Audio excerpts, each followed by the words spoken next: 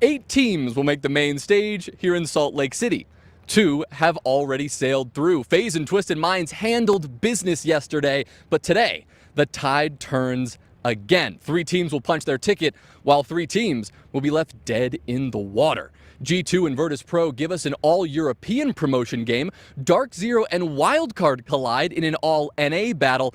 And Enterprise Gaming, looking to keep riding one of the biggest waves of the tournament, look to trash talk their way to victory over Shopify Rebellion. On the elimination side of things, NIP are the team to watch after taking down Furia in an upset yesterday. Team Falcons could be the next team caught in their current. We've got promotion games on the A stream. We've got elimination games on the B stream. Day 5 of Salt Lake City starts now. Well, you might be mistaken with the 2 teams that we have playing in our very first matchup of the day, because while we are in North America, we've got an EML derby to start things off. G2 had an opportunity yesterday to clinch a spot, being the first team to go up 3-0 and advance to the main stage on Friday. And of course, it was another EML team that prevented them from doing so. Twisted Minds being the first team to qualify, and we will see a second team from that region in this VP G2 matchup. Yeah, you wouldn't expect it, Parker, because G2 topped the kickoff back during the EML domestic stage, but it's been their regional opponents who have given them the most trouble here in Salt Lake City. They'll get another battle, of course, up against Virtus.pro today to kick things off, but all day long across both streams, we've got critically important games where every best of 3 matters to send someone home or to main stage. Absolutely. Absolutely. We'll have both streams running again, so you're not just going to be here for your drops and charm and everything that people were talking about in chat. You've also got the B stream, which Ace and Dez will be on. On the screen is your schedule. G2 Virtus.pro will be kicking off in just a few moments. Then we'll have Enterprise versus Rebellion, and we'll round out the day with an all-North American derby of DarkZero versus Wildcard. Over on stream B, Los and Weibo, loser goes home. Falcons Nip, loser goes home. And All Gamers 5 Fears. Jesse, you know what I'm going to say. What are you going to say? Loser goes home. Of course, Parker. There are some really high stakes down there on the B stream, particularly looking at Falcons. I mean, they've binged the grand finals for the last 3 majors. To not make it would be incredible. Here's your bracket and the path that all these teams took to get here. You can see on the far left and far right side of your screens that we've already sent 2 Heat teams home and 2 teams to the brackets. Yesterday, Cyclops and Furia getting sent home without winning a match here at the major. Unfortunate results for those 2 teams. Higher expectations and disappointments, no doubt. Twisted Minds and FaZe Clans, your first 2 teams, will be playing in front of a crowd in Salt Lake City. And Furia was on a lot of people's markers as one of the favorites to go deep into the event, at least to make the live portion. And alas, they and KAG ending up as comparables. Don't usually think of Furia, the organization, as being along the same lines of KAG, but very obvious problems with the Panthers. They will have to sort that one out. Our combatants today are G2 versus Virtus.pro, and let's take a look at this G2 team that, just similar to Furia, many people have at the top of their sheet winning the whole thing. Yeah, I mean, after the EML dominance that G2 showed, everybody thought this team would be locks for the main stage, and they're still favorites. Even with the loss today, they'll get one more opportunity tomorrow, but there's no doubt G2 have had a couple of struggles. Yesterday's game versus Twisted Minds, it was blamed on poor decision-making in a big tweet coming out from Doki, and so they're going to want to reverse some of that here in their domestic matchup versus VP. VP, actually the only team before yesterday to have taken a match off G2. They beat them in G2's season opener back in the domestic stage, and now they're looking to do that once again. Virtus.pro have been really surprising some people here at this major. They've had a lot of shield play. They're a different look from what we saw from them last season, and it looks really good.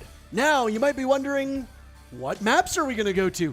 Excellent question, chat. And here you are. First pick will be Virtus.pro's choice. We're going to go to Bank. Ooh. This is not exactly a map that we know them for. We know G2 on this map, so a bit of an odd one. Chalet will be the second choice, and if needed, Border will be our decider. And this is like a very clear example of this VP not being the team we're used to seeing, right? The old VP would have never gone to a map that they haven't played before, but this is a brand new one for Virtus.pro. They haven't shown it since forming their new roster. G2 beating Shopify Rebellion earlier this tournament. Yeah, I mean, we've been riding along watching G2 casting G2, so I mean, we'll see as that unfolds. Been interested about those maps. Absolutely. Beating DarkZero, I should say. Troy teams, they always mix me up. 73% of you back in G2. Massive kind of swing for the community. They know how this game has gone in the past. A rematch of the EML finals between Virtus.pro and G2, and we kick it off on a brand new map for VP. Already the respect being shown here in chat, and we'll see if that continues going forward. I know the guys on G2 have been liking a bit of text chat so far this event, so if that does keep up, then we'll see if VP respond in kind. Not a very vocal team on the defense to start things off. Virtus.pro will typically just close that text chat and not like to respond. The Mira banned out. That was their first ban when they played against DarkZero 2 days ago, coming through from G2. They followed it up with an Echo in their previous matchup, but they will move to the Kaid. I think that is a more standard ban, and I think a very good ban up against VP. Yeah, I mean, you get rid of one hard breacher, or you get one of the breach denials, and you get rid of a hard breacher here on Bank. That's pretty standard stuff. Nothing really that abnormal. I will say, Jesse, it has been eternity since I have casted Dan competing against G2. For the longest time, these two were the titans at the very top of Europe. Virtus.pro, obviously, at the time having an all-Russian roster. They have a new identity now, and the team is still quite good. In fact, you mentioned that they faced off against G2 in the AML finals. Granted, G2 did have their way with them in that matchup. Yep. But But some teams don't take that as seriously as they will here, knowing that their spot on the main stage is on the line. Exactly. That was a seeding match between G2 and Virtus.pro, and of course for prize money, SI points, and bragging rights, but this one will be the one that people remember. This is the one that counts, at least in terms of qualifying to top 8 here in Salt Lake City. You mentioned Dan briefly, Parker, and he's going to be a big focus for me here on these first 6 rounds because defense-wise, he has been incredible. A 233 KDR on the defense through the tournament so far. That is the best of any player here in Salt Lake City, so watch out for Dan. He's likely to be the top fragger for VP through these first 6 rounds. So we'll keep all eyes on Dan and his utility. Pasha will roam. This will be my first time casting another player named Skies as well, Jesse. Just as a side note here, I'm so used to casting Alex, as he was known, the world champion who won with Elevate way back in the day and had a long, tenured and storied career as a bit of a journeyman over in North America. We wish him well in his retirement. He's been playing some T2 stuff. There's a new Skies in town. He'll likely be playing to enable his team in far enough away as Pasha's the first one involved in some action, but scares away these G2 players, then falls back himself. Dungeon Master looking to capitalize off of that, but is unable to find anything. This is frankly a really cool defense from Virtus.pro. They brought the castle, which is not an operator often seen here on the bottom floor of Bank, and they've used it to kind of extend onto this mid floor, given a bit more of an aggressive look over towards G2. Not content to just sit with their utility down in the bomb site, they're going to be looking for some early gunfights, hoping to stall out this clear a bit, and there it is. Dan, the man of the hour, finds the opening frag to Doki. Not exactly the start you want as Deimos. Dan, of course, involved in this is always a good thing. You highlighted those numbers just moments ago. Now it's Skies lined up with a Nitro Cell. He manages to get Shaiko. He took the body, he took the man, not the utility. Skies could have another as well. This is a good defense from VP, whether it's that castle slowing them down or a lack of utility. G2 is just bottomed out on this entry. Yeah, that mute jammer from Skies means it's going to be really hard to push him out. Benja can't see him on the snake, so it gets really awkward to clear this roam position. He is a bit caught. He doesn't have a good rotate back to sight, and he's likely dead here to Benja. But no! What? Loses the fight. Skies so good with the SMG-11. 0 damage done to him up till that point. Stompin will find a little bit. Skies on a rampage. Alimau shot down, and it's Stompin in a 1v5. This is not the start that G2 wanted whatsoever. These are both very good attacking teams on this map. The defender win rate for VP, not very good. You wouldn't know it after that one. A flawless start and a 4K from Skies. Good lord. Really good to see Skies bouncing back, Parker. He was the MVP of the team back in their opening match versus Shopify Rebellion. Dropped 15 kills his first game in Salt Lake City, but he hasn't had a really strong game since. Has gone negative or even every game since that first one versus SR. So starts off 4-0 here roaming on Bank. And again, I want to highlight that utility play. The big problem with roaming in 2026 is that you've got Deimos, you've got Dokkaebi, you've got Snake. The attackers have so many tools to find your position and clear you out, but because he's playing on the mute, he can set those jammers down. He can avoid a lot of that utility, and so it meant that Snake in particular really was struggling to find that pick onto Skies, I should say. The vert play was excellent, but it was not quite good enough to come through from G2, so really strong start from VP. Yeah, and I mean, all of it enabled by that castle as well. G2 just trickling in one by one. They broke the door. They were looking for a 3-2-1 go onto that Teller's portion of the map. I think they were just a little bit too behind there, and it will be their undoing. A castle being brought again.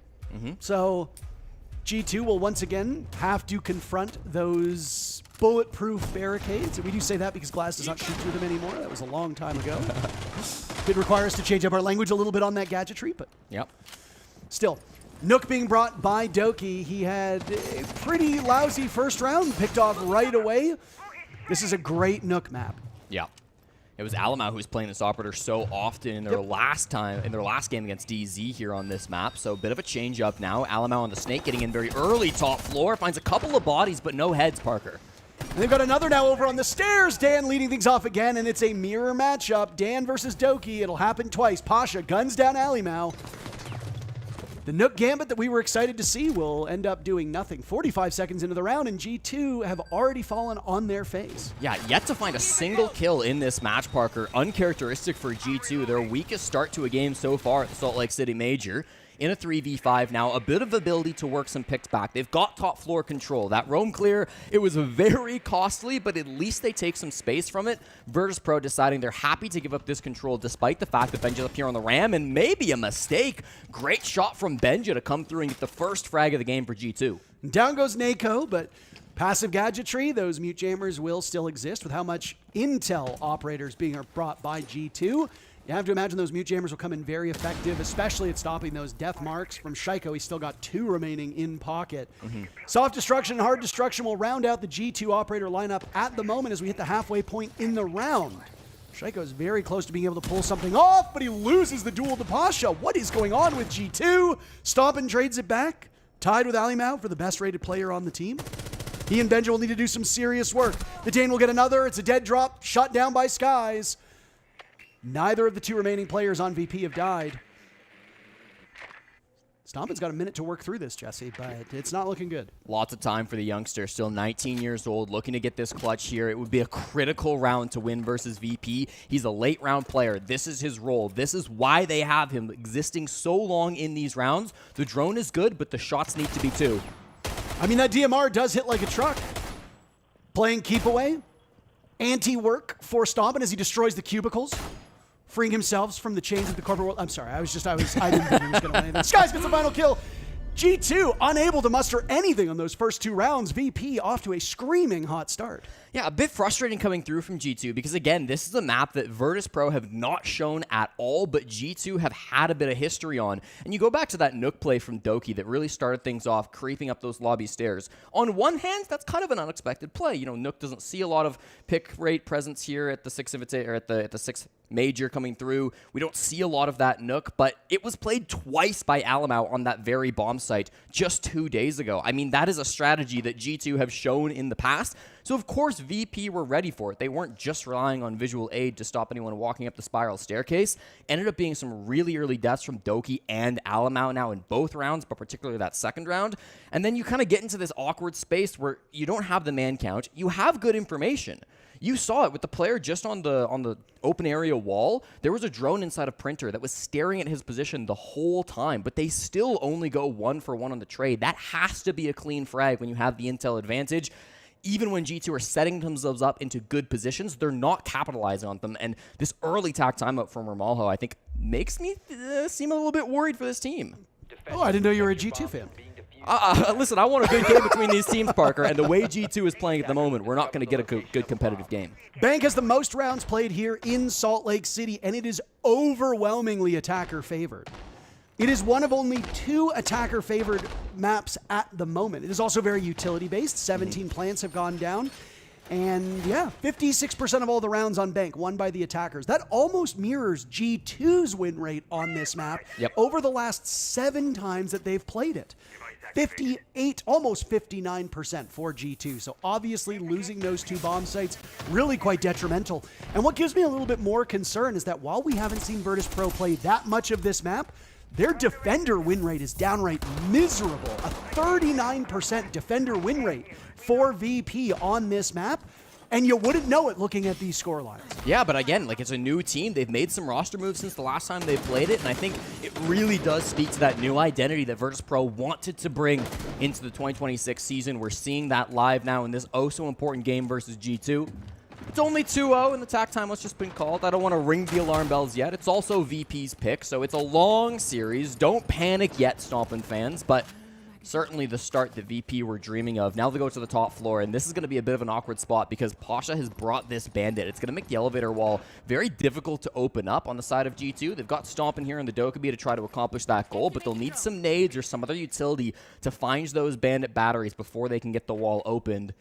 VP, no roam down below, nothing too aggro, just happy to play behind their utility to start. And we've seen teams rock this on the top floor of Bank when a Kaid gets banned out. You have to bring the Bandit. The good news is the Bandit has a terrific gun as well.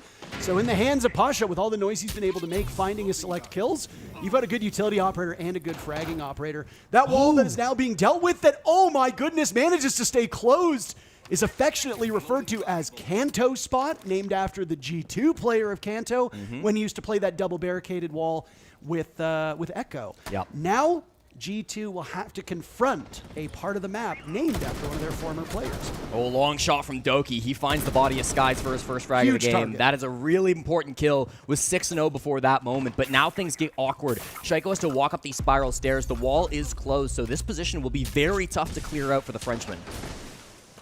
The skylight drop, which has become far more common here on Bank. They've got another DMR in hands of Stompin, looking for a mistake for Rorik to commit. So many players on the side of VP whose names we haven't said because they haven't really done anything. Jesse Rorik is definitely one of them. Pasha will eliminate Shaiko and go for a drop. He might be able to get a nice flank off. Paused for a moment as the Lion scan will go. He missed him. He sees one, cuts him off a wire. Oh my goodness, target dummies falling abound. Bodies hitting the floor. Benjamaster now in a 1v4 outside on Repel. This round has not gone any better for G2, and it's Rorik to seal the deal. A perfect start and a perfect rotation for Virtus.pro. This has been clinical from VP, Parker. Just perfect util play. The fact that you stick the bandit trick there from Pasha, absolutely incredible. And honestly, really heartbreaking stuff for G2. I mean, they didn't think that that wall was going to be such a big problem. They only brought those EMPs. They had the Capital bolts, but none of it was enough. Really bold play to stick the bandit trick, and once that wall stays closed, once the cancel wall is no longer an option to get angles open, it just becomes so difficult. The crossfire was too strong. The drop down as well with the Aruni punch. I mean, every plan that VP had there was perfectly crafted to counter what G2 wants to do on that push. And after the tack timeout, you go down such devastating result, you have to be better than that. Absolutely. This one in particular, I don't even know if he saw the player hanging on Repel. That was, who was that? Yeah, that was Alina. I don't know if he saw that one or not, but I mean, you got two players like Spider-Man, Peter Parker himself, hanging off a web in the middle of the lobby, and none of them looking for a potential flank. It was a shrewd and smart move from Virtus.pro, and they are absolutely dog-walking G2. 6 kills from Skies, 4 from Pasha, 4 from Dan. I mean, it has really just been a masterclass from the fraggers on VP. Neko, the hard support IGL, still left off the kill feed, but that's exactly where he wants to be. We've talked about this with other IGLs, Parker, where sometimes you look at guys like Vidiking, guys like Canadian. If everything is going to plan, they should not be fragging, and that's exactly what's happened so far from Virtus.pro. Yeah, I mean, Neko is not seeing any real minutes at all. The only time we saw him was, I want to say, when he played Mute in round number 2, if memory serves correctly, and then he was a bit more forward, but beyond that, this VP team doing very well. Obviously, the kills will tell the whole story. 15-4 in terms of the fragging department. G2 not even putting up a fight as we enter the 4th round. Averaging just a little over 1 kill per round is not going to get the job done. That's the type of thing that you might see at a team in play-ins. That's not the thing you expected of the top team coming out of EML. And on one hand, I like the mute ban coming through from G2. It's going to enable this roam clear. That was the big problem operator that Skies was playing back in round number 1 when they got their flawless start to this game. But on the other hand, Parker, VP don't have to roam anymore. They see the mute ban. They say, that's fine. Bring your snake. Bring your Deimos. We're going to go sit inside the bomb site. A much more passive approach coming through from VP. Opportunities maybe for guys like Skies to get aggressive at some points in this round, but really they are not looking to take aggressive fights. They're happy to shoot some drones, hold their angles, and fall back with all of their utility in sight. Toxic Babes, Tachanka fire grenades, everything they could possibly want to lock down this plant spot will be here. And it's going to kind of slow things down for G2, show them a different approach that they're not used to, and force them to work with this utility. I'll mention as well, without the Hibana, they've been forced to bring 3 sets of can openers, which could be restricting the operators they want to bring for this attack. This reminds me of a very old Bank. And when I say old Bank, I mean Stompin' fans weren't even born at this point in time. That's how old it was. When there were only 3 hard breachers, Thermite, Hibana, and Maverick. And if you banned one of those hard breachers, you were doomed. You'd have to bring 2 at minimum, and if one of them died early, just like the olden days when it was just Thermite and Thatcher, you were kind of screwed for this bottom floor execute. There's just so many reinforcements you have to deal with. Now, I will say, G2 have brought good site utility. They've got the Sens from Stompin' to lock off angles. They've got the Ying from Alamau to blind players, of course. And even Shaiko on this scrim will have some Bs to spot out player utility. So they've got good tools to make this execute work, but so do Virtus.pro. This push is going to be messy, it's going to be chaotic, and it's going to be really important that G2 find other angles to get frags in this push, because they likely won't be able to get that diffuse get down on the ground with all of these plant denial ops. Far and away the slowest round for both of these teams, and honestly, that's credit to VP for playing more static defense here, as Dan will quarterback this play from a position that we often see a Pulse play in. The Solus will be there, so Dan will be able to give some information to his teammates. Deimos target going out, Snake walking in, Benja missing all of his shots. Skies cuts him down. Now the Deimos of Doki, empty-handed over in Garage, looking to push over towards Vault. The cross is there as well. He gets Skies. There was hoping for a response from VP. They almost get Doki. 20 seconds left, Jesse. 8 players still on the board. Make that 7. Nako tears through Doki. Alimau getting Diffuser down. Dan will give that information, not before he kills Stompin in the process, and there goes the rest of G2. Good Lord, I wasn't aware we were going to a funeral so early this morning. Parker, it's been rough to witness for G2 fans. I mean, everything they're trying to do is failing. I think they recognize the defense setup from VP very nicely there. They didn't just try to work a plant in through servers. That's good. That's not something that would have worked for them. They had a lot of different angles in that push. They had a player on Gold Hatch. They had a player dropping Elevator Hatch. They had a player on Main Stairs. Every angle you could want for that push, they had someone there. The problem is, if you just have individual players in those positions, once they lose their gunfights, there's no potential for a trade. And G2, they don't lose their gunfights very often. This is not a common problem, but today they're getting outmanned, outgunned at all moments, and they're just not able to hit the shots that we're used to seeing from them. Alimau eventually was in a plant position there, but it just didn't matter with all of his teammates falling around him. They couldn't win a fight to save their lives, and VP have been looking so good on those defenses. A reminder, this is Virtus.pro's map, but they are defending first. Yes. Usually the assumption is that when it is your map, you will go to an early deficit. That is not the case here. And again, I hate to bring these numbers up. VP, downright bad on bank defense historically. A sub 40% win rate. That is well below the margins that we usually see. Typically when we talk about sides, Jesse, it's a 44 to 56 at absolute most. Sure. So to see G2's stats on this map, very formidable on attack. Almost a 60% attacker win rate and almost a 40% defender win rate for VP. This is abnormal to say the least.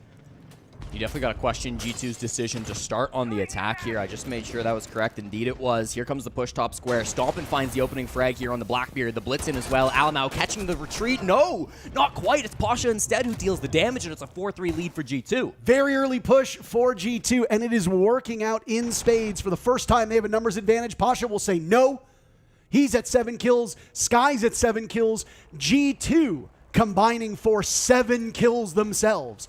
So you're going to be going up against some juggernauts. And oh, by the way, Dan is yet to die. 6-0. Great on defense, but he has not been the star of this show so far, Jesse.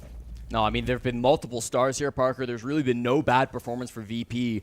G2, maybe the best look they've had so far, though. This is a decent start for them. It's not an easy round. It's not free at this point, but they've got a 3v3 even man count spot, and I like their tools. Stompin on the Blackbeard, Shaiko on the Deimos, and then Benja up top on this Ram. It's going to make positions uncomfortable for Virtus.pro down to the bottom floor. Here's Skies in the same position where he got his 4K in round 1, but with this Ram up above, it is very scary to play here. A very ballsy play by him to assess the damage done by the Ram. Benja Master was able to get a couple picks on this Ram from that same spot when it was the open area bomb site. He will stare down a very familiar part of this map as he's assumed the position. Dan is waiting for the drop. If they can catch him, this would be a huge pick for G2. They'll use one of their death marks to isolate Pasha. Maybe a flash as a drop could come in from small office. The Blackbeard will land. It's all up to Skies to clutch out. He gets one. No defuse kit for G2. As they hold the lead and they hold the numbers advantage, Nitro Cell goes out. He lets it rip. He's downed him. Now it's all up to him and Shaiko. Shaiko finally getting on the board. Skies looking to break double digits, but he's got Shaiko on his heels. Finally, G2 win the round. That's a big motivator, and Shaiko needed to get in the game. Yup. Dropping a donut up until that round. 2 kills for the Frenchman, and G2 will avoid getting swept in this first half. Yeah, he was late to the party, Parker, but Shaiko's arrival in this game could not have come at a more critical moment. Stops that potential clutch coming through from Skies and just working around his teammates really nicely in that 3v3. It was a great push altogether with, of course, that drop coming through from Stompin. He's the one player who can safely drop that stock hatch because he's got that big shield in front of him. Unfortunate loss from Benja. Again, Skies has been so good today. That Nitro again, it's just incredible play from Skies, but Shaiko, when he is required to, hits the shots and manages to win that 1v1 clutch. Really big stuff to get G2 on the board. And honestly, it really does come down to how quickly they were able to roam, or how quickly they were able to cut down on the roam. Yeah. Right? We finally saw a good execute here. And honestly, Jesse, a lot of these kills have been coming really, really early, with the exception of the 4th round. Every first blood has been spilled before the halfway point of the round. Most of them within the first minute. So G2 bringing a Blackbeard as their main point, bringing an escort with it, isolating these top 4 players, and then pushing them back down into the bomb site. You might not have come away with a player lead, but you gained so much map control, and ultimately you didn't lose that much utility in the process. That's what we like to see from G2. And they've got one more attempt now on attack before they go to a side that statistically they're not as well practiced on. Oh my goodness. Benja almost gets a golden opportunity for 2. Sky's taking some damage, and VP get away with their lives and heads still intact. Well, with Hibana and Ace banned out, they can't try what they did last time with that Kanto wall, so that wall's going to stay closed no matter which way you cut it. Now G2 will need a different approach. They brought Alamau here on the Thermite, so it looks like it's going to be a top square plant coming through from G2.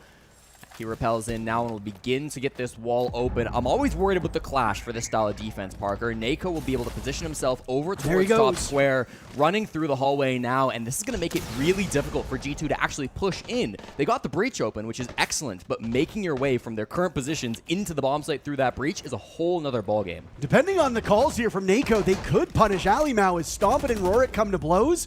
A double stack up now as Shaiko is in pursuit. Rorik playing off this angle. We've seen this time and time again. Out will go a Razor Bloom. Nice shot from Stomp, and he'll find a second through the wall. Down goes Pasha. G2 once again so formidable on this entry. This time though, Jesse, doing much better than the previous round. Almost an opportunity from Dan as the player jumps out the window. I believe it was Alamau trying to get that frag, but not quite going to be able to secure it.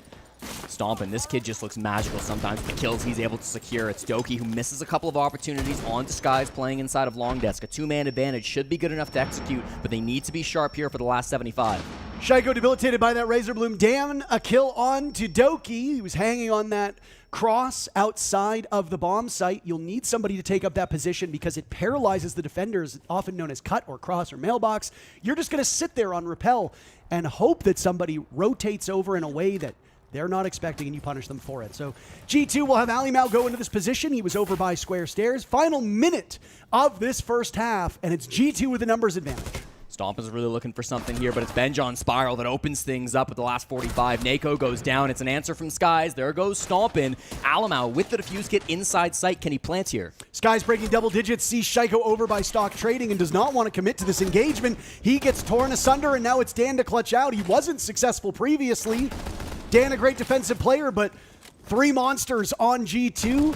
Plenty of time, and the attackers have the bomb site. Alimau might be quiet on the offense, but he's getting that diffuse kit down, and it will now cause much greater heartache for this VP team. Dan isolated, you can see G2 is lined up looking for him, licking their chops at this final kill. It'll be Alimau to do that. He'll go not killless this first half. Carl getting the exit frag in round number 6. G2 ultimately salvaging that first half. They desperately needed those 2 rounds. They get them, and now a mental reset for the second half. Unlucky Benja, the timing was so bad, bro.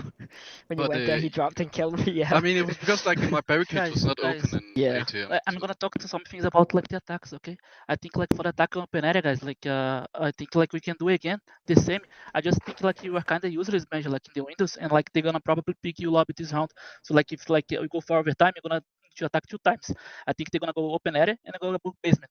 I think they go open area, like you can do like the windows, the shields attack again. But if Benja still go in the windows, Benja go printer because the guy like the quick kitchen can also try to play the C4. Okay, so like you play on him, okay, Benja. So like you understand what I mean?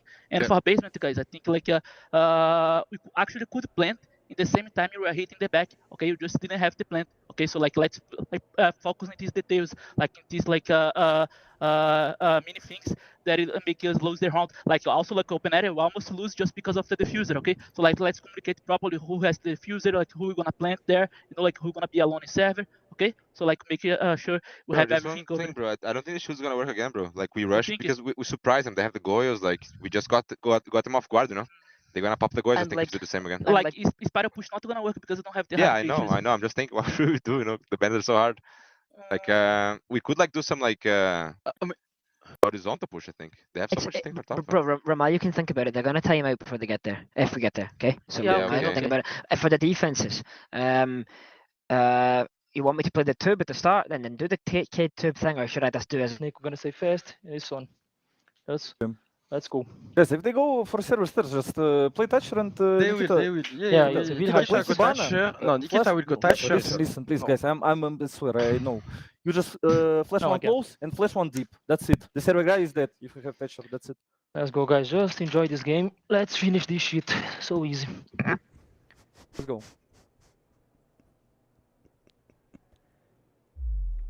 Different vibes across the two teams a little bit there, Parker.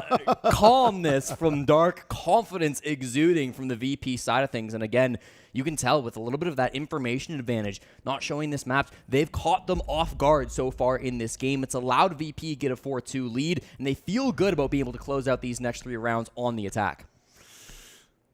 I mean, if only it were that simple, eh? Right. Okay, we're going to flash the guy in the elevator and then we're going to kill him. Wow. You should tell my teammates that and right.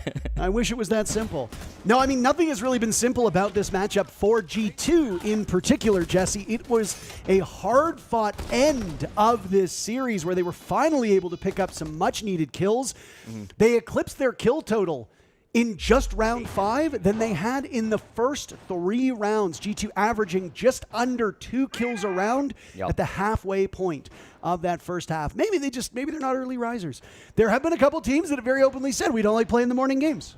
For some gamers, if you're staying up late, you're grinding, you're not sleeping, maybe you come online at 1, 2 o'clock once that particularly non-sponsored energy drink hits, or just coffee, I guess. So G2 finally settling into their groove. The one thing I will be looking out for once again are these numbers. G2 are a pretty good defending team, not as good as they are on attack, but VP is a very good attacking team on this map. Yeah, of course, G2, they played 6 rounds earlier in this tournament defending on Bank. They won 4, they lost 2. If they can do that once again, they'll be headed to overtime on their opponent's pick. That is, frankly, a good result here in a best of 3. You don't need to win your opponent's map pick, but if you can, it puts you in a really strong position. So that'll be the goal for G2. Ban out the Monty, which is going to limit the options for Nako coming through on Virtus.pro. He's played just a single attacking round since the tournament began, not on a shield. No player has a higher shield pick rate here at the tournament. 94% of rounds on a shield one way or another, so expect to see a lot of that coming through from Nako today. Monty is most played operator as well, so I mean, now you've got to flex somewhere else. You can go to a Blitz, but you can go to a Blackbeard. They're all going to play very differently, and I know that the average viewer might not know how a Monty, a Blitz, a Fuse Shield even, and a Blackbeard do play, but Blackbeard is going to give, ooh, that's a rough one. Blackbeard is going to give you a bit more fragging potential and can be a more bona fide aggressive entry than a Monty or even a Blitz. Monty, you're usually not going to get a lot of kills. You referenced both Vidaking and Canadian. They're great examples of it. Most of their attacking rounds, they're going to play that operator, and they're not ever going to pull out their gun.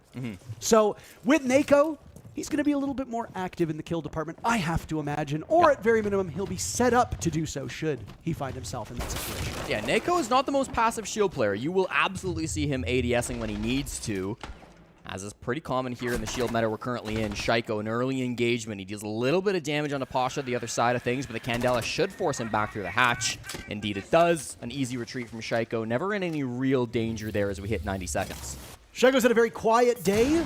One thing as well to keep note of here, Jesse, is that Shaiko historically struggles the deeper into a tourney he goes. He'll farm the first couple rounds and still be a good player, but we don't often see him taking over games against tougher opponents. He has absolutely not taken over this game. No. He's sitting at 2 kills. The only player on the team below him right now is Alimau on a support role. So Shaiko needs some time in the lab to incubate, I suppose, as we now hit the 1-minute mark, and everybody is still alive. Hard breaching hasn't gone to plan for VP. They didn't get the small office hatch open. Actually, they did just at the end there with the Hibana charge. So nicely done. All hatches open, even if it took every little bit of utility.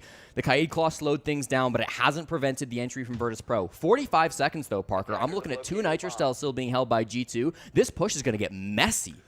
Didn't you say that when G2 attacked this site? And guess what? It got messy. It got messy. Jesse, doing his degree in messology over at the University of Alberta. Everybody's still alive. 30 seconds now. There we go. Benjamaster giving the first opportunity for Dan. He might have another on to Shaiko, and he will do just that. Easy enough for Dan, right? Pasha, the only casualty, now a sneak in through garage. Sky's looking to get in under the line of sight of G2. Alimau on the board, traded out immediately. VP back to the advantage. Rorik almost taken down as it's a 2v1.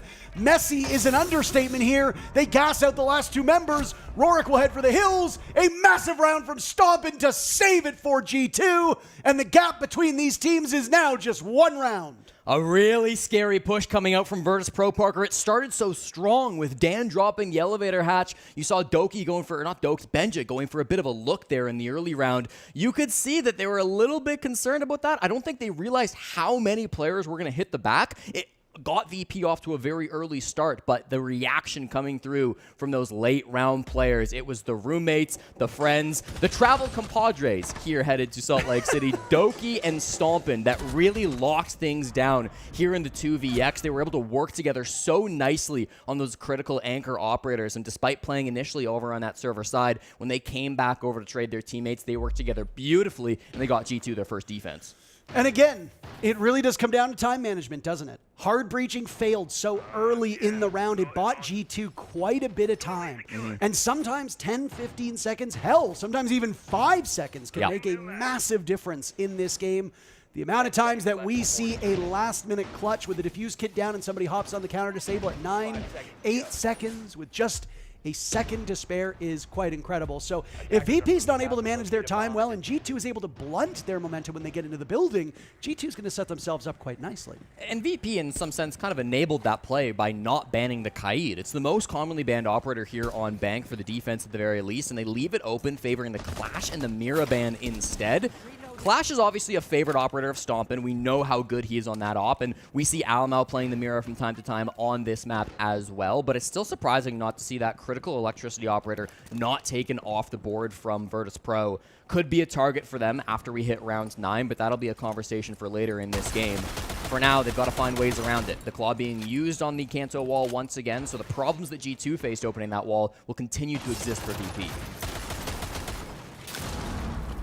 A reminder, as we now settle into round number 8, G2 trailing Virtus.pro by just a single round, 3 in a row now by G2 as they look to close this gap that the B stream is running at this particular point in time. Los playing against Weibo Gaming, all elimination matches over on the B stream. If you are a hater, you go hate watch B stream.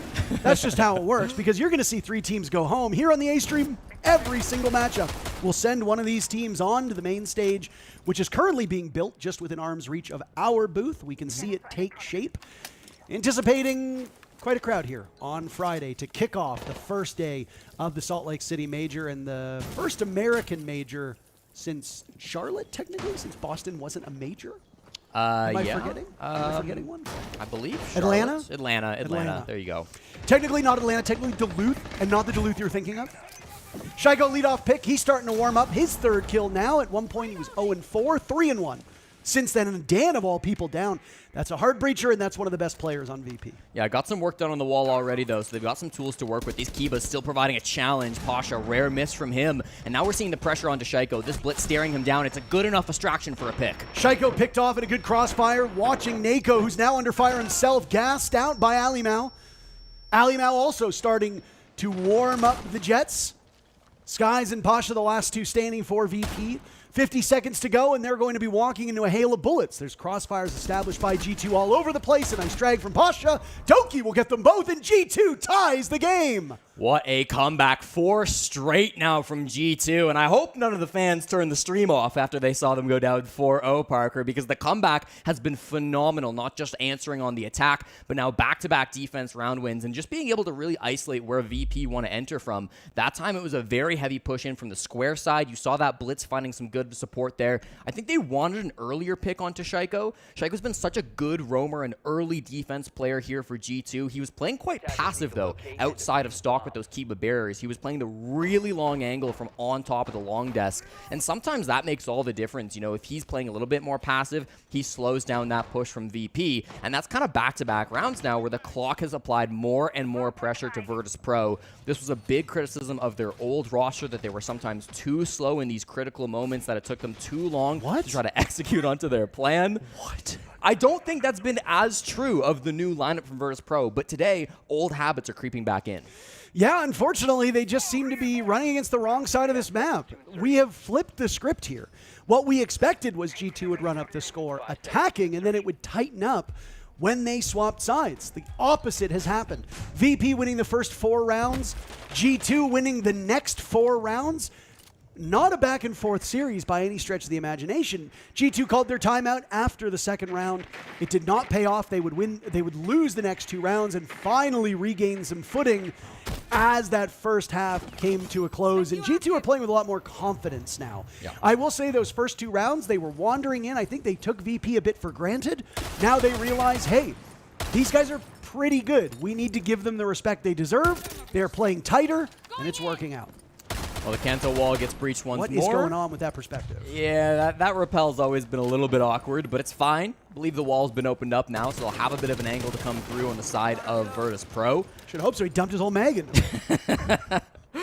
Rorik down below trying to find these couple of players. The roam game is heavy from G2. Benja, Shaiko, Alamau all playing up above the bomb site, leaving just 2 players to anchor down below. The logic bomb comes through, but there is no movement on the side of G2, so Virtus.pro just have to wait. They need to start forcing these entries, and I think Nako will be the one to do it on the blitz, but still taking his time. Gets back on the drone. Doesn't want to rush this roam clear, Parker. Nako being caught in multiple crossfires through both of these attacking rounds is a major issue. You very rightly pointed out that he's usually quite active in the kill department. Rorik, not so, but he picks off Shaiko. There goes Nako, Jesse. He's not finding a lot of value on that shield. Alimau will pay for his crimes at the hands of Skies outside on rappel. And as we hit the halfway point around 9, VP has the numbers advantage and are looking to break this streak that G2 is on. Benja has not been droned. He is set up for a free kill here if they don't spot him out. There is one player about to creep into his sight line, but if he's not watching for it, it could not go his way. Rorik technically is getting all these kills, by the way. Oh my goodness, down goes Skies to Benja Master. The Dane now on the run. He'll pull out the CZ75. In a date with Rorik, who's heating up himself. There haven't been many aces here. Could we find one? No. Dan will take down Benja Master. Rorik not credited with anything on that kill. It leaves Stompin in a 1v3. VP looking like they're going to snap this streak of G2. 4 rounds in a row for the 2-time world champions. Technically once under that, twice under the G2 banner. Down goes Pasha to Stompin. Revolver out. And he's punished by Rorik with a 4K from one of the support-oriented players. VP don't want G2 to lead. They can tie, but not lead as VP takes it back. Really big round from Rorik, the 23-year-old from Mordovia, Russia. And this is his first international event, so we kind of expect him to be a little bit slow starting, especially when you're up against big names like G2. But he had the gap that round, Parker. Crept his way through the lobby, up those main stairs, and it wasn't being watched properly by the guys on G2. Whether they had some util there and they just didn't hear it, whether there was some information there that they didn't quite capitalize on, or whether it was just a gap that he was actually able to spot and the defense just wasn't set up the way it was supposed to be on the side of G2. There was that opportunity. Here we can watch it. Rorik entered this 2-5, and he will end it, I believe, 6-5 on the kill feed total. This one, the kill feed doesn't show it as his, but he does get that frag there on the Skies as well. And then Benja, again, really threatening. He could have gotten 2 from that position, Parker, but he just wasn't fast enough with that first frag and then gets caught out a little bit at the end there. So really good stuff from Rorik. Stops the disaster play from G2, which could have spiraled this game out of control. That was me clapping because you did math on broadcast, which usually we are told not to do. I have a math degree, Parker. I better be able to do simple stuff like that. Is that the stepping stone to get your messology PhD? Yeah, that was required for the messology. Yeah, there's a lot of math involved in it, surprisingly. Of course. All the angles, all of the components. The derivatives, of course. Stats, graphs, percentages. Yeah, it's been complicated for sure. Quarterly numbers are in. You got to add those in, too. Always. You cannot forget the quarterlies. Jeez.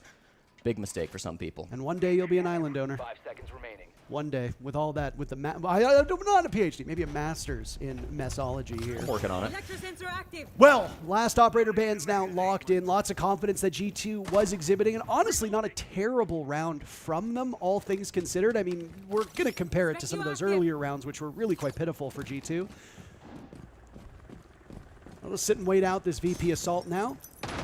Rounds have been significantly slower with VP on attack, which once again goes back to your point. G2, only one round where first blood came after the first 90 seconds. Here, every single one, except for technically the last one was almost 90 seconds in. Everyone has been after the first 90 seconds. So much slower for VP, which we come to know, but if they're getting the job done and they're roam clearing effectively, they don't necessarily need to get kills. And G2 could also be playing a more sheltered style of defense. Well, they definitely have been, but this round that won't be the case, Parker. A bit more of an aggressive roam style coming out from G2, very different from round number 7 where they hard anchored inside the site.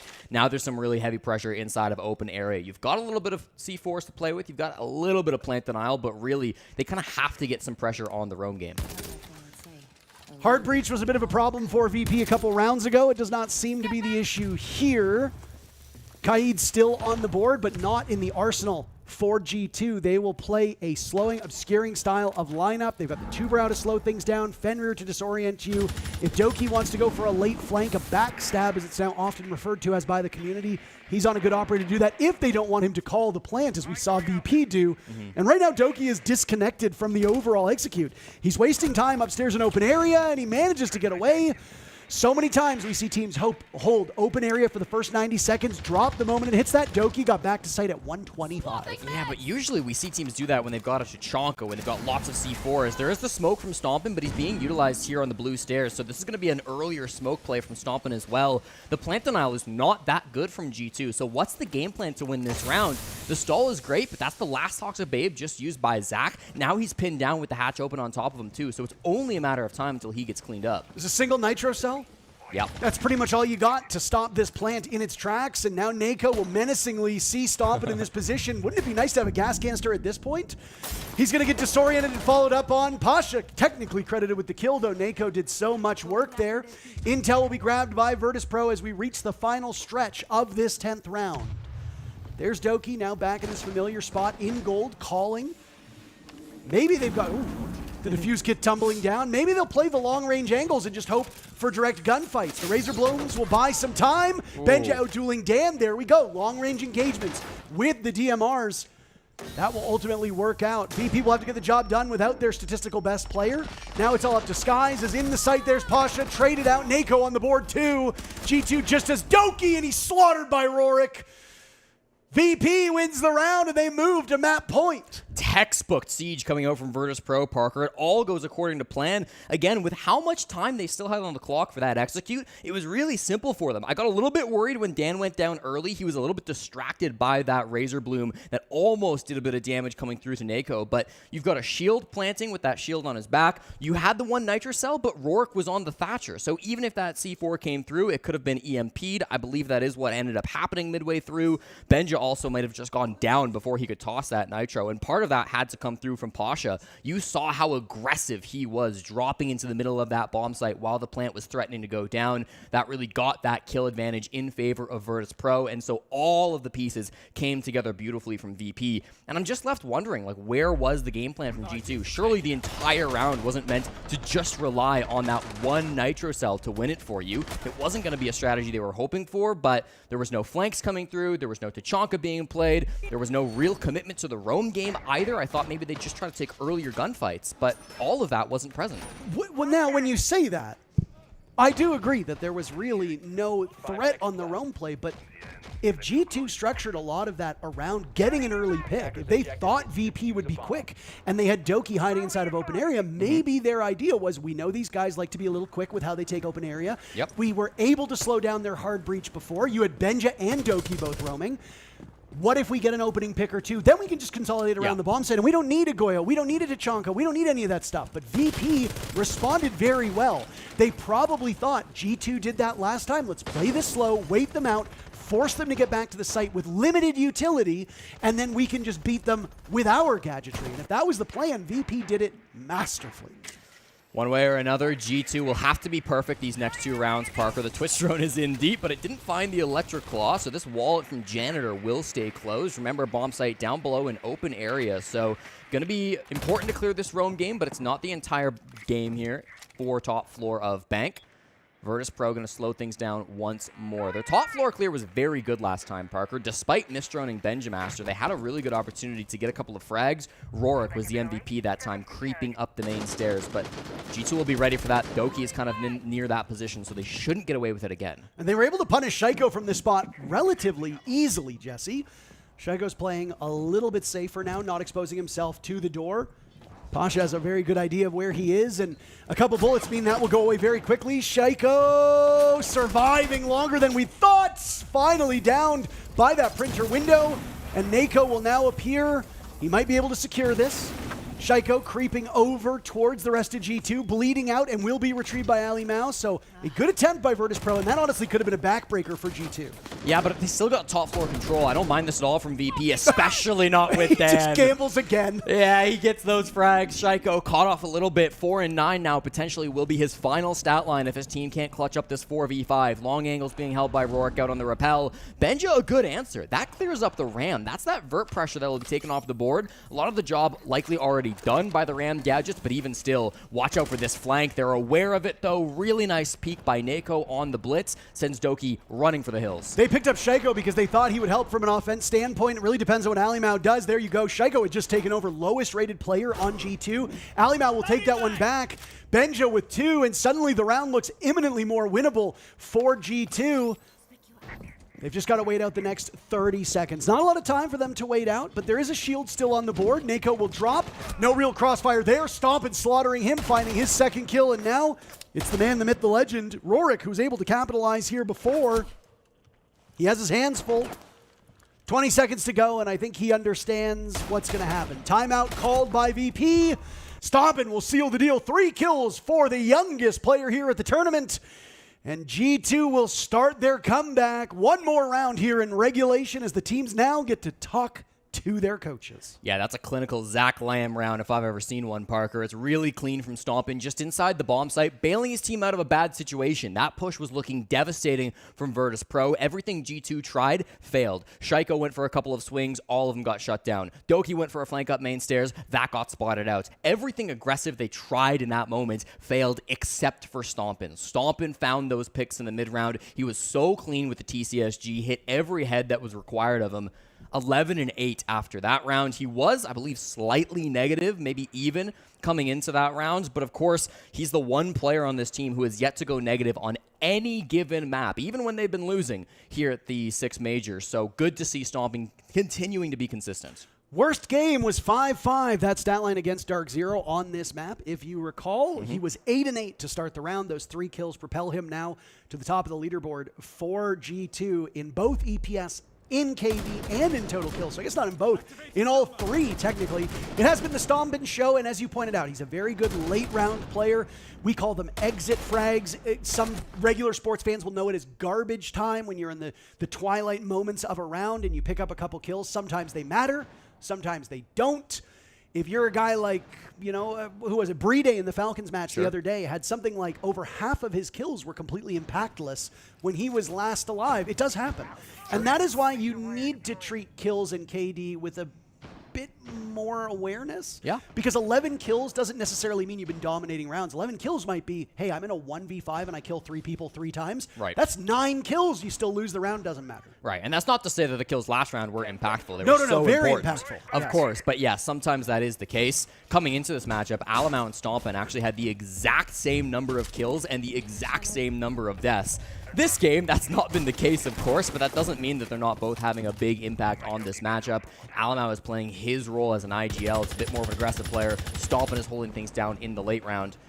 Sometimes Stompin's worst games will come when G2 is just dominating because Stompin's not as required in those moments. He is the guy who's going to be last alive, the last line of defense, and if the front line of defense, if Doki and Shaiko and Benja are all farming, then sometimes you don't need Stompin to pop off, but this game he's been required. Thank you for the clarification there. Last thing I want is 100 million angry Stompin fans in my DMs yelling things at me. So. Yeah.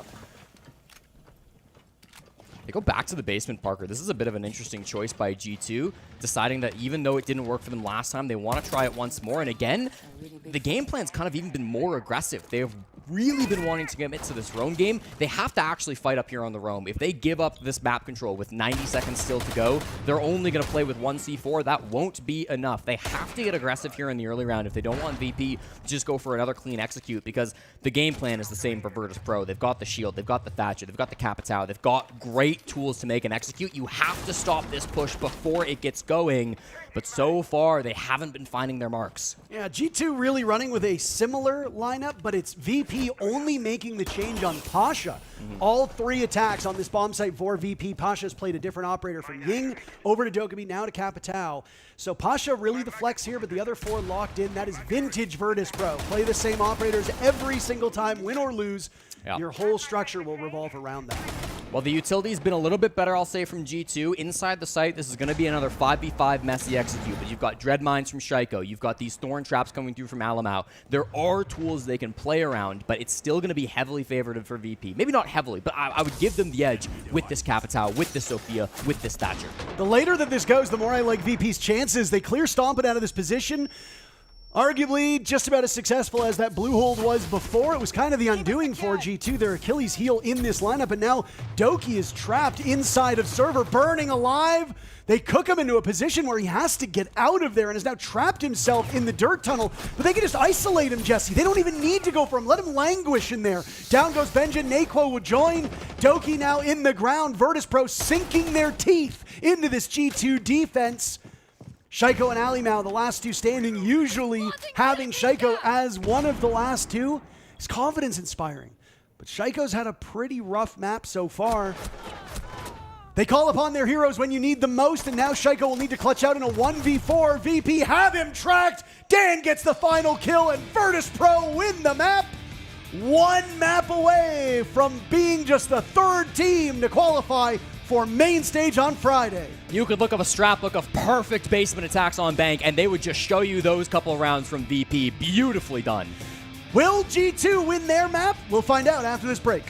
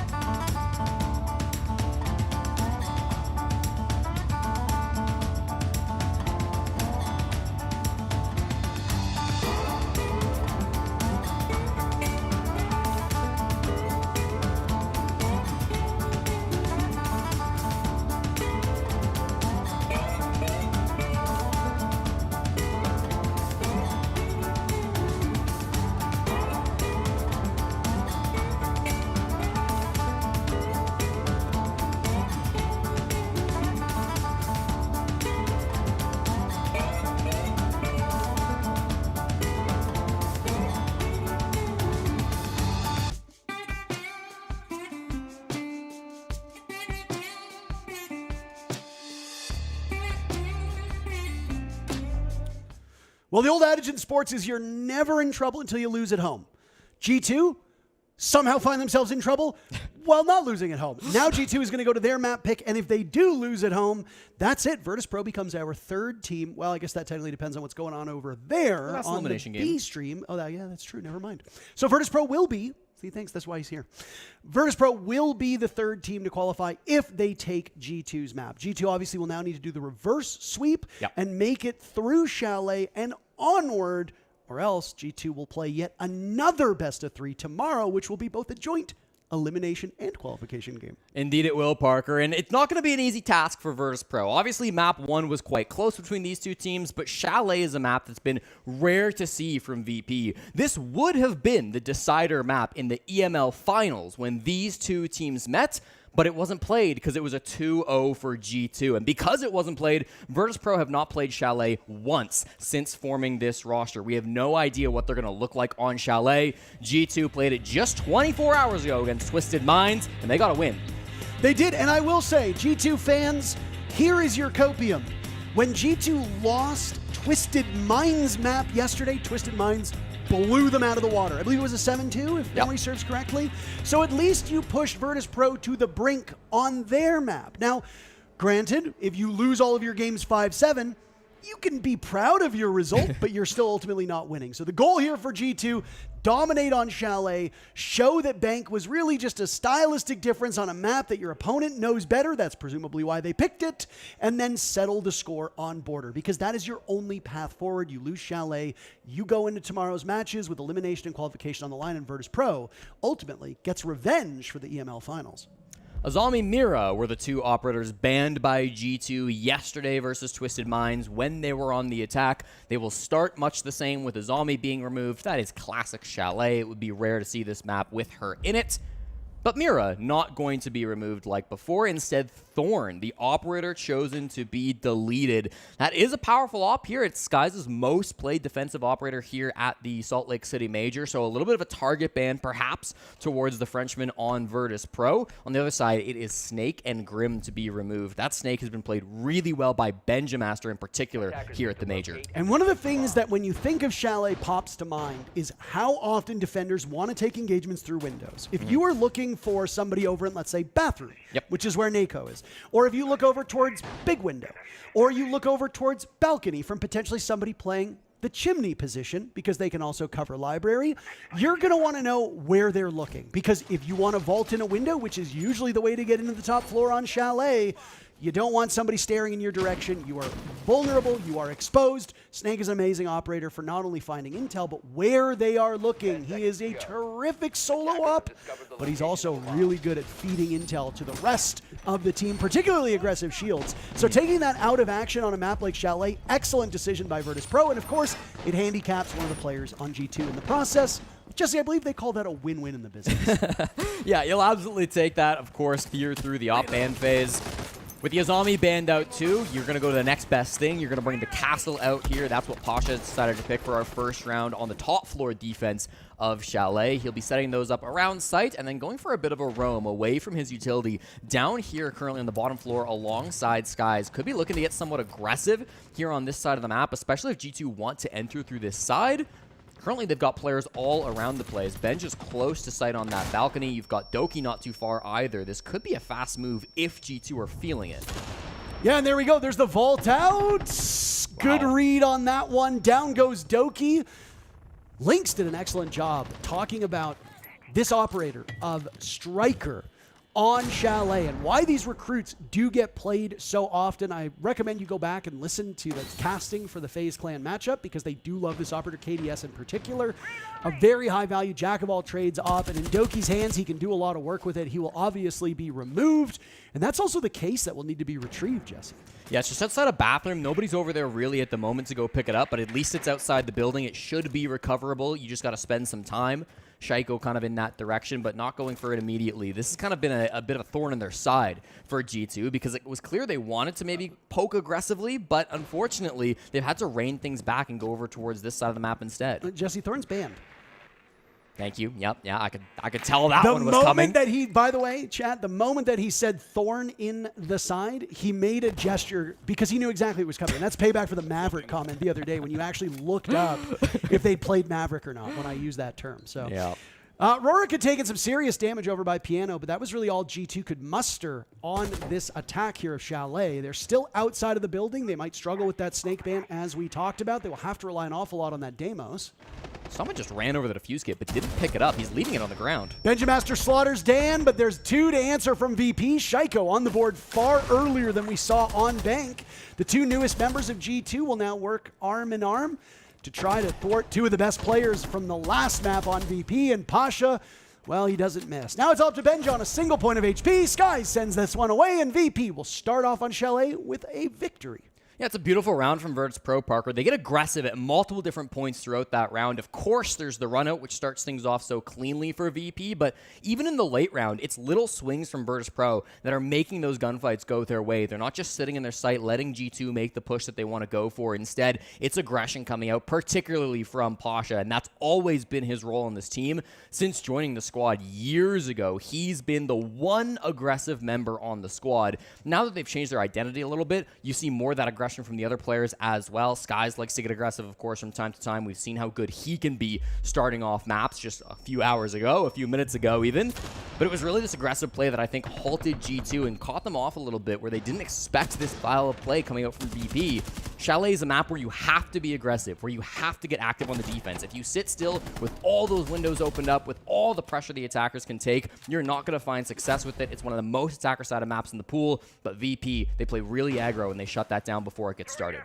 To your point, one of the most attacker-sided maps in the pool, but not here.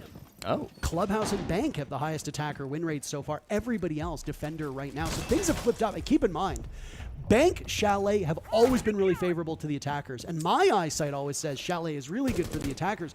But Jesse, something has changed. Yeah, but what's the sample Something's size? changed. You know, that's probably 3 or 4 maps. Well, I mean, the most played map was Bank at 8 plays at this point in time. Exactly. We're still going through the data, but you Yeah. know, so it serves my purpose. So I'm going to use the data to my. What do they say? There's lies, damn lies, and statistics. Well, Parker, the purpose for G2 is going to be a rush. We've got a Blitz, we've got a Finka, we've got a Lion. This is about to go really crazy, and the jump-in begins. And the Fenrir will give some intel as the Wamai gets away. Sky's blinded out. Next one in the line of sight is Pasha. Far back away. Ali Mao not in a position to contest there. Does not want to gamble his life on an ADS, lest he get killed by a better shot. And honestly, with the way Pasha's been shooting today, I would not want to gamble a 1v1 against him either. Now maybe a bit of a reset. As E1Ds will go off, a gas canister tossed out in response by VP to try and slow this down, and there's still 2 minutes left in the round. Yeah, Alamau got in, but he's kind of alone now on these stairs. Unfortunately, the Finka behind him, Doki, wasn't able to follow him up, and now Pasha holding this crossfire is going to make it really awkward for Doki to actually get in and support Alamau all by himself now on the shield. There's nobody up there in Piano for him to fight with, but even still, this is dangerous. And an ego peek by Dan. Outduels Benjamaster. Now the shield is gone. Ali Mao lived a little bit longer than we thought. Shaiko off the board too. These castle barricades, they've come back to haunt this G2 team. They were tough to deal with on Bank. Now they're proving to be quite an obstacle for G2 on Chalet. We've just reached the halfway point of the round, and it's 5 players left. Make that 4. Dogi with the LMG in hand. You don't see that every day, and it's, what is it? Operation Outbreak. Now remaining is Lion and Finka are the last 2 standing operators for G2. Yeah, of course, back to this 2vx situation. Stompin and Doki know this position. They were so good on Bank basements just in the last map playing in that 2vx clutch. They'll have to do it once again. They've got top floor control more or less, but they know about Nako's position inside of Piano. The 2 defenders are split up, Parker, but they could go for a deadly pinch at any moment. No utility whatsoever other than a proximity alarm. I don't think that's really going to play much of a factor here with the time being what it is. I mean, who knows? Maybe if they are able to get one of those kills, they can use it for some information. But VP are a team that very much like violence. They might just go straight 2 blows. Stompin and Doki don't have any drones remaining. They have absolutely no intel to go off of. Can't say the same for this VP squad. As you can see, the dead players cycling through the cams to give information to their teammates. Rorik and Nako now just waiting out this G2 offense. Out goes the final Adreno Surge. Doki walks in. It's his 3rd, and he'll be in a showdown against Nako. Getting Diffuse Kit down, but Doki's got plenty of time. Doki's fully committed to this one, and he gets killed by Nako. Did you not hear the castle coming? VP start off just like they did on Bank. 2-0. Pros don't fake, Parker, but sometimes they maybe should. That 1v1 not going Doki's way. He wanted to stick that plant, felt like he was in a good spot for it, and certainly Nako had to move in order to stop that plant, but it's really nice there in the 1v2 to be able to clutch up for the side of VP. Nako, once again, the hard support IGL of this team. Everybody else considered a flex position, but Nako is the guy who needs to just sit on site. Sometimes maybe the stomping of VP as he's so impactful in the late rounds. Really good round coming in here. After Rorik goes down, he's put in a difficult position, but he isolates his kills. He gets these frags. And I want to credit VP as well in the early game too, Parker, because that rush was so scary, but it was good play from guys like Pasha to be able to shut down that play, only letting the blitz through, made the push a little awkward for G2, and it forced them to go for this kind of ridiculous 2v2 execute that didn't really favor them, even in the long run. Now, while Chalet might not, at this event, be attacker favorite, it is still a very favorable map across a bunch of regions for kickoff. Yeah. So obviously things can change up here, but why I don't think this will skew towards the attackers is ultimately the win rates for these two teams. Fair. Both of these teams seem to like this map, and they both are far more dominant defending. 62% of the rounds won on defense by Virtus.pro, or rather, of the defending rounds, Virtus.pro won 62 of them, G2 have won 55. Both of their attacking win rates below 50%. I would say, again, on VP, is a different roster, so it's hard to dive into those as well. Yeah, I mean, that's only over the last 6 months, Yeah. 6 to 8 months. And of course, it's always going to be tough to do stats when there was so much upheaval in the comp scene. Yeah, both these teams making big roster moves, of course, over the offseason after the 6th Invitational. G2, a huge acquisition of... Benja. That was a big one, too. I was going to say Shaiko.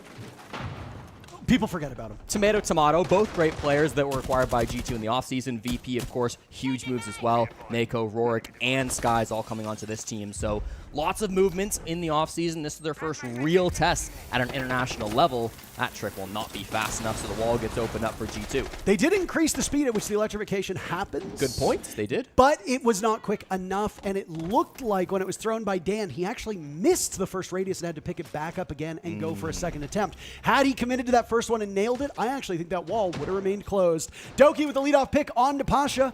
Doki with 4 kills. I don't know how he's amassed such a high kill total so quietly, especially when he was the first death back in round number 1, but having the Scotsman do well is always a key to success for G2, and he started off as well as he can. Now it gets a little awkward. They're dodging the Nitros nicely on the side of G2. They still don't have much control here on this map, despite the man advantage, and that will get lost as well. Rorik, great shot into Benja for the headshot, will make things even at 4. And now these top floor players have to make a decision for VP. At what point do you give this up, if at all? He's going to worm through his legs. Sure. Ali Mao and Shayo getting very familiar. Out go those pocket EMPs. A Thatcher EMP will go as well. This is all to slow down a potential Nitro cell that could be thrown out. As you can see, there are none available for VP. Info is also gone, so any bulletproofs that might be up of the 2 that were placed by VP will not be able to give them any information. I fear that they used all this utility to get Shaiko in, but the defuse kit still has not gone down. Yeah, of course, the bomb site 1 floor down below. They've got to get the wall open first. They want this control. They will find Dan here on the top floor. That's one of 2 roamers still existing up here. Leaves Skies in an awkward position. Now his teammate's gone down without a trade. What's he going to do? Calls Rorik up actually for a moment, but as the death mark comes through, he falls back to site as well. So G2 desperate for information at this point in time. Nako far enough back that he will see these players coming, and with the TCSG in hand, he can do some big damage. Out will go the Flames to isolate these players, some area denial to push them into the arms of G2. Doki takes down Nako. Sky's in trouble. Rorik, the only one remaining. No, they're all gone. In the blink of an eye, G2 sweeps through Doki. Looked like he picked up another kill, a huge round from him. And G2 are able to get on the board faster than they did on Bank. You know, Parker, I fell head over heels over myself to Are you okay? hype up the basement pushes from Virtus.pro in our last You map. look okay. Thank you.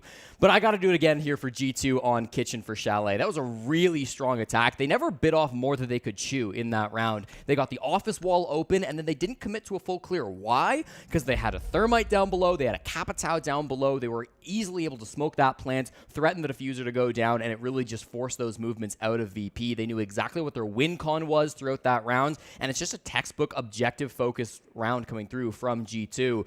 Maybe it's not the flashiest, maybe it's not a massive stomp in 5K, but hey, they don't ask how you get it done. It just needs to get done, and G2 will get their first round here on Chalet. It's a fun map to watch and one that I imagine will get quite chaotic as we go on. VP, typically a sluggish team. How will they fare on a much faster map like Chalet? The assumption being with this G2's being G2's choice, VP opting to go to defense gives them a leg up. And I mean, you lose the tertiary site. That is the most common thing that we see in this game. So if VP are able to win the same 2 bomb sites that they went on before, maybe even more, because Chalet does see all 4 bomb sites get played depending on the team and depending on the region, so it would not be uncommon for us to see that. But if VP are able to hold that, a 4-2 scoreline is pretty much standard. That's exactly what VP want. But then you're going to need to be a little bit faster than this team sometimes can be. Yeah. Interesting to see the Clash ban coming out from G2. It's not an operator that VP played at all through the first quarter of this game, but something we talked about in the Shopify Rebellion versus FaZe Clan game the other day, Parker, is a lot of the time this third operator ban is not so much a reaction to what the other team have been playing, but more so to enable a different strategy from your own team through these next 3 rounds. Because, of course, after this, there's no more reaction bans. Okay. Oh. Dan flips on a dime and dines Benja. That's a brutal game to lose. It's pronounced Dane. Okay. Benja gone. That is a rough one. He's had a bit of a slow start. Alimau will trade Pasha out, though, as the Monty menacingly inside a trophy, and what a trophy that is for Alimau to take care of Pasha. Pasha, Skies, and Dan carrying so much of the weight for VP on Bank, but Rorik probably had the most high-impact kills outside of maybe Skies. So there's still some weapons for VP. G2 have made their way into the building 1 minute off of the board. They are setting up on the main floor, but on the opposite side of where we'd expect. They are right below the bomb site now and have taken Kitchen by force. Yeah, usually you'll see the strat with like a buck or something, Parker, but they've gotten bottom floor control and can't do much with it. Because of that, Nako's position can't be forced out. He gets that pick on Alamau, finding a crossfire in the Monty, and this just got really awkward for G2 without their spearhead. Doki and Shaiko side by side. Nako down from below. Doki still in this very favorable position. Shaiko's given him the all clear to assess the situation and aggress towards the bomb site. Diffuse Kit has also been surrendered. That was with Alimau dying, so G2 will need to retrieve it from the Lion's Den. The thing is, though, Parker, all 3 of these players are approaching the same side. Everyone is going to have to finish through Solar, so VP, if they can just lock down Bathroom and lock down the Master Door, they don't have to overreact. You're watching for a flank on G2, but there's unlikely to be one from Virtus.pro. Shaiko down below, yeah, you're absolutely right. They need to get him in the actual cut and thrust of this execute. Here he comes up those Solar stairs. Diffuser tantalizingly close. I have to imagine he'll be stomping to retrieve it, as now there goes the Rotero drone. A scouting mission with just under a minute left in the round. Stompin's gone over to big window, so he's not going to be near that kid at all. Instead, it's a swing from Rourke that gets hard punished. Nice trade by Skies, though, 2v2. And Sky's still alive here in the bathroom, flattened by Shaiko. Stompin looking for the all clear. Dan, last one standing. We are seeing Stompin rotate on over. Dan will go for the run out. He suspects somebody's on big window, but he's given himself away. And guess what? Shaiko will have a line of sight over towards that part of the map. They'll coalesce towards the back of the site.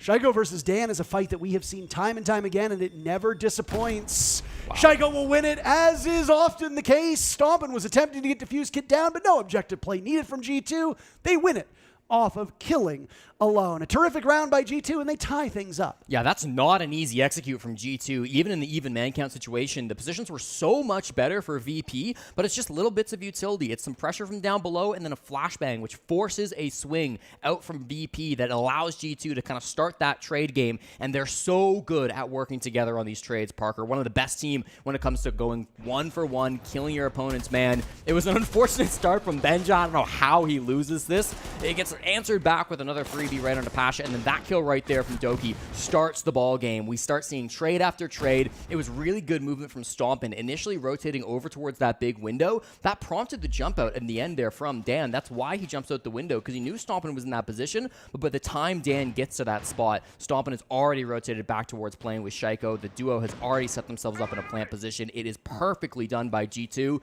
Everything had to go right to win that round, and it all did. You also feel there was a bit of restlessness from Virtus.pro. They did kind of overcommit and overpeak, and I think when you have a setup where you feel like you are losing grip on the site, whether it be because of drones, whether it be because of utility, and you need to peak because you just cannot sit patiently and get beaten, Virtus.pro decides to take engagements. Now, with some of these players and the way that they've been feeling, I don't hate that. They have been winning their duels against G2 more often than not. But obviously on that round, you are confined to very small areas. Most of the walls around you, easy fodder for a gun to shoot through and get a bullet pen kill. So VP have no choice but to peek, and they lost all of those duels. And Jesse, sometimes it's as simple as you losing your 50-50 gunfight, and that's the round. Remember, VP have played this map once before in kickoff. That was an 8-6 loss to Shifters back during the regional stage. So this has been an awkward map for them in the past. It's probably a big reason why G2 wanted to play the map up against Virtus.pro. So I apologize when I said it was all the old roster for this team. They have played it once under this new 5-man stack.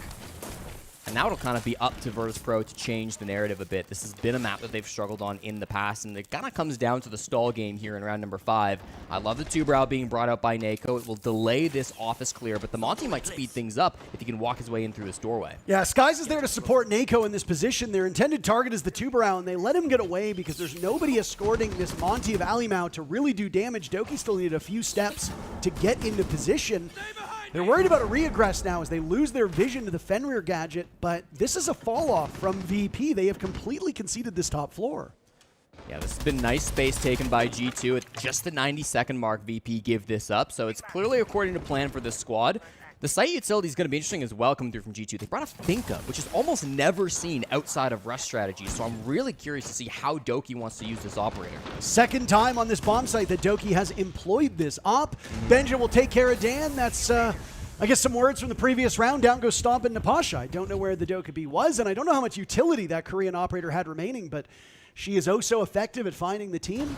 And as you can see, no mute jammers present on the side of VP, so those phones would have been ringing. That would have been great intel for G2 to have. They've got full control of the top floor, as it looked like Nako was threatening them over towards Library Stairs, but this is a much more entrenched VP defense to ride out the final moments of the round. Yeah, 4v4. This is going to get awkward for VP. The walls close in a little bit. Without this pressure up above, they've only really got Pasha on a roam. Here comes the jump in, and the hatch drop is soon to follow now from G2. And Alimau is literally going to hang all of his hopes onto Shaiko. Usually that's a pretty good bet, as an air jab goes off to isolate the player down in the alcove down below. Also towards the main door, expecting a swing from the smoke. Rorik takes a gamble. It does not pay off. He ultimately loses a lot of his HP in the process, but it allows Alimau to take up space. Doki now covering from above. Down goes Rorik. It's a sweep on through the site, but Skies is there. Nako dies. G2 with the advantage. Skies coming back to the site, gets one. That's all he can muster. Pasha in a 1v3. Doki has his line of sight. He gets gunned down. No 10 kills for the Scotsman, as it's Pasha now against a Monty and Benja. Alimau will just sit and observe the work he did with the case. Benja has coverage from above. Will he take the fight upstairs? That seems to be the goal. He cannot take the Monty 1v1 because Benja will just be sitting and waiting. But Pasha's indecision, Jesse, might just kill him. Shield break makes this a lot easier of a fight, but you know Alimau is very comfortable on this roll, just wasting time, shaking his head no. As Pasha tries as he might, Benja doesn't even need to get into harm's way because guess what? You're out of time on the side of VP. Finally, Benja gets the kill. Pasha goes down, and it's another round for G2. They take the lead on Chalet. Really nice push coming through again from G2. It's been a couple rounds in a row now where they've been putting together some excellent executes, Parker. And as we were watching a lot of that pressure come through over towards the blue stairs, over towards the library hatch, it was Doki who vaulted over the mezzanine and ended up just walking in through bar. Found some huge kills with that LMG on Finka. Again, not really a common operator we see outside of rush strategies, but he was using it to pick up some down teammates. He was using it to enable them to go through that aggressive push, and he was hitting some shots, so I can't argue with the results. Doki, a huge round to come through there. Again, in a tweet, blamed yesterday's loss on poor decision-making, but I thought his decision to drop that balcony, go in through the site door, was perfectly played, and it was really what opened up the bomb site for G2 in their last round. Doki was the first casualty back in round number 1, so since then, he's amassed 9 kills in 4 rounds, so I don't think decision-making has really been the problem for Doki here, to your point. I mean, they're playing about as angry as all the people in Doki's responses to that tweet, which, by God, put on a hazmat suit and wander into the comments section over there. A fun little fact about this matchup, this is G2's first lead of the series. They tied or trailed all of Bank. They have now finally been able to put VP under, and VP doesn't like it. They immediately respond by calling their timeout to talk through this. G2 are just, they're a tough team to deal with. They have so many tools at their disposal. They've managed to win these rounds with Stompin getting a 0 kills. And again, Stompin is a late round player. If he is dying early, which through 5 rounds he has 3 deaths, suggesting he survives on the rounds that they've won, you don't really need him all that much. You need him in the rounds where you're losing, of course. But he was one of among the first to die in those lost rounds. So you don't really need Stompin. That's okay. He will likely wake up on the second half. G2 showing a lot of confidence. VP shaken. And again, this should be the favorable side for VP. So if they come out on the wrong side of a 4-2, if G2 pulls ahead, even more than they are now, that spells trouble and also makes Border look like an inevitability. Part of the reason why the attack timeout was just called by Dark, the longtime coach of Fear X, now moving over to Europe to try to coach in for VP. There's only one more round on this side, so all of the attack timeout had to just get used for this final 6th round. The defense on Kitchen and Dining. He must know how important this round is for the team, feeling that a 3-3 is necessary at this point. He will get a free timeout after this to talk about the second half, so there's no reason to call this unless you're very concerned about this round in particular. And what have they brought with it? Well, they brought a ton of utility. The laser gates coming through from Dan, the lasers coming through from Pasha as well. It's mission impossible on the top floor of Chalet. You see them rappelling down amidst it to try and grab the big crown jewel. Doki was first death on round number 1 and will exit the first half in the exact same situation as he's blown sky high by a nitro cell. Doki on Blackbeard is not something you see every single day, but I mean, hey, if it works, it works, and it might be part of this broader strategy. As VP gets to workshop this round, so too did G2. They get to speak to their coach as well. Obviously, the game does not pay off. Shaiko dies at the hands of Rorik, and VP's full court press across this entire map so far working out. Stompin, just like Ali Mao on Bank, will not exit the first half fragless as he gets 1 pick on the window. And G2 is going to need to amass a couple more because it's VP with the lead. Issuing a correction, Rorik, trapped on stairs, tries to fight his way to that spot, dies to Benja, and VP giving up some costly errors here, and now they've lost the numbers advantage entirely. Things are falling apart for VP, Parker. A couple of, frankly, needless swings in the midst of this round have given the advantage back over towards G2. Uncomfortable spot to be in now if you're Nako or Dan. They must be able to close this round out with over 60 seconds to go. No utility in terms of C4s or anything to deny a plant, so it's all going to be on the gunplay. And G2, they can take their time with this, set up some crossfires, set up a gunfight that's favorable to you, and just go for the execute. The one thing that will work in VP's favor is information. They have a bulletproof camera inside a kitchen. It'll be able to get a good look at that trophy portion of the map. Dan guns down Ali Mao. Benjamaster just slipped through the fingers of Nako as well. So that could have been 2 quick kills for VP to send us to a 3-3 second half, but that won't come to pass. Stompin finds his 3rd. Jesse, you said it, he's never gone negative in a matchup, and he's now 3-3 with plenty more time to go. Nako worried about the cross. Benjamaster, good coverage. And that's a huge round for G2 as they stretch their lead. Trouble in the water for this VP team as they are now battling uphill in this second half. I didn't understand the call, Carl. I jumped to the fucking site. There's nothing, no better feeling when Zach goes audio and gets a kill. Audio. Can I have some audio, guys? So good, guys. Hey, guys, Set up. Let me remember the plan, okay? Look, for Master, like, Duke gonna play the Tony below, okay? Duke, like, remember? And then, like, I'm gonna play the Monty BB, okay? So, like, they're gonna have the Blitz. Zach is gonna play the Ella for yourself, okay? Zach, like, in games. And you, Shaco, play the Legion, okay? Legion fair up to you, okay? Like, for your whole. And, like, saying, like, if they go for Sula, they need to clean Duke. And then, like, I want you all you guys, like, TDM there, okay? Because, like, they have the green open, like, they, like, if you let it take it below, like, it's gonna be so hard for us, okay? So, like, if they Feeling for that, okay? This is not important at all. Things I want to say important here, like I already reviewed some things with Nako before. The operator burnout could be nothing different. It's Azam and Mir and Clash. Like they use some Clash in screen fields through Nako, so I think gonna be a good one. At least, like, if they don't show in the first round, I think they're still gonna show after that. Different thing I put for replay that the Fury setup. I explain why. When they play games hold, we have a gap to jump in the K9 window.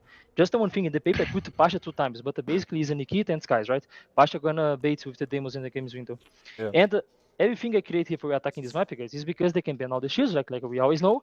And Nako know how he gonna play, for example, no shield, 2 game setup, because we're gonna play 2 guys on basement. Chris, 3Q games, you always gonna play ace, okay? You do that default ace on basement garage, you open games hold, and you fuck that guy. If Nako have a shield, default. If Nako don't have a shield, Nako gonna play Doka Eb and go blue and Nikita mud. If Nako have a shield, you can do that flanking trophy like you like, okay? Like normally you like to do. Is that, guys? Don't have to think too much. Like Chalet attack default just work. On games clear?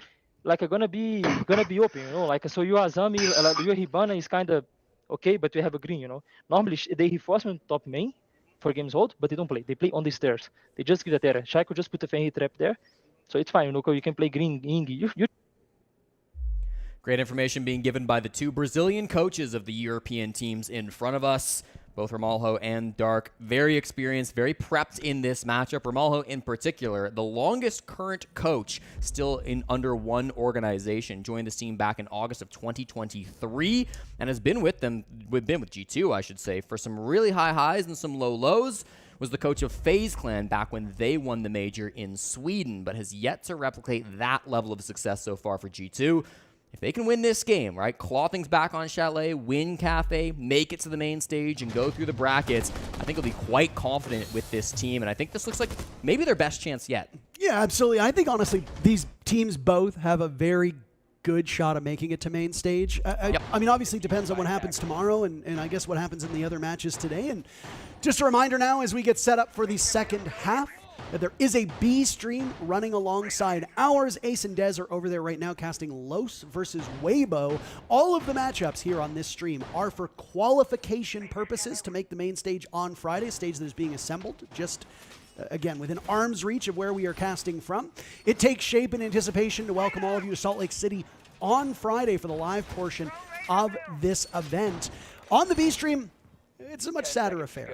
Either Los or Weibo will go home. There are 2 more elimination games over there. And of course, if you are a North American, Australian, or just generally an enjoyer of teams that will hate each other's guts, Enterprise and Shopify Rebellion will do battle in our very next contest at the conclusion of G2 versus VP. We got to get there first, though, and we might still need Border. If G2's first half is any indication, Border looking very likely at this point in time to settle this best of 3. It's been a great game from Doki so far here on map number 2. He's been struggling to hit double digits the last couple of maps. Didn't do it at all versus Twisted Minds in that 3-map series and hit just 7 back on bank. So 1 away now here as we head into the second half of Chalet. Likely to hit that high watermark at some point over the next few minutes.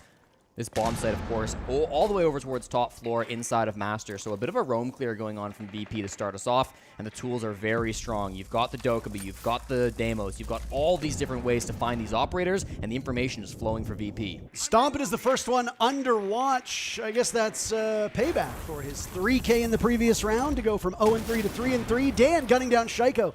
Shaiko competing with Alimao right now is the lowest rated player on G2. It's been a bad game for the Frenchman.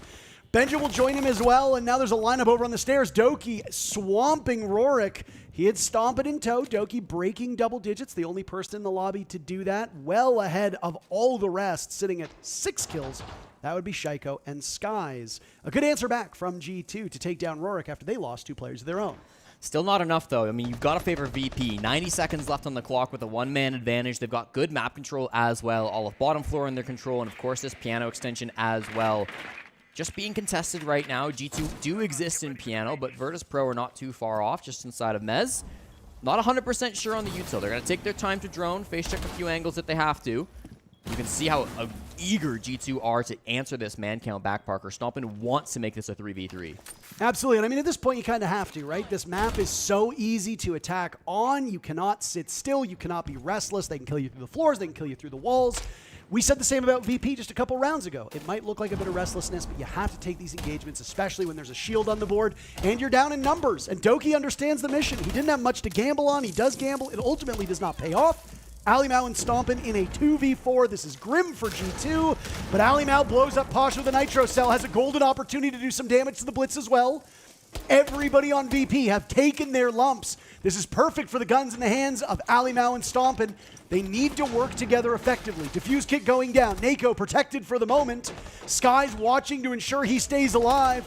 Alimao in pursuit now. Will look for a swing. He's got the Blitz doing more damage, but he can't capitalize. Stompin dies because of it. Alimao trapped in the corner, and they'll play him like the piano he sat on. VP 1 round back at G2. They take the first round of their attack. There is maybe no team on this planet who is harder to work picks back against than Virtus.pro. When they get themselves into an advantage, Parker, they are so clinical at not giving anything up. You could see G2 hunting for those frags, whether it was stomping, getting aggressive inside Piano, looking for a couple of those kills, whether it was Alamau jumping out the bathroom window, whether it was some aggression from Doki too. Everybody on G2 wanted to get aggressive. They wanted to answer back on the man count, but VP gave them nothing. No aggressive positions. They were holding their flanks down below. They were just waiting for G2 to make a mistake, and eventually they found it with that pick onto Doki. It opens the door for a plant to start being played in by Nako, and it gets Virtus.pro back alive in this game. 4-3, absolutely a place to work from if you're Virtus.pro, and as we often say, Chalet can lean towards the attacker, so G2 cannot let this spiral out of control.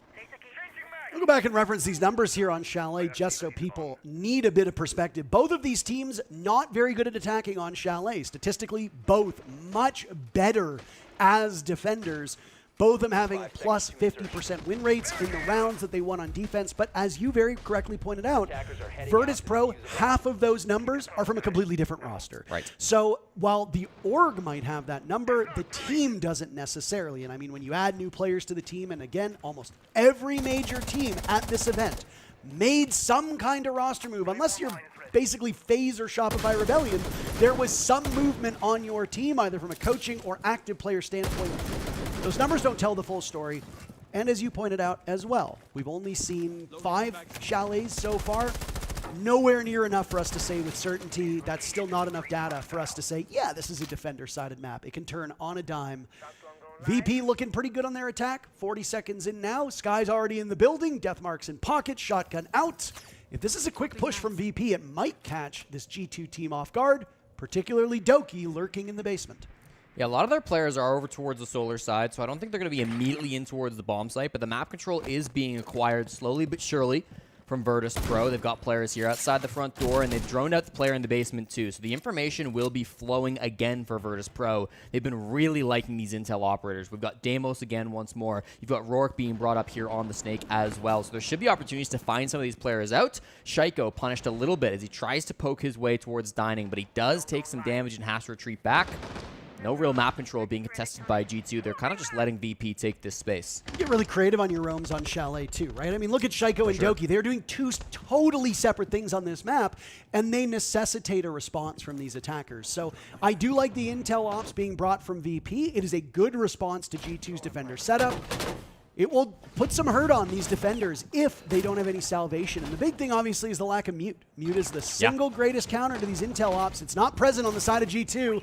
Alimau dies early-ish. A minute to go in the round. VP will strike first. That's Dan starting to heat up. And VP have now a nice, cool minute to work with this bomb site. Yeah, G2 really didn't want to give up that first frag, but there it goes. Finally, a mistake gets made, and Virtus.pro will punish. Time is ticking low, though, and you've still got good utility on the side of G2. 2 Nitro cells, 1 from Benjo, 1 from Stompin'. The Blitz looking to jump over, but shoots the cam first. They've got good player positions, and the Nitro answers, though. And look at the spectating. Dear God, I couldn't imagine being one of our observers at the moment because G2 is doing laps around the map.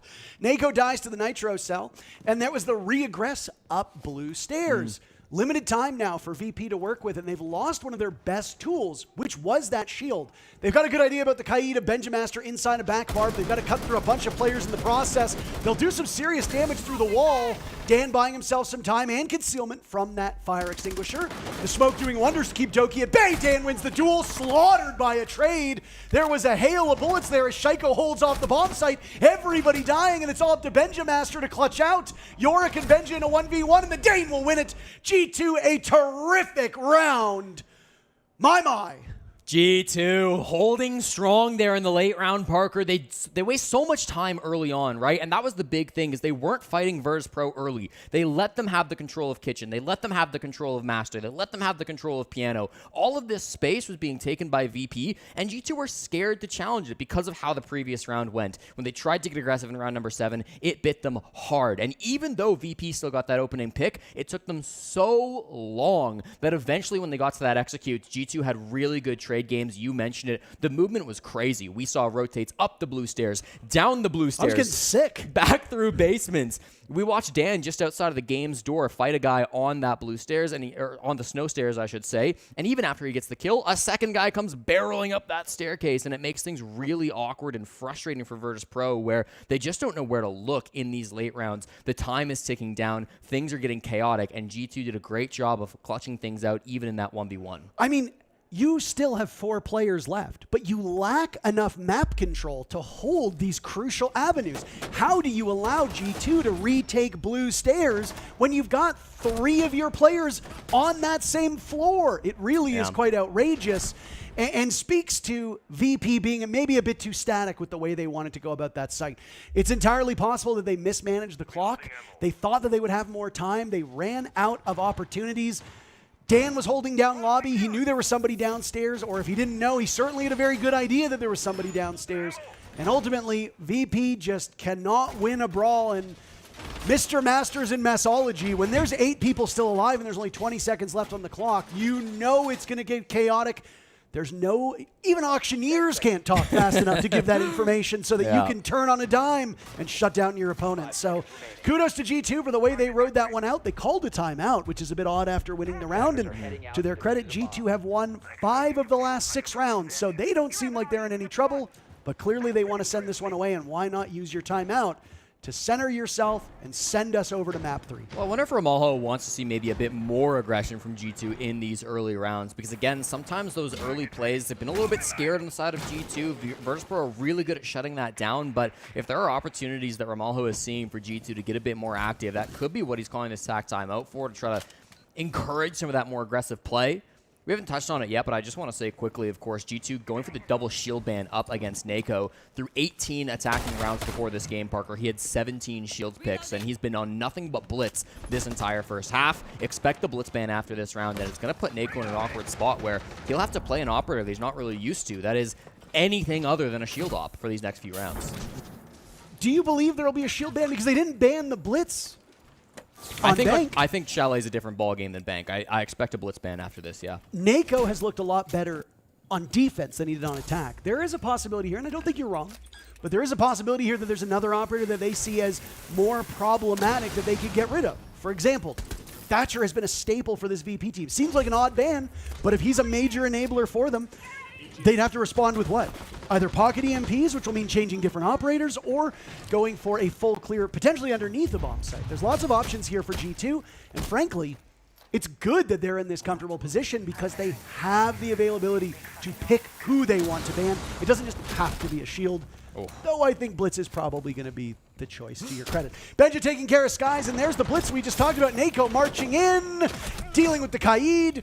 This is reasons why I think the Blitz might not be banned, Jesse. He has really not been the most successful on that role the last 2 rounds. He's got control of Diffuse Kit inside of Dining Room. Benja almost breaking double digits. Shaiko very close as well. Don't count out VP. Maybe count out VP. They're just down to Rorik now as G2, as I said that. Got a whole bevy of kills. Doki and Rorik now in a 1v1. Rorik holds the Diffuse Kit. Doki's got control from above, but Rorik doesn't seem to know where he is. Doki gets the read. He'll rotate over around towards the hatch, worried about Rorik falling off. Surely Doki saw him, right? Rorik attempting the fake. He'll go back on, now off. Doki can play time. He hears the sound call. Absolutely. Forcing Rorik off of this position. Rorik already had a clutch over on Bank. Can he get the job done against Doki? Looks like he's going to stick this one. Falling off at the last second. Doki wins it. My goodness, sometimes it is that close, and G2 moving to map point. It's never easy for G2 fans, is it? My God, clutch after clutch, but they get it done in the end. Doki masterfully playing with his food just up the hot floor, Parker, making sure that he baits that sound a little bit, fakes like he's going to go for a drop. You see him sprinting. He's trying to pull Rorik off the kit. He can't do so. He was on such little HP, Rorik, so it was really tough to play that, unfortunately, from down below, despite how good he was breaking into the bomb site. The impact could have killed him. Yeah, the impact absolutely could have, but unfortunately it was a little bit off. Didn't matter in the end. Doki goes for the drop, wins that 1v1. You got to give a lot of credit to Benja as well, I feel. Doki wins the clutch. He'll be the highlight player, but Benja did so well in the early game. They were worried about an Electroclaw trick. You saw it from Rorik's POV. He was waiting for the Electroclaw, waiting for the Electroclaw, waiting for the Electroclaw. It never came. The wall opened up no problem, but that's because he had TCSG in hand, and Benja hit some beautiful shots on the blitz and on that opening frag as well to give that massive man advantage over towards G2. That prompted you to say, maybe you can count out VP. We couldn't, but in the end, they get counted out nonetheless by G2, and they'll earn themselves 3 opportunities to win this map. And not to denigrate Rorik's success and contributions there, Jesse, but that's exactly what I was talking about when I said impactless kills. Rorik picked up, what, a 3K in that round, and it was all for naught. He gets 3 kills, he draws to a 9-9, you say, wow, he must have had a good match. Unfortunately, those 3 kills did not end up influencing the round result. It got them really close, but the impact is often measured by the conclusion, and the conclusion was G2 winning the round. So you can pick up 4 kills in a 1v5, but if you lose that 1v1, people are going to say, wow, that was a great opportunity, and sure, they'll share it on socials, but G2 still walks away with the round.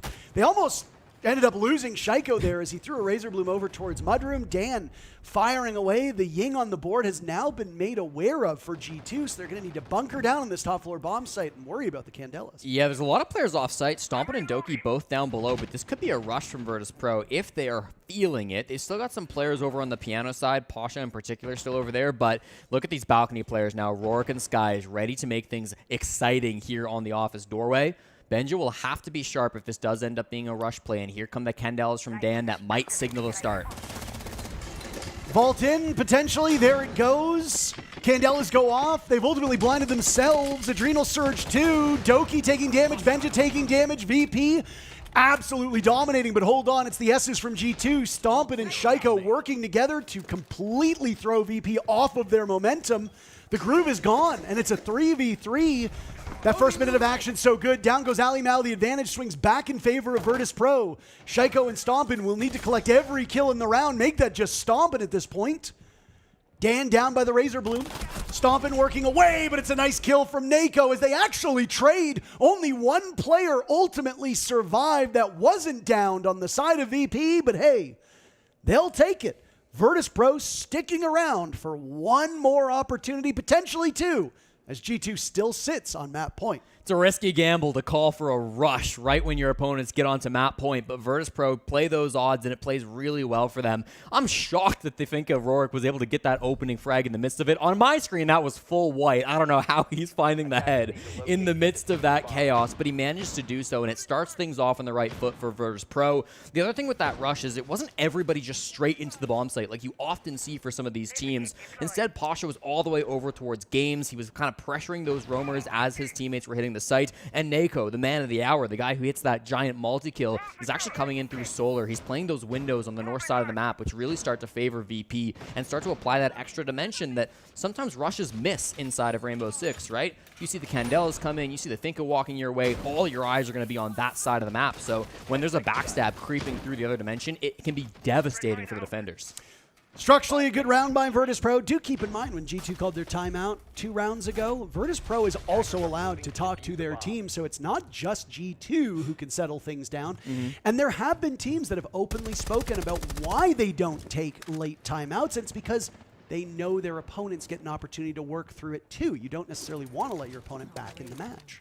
I will say as well, Parker, we've been talking about Nako, the perma shield main throughout this matchup, and as soon as the third shield gets banned, he hops on a gun and drops a 4K. I'm a little fearful for G2 that you may have just unleashed the beast, as now Nako, the hard support IGL, has been forced onto a gun, and he might just be the most deadly player on this team. You were absolutely correct about the blitz ban. I will say you were right. I know that physically hurts me to say, but it is the truth. You cast or cursed him, Jesse. All right, Doki goes for a swing. There goes Nako, and with it, VP now need to hope that the round hasn't gone into the unreachable position. Rorik doing some damage, Doki taking even more. He's up to 12 kills. A deceptive game for Doki. Rorik still posted up in this position. We'll get Ali Mal. Why are you swinging that spot? They might be feeling themselves on the side of G2, and you do have some extra runway to land this thing, but why give your opponent any breathing room here. Down goes Pasha to a Nitro cell from Benja. G2 will regain the numbers advantage. He was trying to bail out Doki, Parker. He's all on his lonesome over inside of office, and he's still here, unfortunately. I mean, hasn't really been bailed out to any extent. They know his exact position, but as long as Doki sits still, there's really nothing that they can do to force him out. They've got a couple of bits of utility. One nade on Rourke is probably going to be their best tool to push this guy forward. They know he's just playing the half wall. This is so tense from Doki. His moment has to be chosen perfectly. Dan holding that defuse kit, waiting for G2 to swarm him. Doki gets yet another. Rorik dies. Nade just rolls away. Doki still surviving. Dan taking damage from the Razor Bloom. Stompin' and Doki will now compete for this kill. An excellent position for G2. They ultimately choked the lead against Twisted Minds in that fateful third map yesterday. They are trying to prevent that here, but now 2 quick kills from VP with still plenty of time has made this way more winnable for Virtus.pro. Yeah, I mean, both Alamau and Stompin kind of died trying to protect Doki in the midst of that. I don't know that he needed the help. Did so much work on his own, but because so many players tried to regress onto that side of the map, Parker, it's now just a 2v2. I would be very comfortable with these 2 players still riding it out for G2. Benjamaster and Shaiko hoping to make VP look a little silly. They've managed to put it just in the hands of Skies. Diffuse kit, he'll drop towards lobby. G2 can just watch these doorways and there will be no hope for Virtus.pro, especially since Skies has given his position away. The Ying marching in, Shaiko the final kill, and we will go to a third map. You're never in danger until you lose at home, and both of these teams win their maps, setting us up for a best-of-1 showdown on Border coming up next.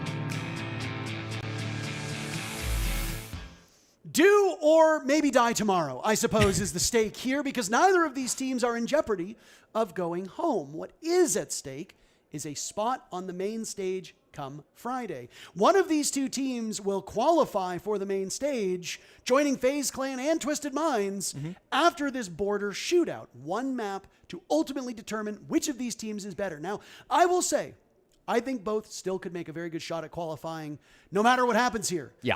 But VP are going to look for some revenge after falling 2-0 to G2 during the EML kickoff. Yeah, it's a big revenge arc for Virtus.pro, of course, wanting to topple their regional rivals in G2. It's also a bit of a history-repeating moment for G2 because just 24 hours ago, they were denied a spot at main stage in an 8-7 slobber knocker versus Twisted Minds, and that was on Cafe. So you're kind of worrying right back to where you were, Parker, where it's like, is this going to happen again? We've seen 3-map series that will go long, that will make things very awkward, and G2 need to be sharp in this matchup so they don't have the same thing happen again. They cannot choke it at the last mile. And I was worrying what we were seeing on Chalet that maybe history would have repeated itself, right? For the longest time, G2 was in control of that Cafe map against Twisted Minds. Ultimately goes to overtime. G2 wins the first round, then drops the next two. Every time G2 was in a situation to capitalize yesterday against Twisted Minds, they were unable to do so. Now, that hasn't been the problem here against Virtus.pro, but Border is a very hectic map. In fact, Border has a lot of comparables to the map we just watched of Chalet. Lots of soft destruction, lots of vertical play. You can get shot through an abundance of walls. There's going to be a ton of action outside of the building, which is something that happened an awful lot on Chalet. So if Chalet is a comparable, doesn't necessarily mean G2's the favorite, but you're going to be feeling pretty comfortable playing on a tighter, smaller, more, I'm trying to think of a way to say, but it sounds like they're going on a date, but yes, it's a date. It is a date, technically, a date for the main stage here. I was going to say Hell in a Cell, but I mean, we overuse that so regularly. Last minute comments coming in from the coaching staff on both of these teams as, Jesse, we kick off our final map between these two teams. The community has supported G2 since the beginning. It bounced over towards Virtus.pro ever so slightly, but you are now back in the pocket of G2. Will they be the third team and the second EML team to qualify for the main stage on Friday, or will VP stop the reverse sweep? Starting on the attack will be Virtus.pro. They have maybe the easier side here on this final decider map between these two squads. It was G2's choice on what side they wanted to start. They chose the defense, which I think is fine, just given how good their defenses have been so far at this tournament. Once again, both of these teams favoring their defensive side with around a 60% win rate on that defense, 40 on the attack. It's close for both. The Azami ban makes a lot of sense. Often on Border, you'll see the Azami ban get paired along with a smoke just to really shut down any east stairs pressure, but that's fallen out of favor a bit over the last couple of months. It'll be a mute instead, so still kind of an operator that can hold down those east stairs, but now without those jammers, you're opening up the door for a Dokkaebi. You're opening up the door for a Snake. You're opening up the door for a Grim even to come through if you hit those Bs. So there's some really good intel operators that could make an appearance now for Virtus.pro since they banned out that mute. Absolutely, and I mean, with the intel ops, we've been harping on mute quite an awful lot, moving through all of these maps. It'll be interesting to see what value they can get here with those ops. And immediately, Rorik is going to pick the Deimos. I don't know if they'll open up any other opportunities here. G2 getting rid of the Glaz, which is a terrific operator for this map. Lots of good Glaz spots. You can put quite a bit of pressure over on security. You can work that vents balcony outside. He's great on all the bottom floor maps. The window into vents, the other vents, by the way, since there are two spots often known as vents on this map, and also the vending machine window leading into that bathroom teller's bomb site on the right side of your screen. A great operator, able to do so much, and more importantly, is able to empower other ops. We talk about shields and how they need some kind of escort or accompaniment. Glaz is a great operator to do that and allow somebody to work with those shields. And of course, without the Monty, any shields brought by VP, well, they're going to have a little bit more difficulty keeping themselves safe. No blitz on the board for Nako, but he will be running shields pretty much every single round, and we'll start with the Blackbeard.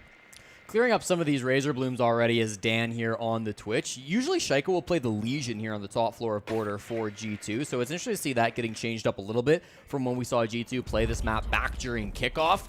I think a little bit more of a modern take the Thorn is towards the Legion. Okay. Just testing the bricks, making sure they're all up to code. No They're gun withstanding jam. the bonus. No gun jam. Everything is working fine here the first round. That's good to see. And we'll get this front door shot open relatively quickly. It is an east stairs pressure as well coming through. Doki was on this position. Shaiko was here earlier as well. So you can kind of get aggressive on this side of the map if you're hungry for it for G2. But no hard hold with that zombie ban. Look at that wall open now, as this is a pretty respectable roam from G2. Very standard stuff. You've got that highway leading from Fountain into security. You'll be able to watch those windows. You can also govern break room. There's a lot that you can do with this. Stompin will have some support from the Mira, a Benjamaster. Early bit of contest now, as a nade likely intended for the barbed wire, but just out of reach of Stompin. I don't think the operator was the concern here, and there goes some of the floor as well, as now goes a flash. Stompin tucked into this corner. And what? No right to win that duel. Nako will want that one back, and Jesse, that's also case control. This is just stomping things, man. Sometimes he takes impossible situations and still walks away with a gunfight that goes his way. Ridiculous stuff from Stompin. I was surprised to not see him on the Aruni, but with the Vigil, he's able to be a little bit more secretive, a little bit harder to pin down, and he gets that frag onto the Blackbeard, partly because of it. Now it gets awkward from Virtus.pro. Your spearhead is gone. How do you take space inside the building? You can try with the bees, but it's not going to be the easiest thing in the world, so they rotate a few players over towards east and try to find an entry elsewhere. Yeah, this is going to be a rough one to wrestle that control away.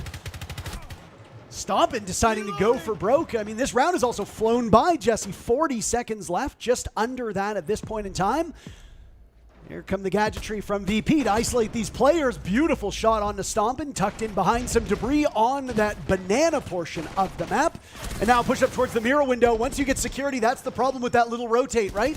You've got so much control over Fountain. Shaiko gets pounced upon. Virtus.pro have turned this one around. They suffered the first casualty, but here comes G2 off to the races. Benjamaster, sensational play, reducing just VP to Dan, and Doki will send round one into the G2 win column. One of those rounds that maybe looks close on the number count, Parker, but I truly think G2 were in control start to finish, and it's all because of Stompin. Even if he doesn't kill the Blackbeard there, he wasted 2.5 minutes off the clock. A ridiculous time burn for G2. So sure, Virtus.pro, they got kind of a free pick in the midst of that to be in a 4v3 advantage, but I honestly don't think it was ever in doubt that G2 were the favorites through that round. Even without the numbers advantage, it just felt like there was no time to make that play happen. They kind of collected themselves inside of open area, inside of office, and that would be a great place to mount and execute if you had any hard breach, if you could actually get into the site from there, but they were all funneling in through a few doorways. The players on G2 at the end there were really good to close things out. Benja and Doki, excellent in that one, but despite just getting one frag, I think Stompin the MVP for me. Oh, absolutely. And he's had a very, very good series so far. Unfortunately, Jesse, your fun fact has broken. No. Stompin went negative on the map of Chalet that just followed this. So the first time that Stompin has yet to go even or positive. And I got to say, it's going to happen to everybody. Of course. Eventually, you are going to go negative on a map. You are playing up against the best teams in the world. Eventually, you will have your number called by your opponents, but still quite an impressive run from the youngster. And the thing about Stompin is he's only going to continue to improve. He's already a terrific player. Watching him grow has been quite a treat. This G2 squad flourished without him. Sometimes you don't need everybody to go positive. That's the key point, right? I mean, G2 are a team that don't rely on Stompin. If things are going really well for them, Stompin often won't be getting into those high advantage situations where he's in a 1vx where he can pull off some ridiculous clutches. Round one was a bit of an uncharacteristic one where he is kind of the first line of defense where he's getting aggressive, but that's just because the security position on border is so difficult to play and you want kind of your best player in that spot. This time around, Stompin will do it once more, but he's actually brought the Denari here, Parker, and he's going to hold it down not just with the trips, but even a deployable shield set up inside of security for him to play around. He was playing some high-risk positions on Chalet on defense. Certainly not the case on attack. He was playing that farther back supportive style of operator. Here on border, though, he's in kill positions quite frequently. Security is a very important part of this map to hold. You will see either a Denari or an Ella playing on that table, controlling multiple avenues through that top floor. That is going to be Stompin's job. He is in such a strong spot, and if he's enabled, here it is. If he's enabled by his teammates, he can do some serious damage, and they've called in the cavalry, but Shaiko missing all of his shots against Pasha, but one. Stompin trades him out, and the shield will now breathe down his neck as Nako will want back that previous round. Down goes Stompin to Dan. Really good coordination here by VP, and they have the numbers advantage with a little bit over a minute to go. Yeah, the clear's been perfect, and the intel continues to flow. They've got great pings coming through in Alamau, but it doesn't save them. Great shot from the captain of G2. Equals the numbers at 3. I'm not even on any of these teams, and I'm angered by the way that Nako's died 2 rounds in a row. Rorik will give the lead back to VP in numbers. Alimau and Doki yet to die through that first round. I don't know if they're both going to make it at this point in time. Alimau in the afterlife now. Doki 2-0. Top player on Chalet, a key part of why we are here at Border. But it's hard to win a 1v3 on this map. You are in such close proximity to the attackers at all times. He just shot. That gives the game away, Parker. He's not on site, so it's free for Dan. Holds the angle and perfectly catches the one player left alive on G2 to equalize this map. A really good clear coming out from Virtus.pro, Parker. When that bomb site goes a floor below, it really expands this map. One of the biggest reasons why this map can be so easy for the attackers is because you can take a lot of those fights from outside the building. You can force a lot of those early gunfights in your favor. And G2, they just weren't able to win some of them, unfortunately, right? It comes in from across the mezzanine. It comes in from inside break room. And whilst there is a nice frag from Stompin in the midst of it, he gets traded out. He's only good enough for one. I love that clear coming through from the top floor from VP. You'd be forgiven not recognizing the bomb site was a floor below, but all the action top floor, and that will do it for VP. Yeah, I mean, we have seen time and time again teams play in that spot inside of security with that Scorpion because you're always going to be engaging in relatively close quarters fights. The Scorpion is a gun where players have been able to get the recoil down well enough, especially since the horizontal recoil on the gun isn't as bad as it used to be, that you can win the occasional long-range duel. But you are best served using that bullet hose when they are right in front of you. Again, whether it's an Ella, whether it's a Denari, you've got that gun, and an Ella, great, because you can use the Guzman mines for intel and, most importantly, to stop shields. Denari working the same way with those tripwires. Stompin will once again play the Denari. I don't know if that's the part of the map that he will occupy. It sure looks like it. It will be. But he does need somebody to help him out. You cannot play on an island here. Both times G2's had somebody backing him up to 50-50 success. Yeah, well, G2 are doing something that we basically never see in Siege, Parker. They're playing the exact same site with the exact same operator lineup. This is kind of the reason why you don't see teams run back the exact same strat twice in a row, because it gets kind of predictable. They spot Stompin inside of security. They punish maybe an aggressive move coming out from the youngster on G2, and one way or another, Virtus.pro are able to clean up that frag. That's a devastating loss to come through. The one MVP that they got a round win from earlier will not be in play for round 3. Yeah, Rorik's had some really big moments, winning rounds, almost winning rounds. The impact of his kills have been noted multiple times through this series, and I mean, that's a big pick to open up this part of the map, and it comes at a pretty good time. Now, Rorik's only going to be good enough for one kill because Doki shuts him down, and now it's Nako in pursuit. 2 rounds in a row, Nako has been kind of screwed out of his opportunities. I think that's fair to say. Both deaths from Nako have been befuddling. He's got 2, almost 3 remaining players of this VP squad assembled near him, fighting against Doki, who wisely falls off. Good clock management from G2. Yeah, I like that drop. It's not a full commit from the roam game. Of course, Alamau and Shaiko still up here on the top floor, but Doki's position was known, so why stick around and potentially lose a fight?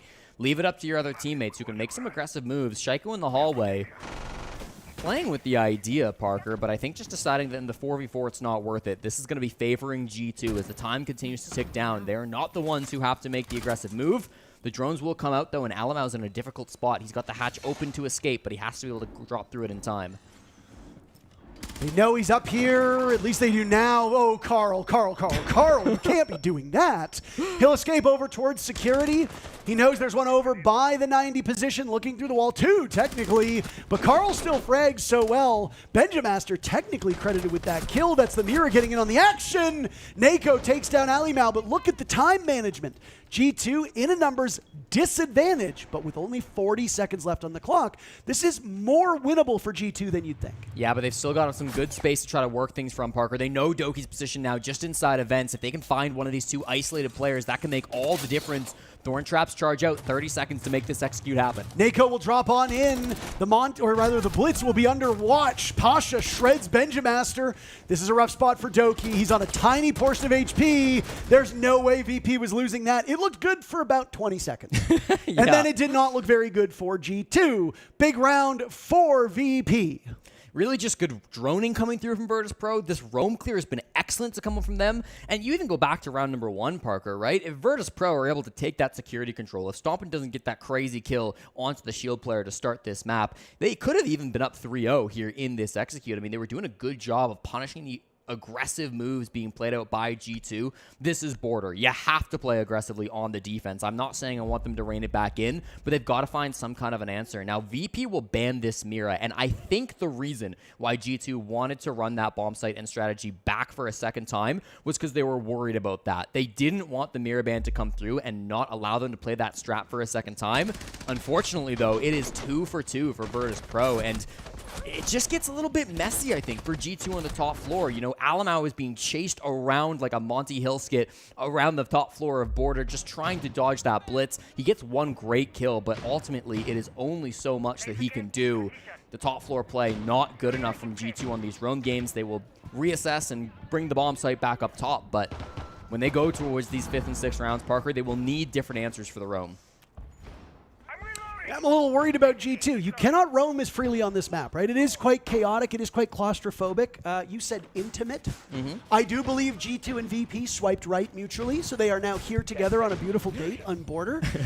Looking at all the beige and sand-colored walls and all that adorn it. It's not where I would go for a first date, but it's got a charm. Would you swipe right on G2 or VP? Oh, absolutely. Which one would you swipe right on harder? Ooh. I mean, don't answer that. Okay. Don't want to be called a biased caster. No, I mean it is a very small map. So because of that, your ability to rotate again will get caught. And it's something that we talked about on Chalet too. If you are playing in a portion of this map and the only way is to drop a hatch or vault over towards lobby, usually the attackers will have a line of sight there unless something has gone really, really wrong. And VP they're playing very close together. Yeah. They are playing very intimately themselves, Jesse. Blitz banned out, so Nako jumps on the Blackbeard. This is what he brought back in the first round anyways, so it's not like he's had to adapt at all throughout this push.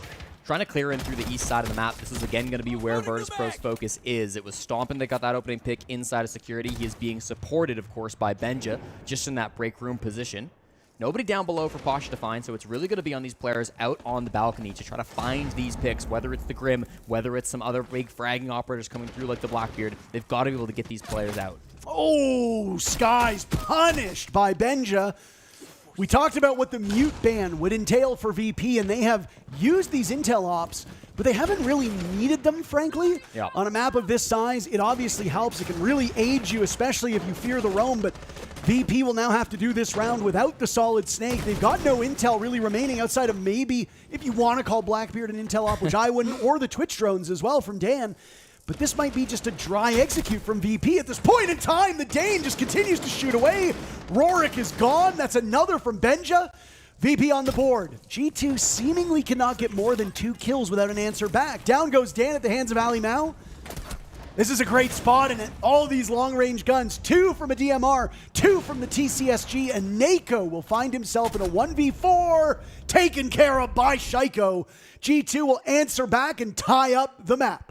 Frags have been good from both these teams, Parker. We answer back and forth and back again. G2 tie us at 2, and you're right. It's those long-range weaponry being brought out by G2 that's really giving them the edge in some of these gunfights. The TCSG is not an easy gun to control at some of these distances, Parker. You've got to be hitting the head, but if anybody is to be trusted in such a role, of course it's going to be Benja.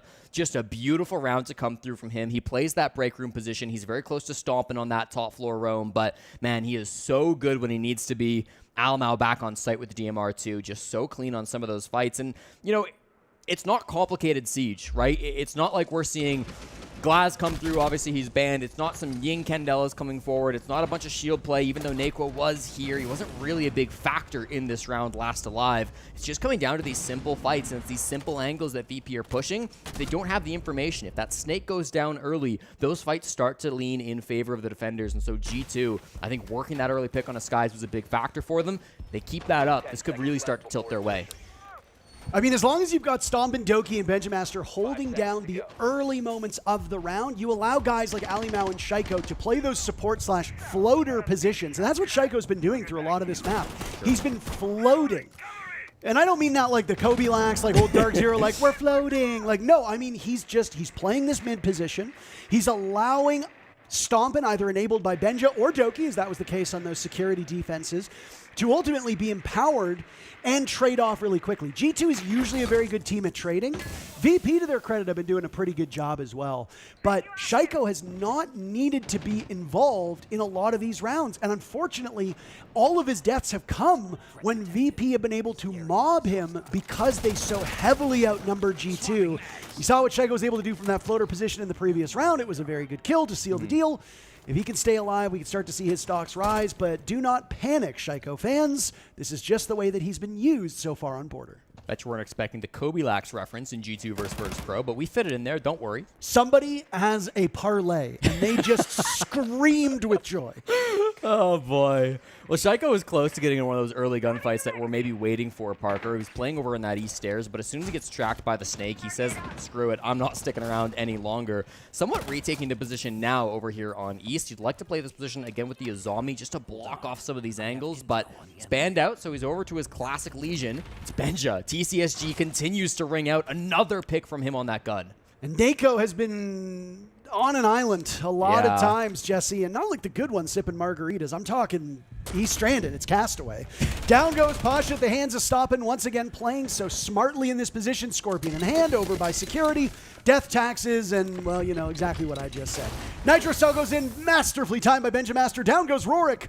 Dan and Skies will look and survey the destruction of their team as barely a point of damage has been done to G2. In fact, I don't think a single bullet has landed from VP. I think that damage from Ali now is just simply Oryx crashing through a bunch of walls like the Kool-Aid Man. Down goes Dan at the hands of Shaiko, and now it's all up to Skies. F2 cannot compete. That floater position of Shaiko coming in handy. Flawlessly won by G2. A 3K from Shaiko. And it's G2 with the lead. It's the new pickups, really, from G2 that are shining late here on Border, Parker. Shaiko with a couple of big kills, but Benjamin Dorelli, really the star in my mind here for these last couple of rounds from G2, playing nearly a perfect game with the TCSG, with the Nitro cells, holding the angles that he needs to, but not over-committing to put himself in a spot where he could go down. Benjamaster was dropped from this G2 team actually almost exactly 2 years after their devastating result at, I believe, the Manchester Major, where they got last place, losing to FearX. That FearX team, coached by Dark, who has just called attack timeout for Virtus.pro now. So you're seeing kind of the old characters meet up in different ways. Benja has been so good for this G2 team since coming back from North America, and I think it's made a big difference on G2's game as a whole. This has been a very smart play from Benja time and time again. And a lot of those kills that Stompin got early on was also enabled by Benja. Yeah, right? True. Can Stompin play as confidently in CCTV if there's no mirror window there with Benja there for backup? The answer is no. That's a great point. He can't. If a shield is going to hop in that window and Stompin is unsupported, that's a 50-50 gunfight. I would even say the numbers are worse than that. It's about a 30-70 gunfight for Stompin. And while he did win it on round number 1, again, in somewhat puzzling fashion to Neko, you've had Benja backing him up. We say this about some of the low fragging IGLs. We've said it about Alimau. We talked about it. Vidaking and Canadian were the two you used at the top here, so I'm going to bring them back into this discussion. But there are lots of times where you are funneling players to your other teammates. So Benjamaster even though he is leading the team in kills, Benjamaster's kill tally could be even higher if he was the one picking up the kills and the trades that Stompin wasn't able to muster earlier in the round. So all told, one of the quieter players on G2 is having a huge impact here, and the success that G2 is having on Border would not be had without Benjamaster's performance. That's a great point. G2 led 3-2 on Chalet, and it prompted attack timeout from Dark on VP, and it didn't work out for them, Parker. It ended up being a 4-2 split. He's done it once again. If this also doesn't go the way of Virtus.pro, you start to wonder about the effectiveness of these tactical timeouts. Of course, you always want to be able to get at least an even half here in Siege, but when you've got this mandatory timeout between the halves anyways, you always kind of question mark, right? It's only one round you're calling this tac timeout for, so it must be good. It wasn't in the second map. It eventually resulted in a map loss for Virtus.pro. That's why we're here on Border to begin with. This is a really big gamble coming out from the coach from VP, and I really hope that they know what they're doing with this last call, feeling they must get the 3-3 split. The bomb site's gone back to Vent's workshop, and to be fair, this is the bomb site the VP have been dominating on start to finish, but with the Mira banned out, it's a new strategy coming out from G2, it's new ops all around, they'll have a different approach to try to hold down this bottom floor site.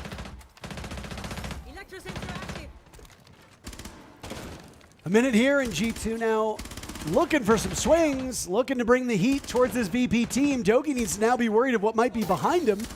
A missed opportunity from VP on that rappel will give Doki information that he uses wisely to scoot off of that position, shuffling back towards the bomb site. Shaiko will find kill number 1 on Disguise. Floating position, but this time involved in the fray earlier. G2 have surrendered control of office.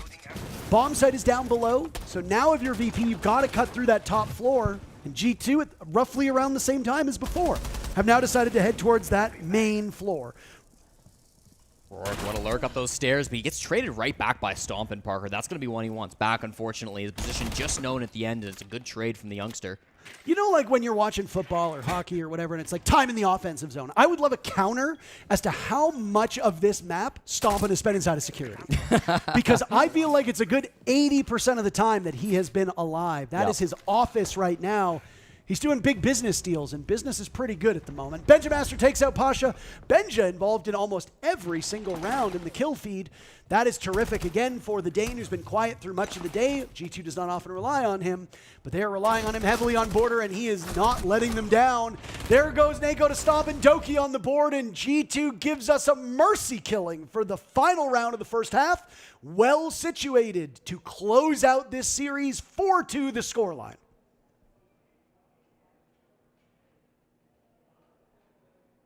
Bro, this guy walked that main way too below. Holy shit, bro. Good job, you guys. I play so good, okay? Like, holy shit, I never thought, like, I would stress more, like, play Bank, Cafe, and sleep and play Modern Chalet, bro. Just like, let's remember our attacks, okay? Like, easy push, like, countable perfumation. We spoke about gonna Pantazam in the Yo, Mike. Gonna Pantazam in the meter, okay? So, like, don't need to worry about the meters. And, like, if this smoke, like, is easy, like, Zaki open on him, like pass pot, and Shaco just track the smoke to cow push like the Tachanka, okay? Like even maybe like they don't play the smoke because they used to like to play the Tachanka, okay? So like I don't think they have to track the smoke. Yeah, like not much talk, like just like him and their we didn't do the Fury for Vents right yet in tournament, did we? Against the Mines? No. Yeah, at the end I don't remember. But even if we did, it's really good. It's really good. Yeah, Fury is good, bro. But I don't remember where I am. Me pushing customs with AS? We changed the roles, remember? I think you are now. No, we changed back. changed. Yeah. I push customs with And AS. I'm army back with you, Carl. Yeah, okay. And if they don't ban Glass, we'll play Glass. Yeah, and Shaco break though, right? For sure, like we have to try the most aggressive we can, but to play smart. Maybe you get some kills, we can give some space, and sometimes don't put your mind, I have to give this 5-3. No, if you're playing some position, so it's like you cannot back, just stay. Just stay. It's better you stay in your position than moving and you die for nothing, right? And it's that case. Now we can be full silence, just brief. Let's play round by round. We don't have nothing more to say. Fucking go, boys. Okay, let's fucking go. If you guys want to check some dry hunt, remember this is the time. Let's go. Bora, guys. East, man. We do first default? Microphone, Nikita, again. Hello. We can do this too, depends how far it's open. Yeah, if shits are open, we can go this insta. Does he have to play shotgun? Yeah, I have to play. No, you don't need. On the Z, yes. Oh, The wait. chunker. Yes, yes. No, but Lots of discussion on the operator bans for both of those coaches, Parker. And Azami Mira ban promised by G2. Those are the exact opps they removed the other day. On their final map versus Twisted Minds on Cafe. So interesting if that does continue once more. And then Stompin, he says, I'm on the glads if they let it through, but VP will not be so foolish. They will ban Zach's operator and then waiting for this second result to come through for the attackers. Still a 4-2 deficit to make up from VP. Otherwise, just 3 rounds separate G2 from the main stage. Closing in on our third team qualifying for Friday. Obviously, Twisted Minds did so against G2 yesterday. FaZe Clan also making their way up there. I would like to take some time now while we get ready for the second half to remind everybody that there is a B stream that is running. If you are watching this after the fact, know that there are elimination games going on the other channel. Los and Weibo Gaming is currently the series that is taking place on the B stream. They have a long day ahead of them. For us here, once this G2 VP bout is finished, we have a very exciting game that honestly, on paper, might just exceed what we've seen from G2 VP. The Aussies and one Kiwi, I now need to say this because I got an angry DM saying this is Kiwi erasure. I get it. As Canadians, we are deeply insecure when we get called Americans. I imagine New Zealanders are the same when they get called Australians. Enterprise Gaming will go up against Shopify Rebellion, Jesse. That one has all the makings of being an unforgettable best of 3. Let's hope that it lives up to it. That will come shortly after a break once this match concludes. But before then, will it be G2? Will it be VP? We do know that it will be an EML team. That's for certain. Well, it's been a very competitive series so far, Parker. It looked like Virtus.pro were going to run away with it, going up 4-0 on the very first map, but that was a long time ago now, and it's not in the backs of any of these players' minds. The only thing that matters are these next 6 rounds. VP trying to make up a 4-2 deficit. They banned the Snake for their second operator. That'll be a Benja target ban, as this is one of his favorite operators to play, certainly on Border, but throughout this tournament, it's his most played operator in Salt Lake City. So you're going to take that off the board, remove a bit of information here for G2, and what is kind of the strategy going to come out from VP? It's going to be this Castle Tachanka setup. A nade kill in 2026. All right, didn't have that Simple one. geometry, Jesse. That's all they did. They bounced it multiple times, and that heat-seeking nade lands in the lap of Skies. Skies has come crashing back down to earth after an incredible bank. Over on Chalet, he was even. He went from positive to even to deep negative. That is not the direction you want to go as this series tightens up. Yeah, really tough to see from the Parisian, of course, playing his first international event in Salt Lake City, so you're hoping to see him bounce back, but it won't be in round 7. Now Dan in a bit of a rat spot. Shaiko pressuring through offices. Lots of different dimensions to this push, but it's all going G2. And G2's taking quite a bit of damage here, so they've traded out HP consistently to do this to Virtus.pro. What you don't want as VP is to lose your first round in a hurry. You have to show some fight. I know they've got that dog in them, but right now it looks like it's maybe still a bit of a puppy. Got to grow up a little bit. Pasha and Rorik, the only 2 still standing. There goes Shaiko. Benjamaster and Alimau also very low. Just as we said about G2 a number of rounds ago, this is more winnable for VP than it might first appear. Watch out for this time, though. Minute 15, so much to work with still from G2. They've got all bodies around this bomb site. They've got good map control from top to bottom. The guns are very good from VP. I'll say that. 2 long-range DMRs, both the Tuber out and the Aruni. It will be all in the mechanics of both Rorik and Pasha to hit some brilliant shots to make sure that this one doesn't spiral out of their control. The good thing for G2 is that they did all of this so quickly, Jesse, that they have time to course correct. And they have called a swap up now as they will take out on vents. Down goes Rorik. Pasha swinging over. They'll see him from the window. Target acquired. Oh my, there goes Ali Mao, but Doki will find the frag as the defuse kit was getting planted. 5-2 for G2. I fear for Virtus.pro that this match is just starting to get out of reach. 6 minutes left. That's all it'll take. G2 really solid attack coming through on the top floor. It doesn't get cleaner than that, Parker. It starts with just a brilliant frag grenade. You said it. Of course, when those nades, they bounce off certain walls, that can make the fuse time a little shorter. Makes it a little bit easier to actually get a nade kill, which is, again, quite rare in 2026. But it was perfectly tossed out by G2 to work that first frag in on Disguise. And then the man advantage just was never able to get clawed back. Virtus.pro tried to get aggressive. They tried to go for some swings to get these numbers back, but much like G2 on Chalet, when they were in that disadvantaged spot, it was so difficult to claw things back, and unfortunately unfortunately for the defenders here in this series, it's just not been so doable. Here's this nade bounce once again. You bounce a couple different walls. He runs the wrong way. That's a first nice frag coming in from Benja. And then here's the aggression, right? It's Dan trying to work a pick, but he's got so many bodies all facing his direction. When they're working with the man advantage, G2 are one of the scariest teams in the world, and they are showing that on border. This has been quite the run for G2 over the last 4 rounds. Jesse, they've drawn first blood every single time. In fact, there is a 100% conversion rate if you strike first.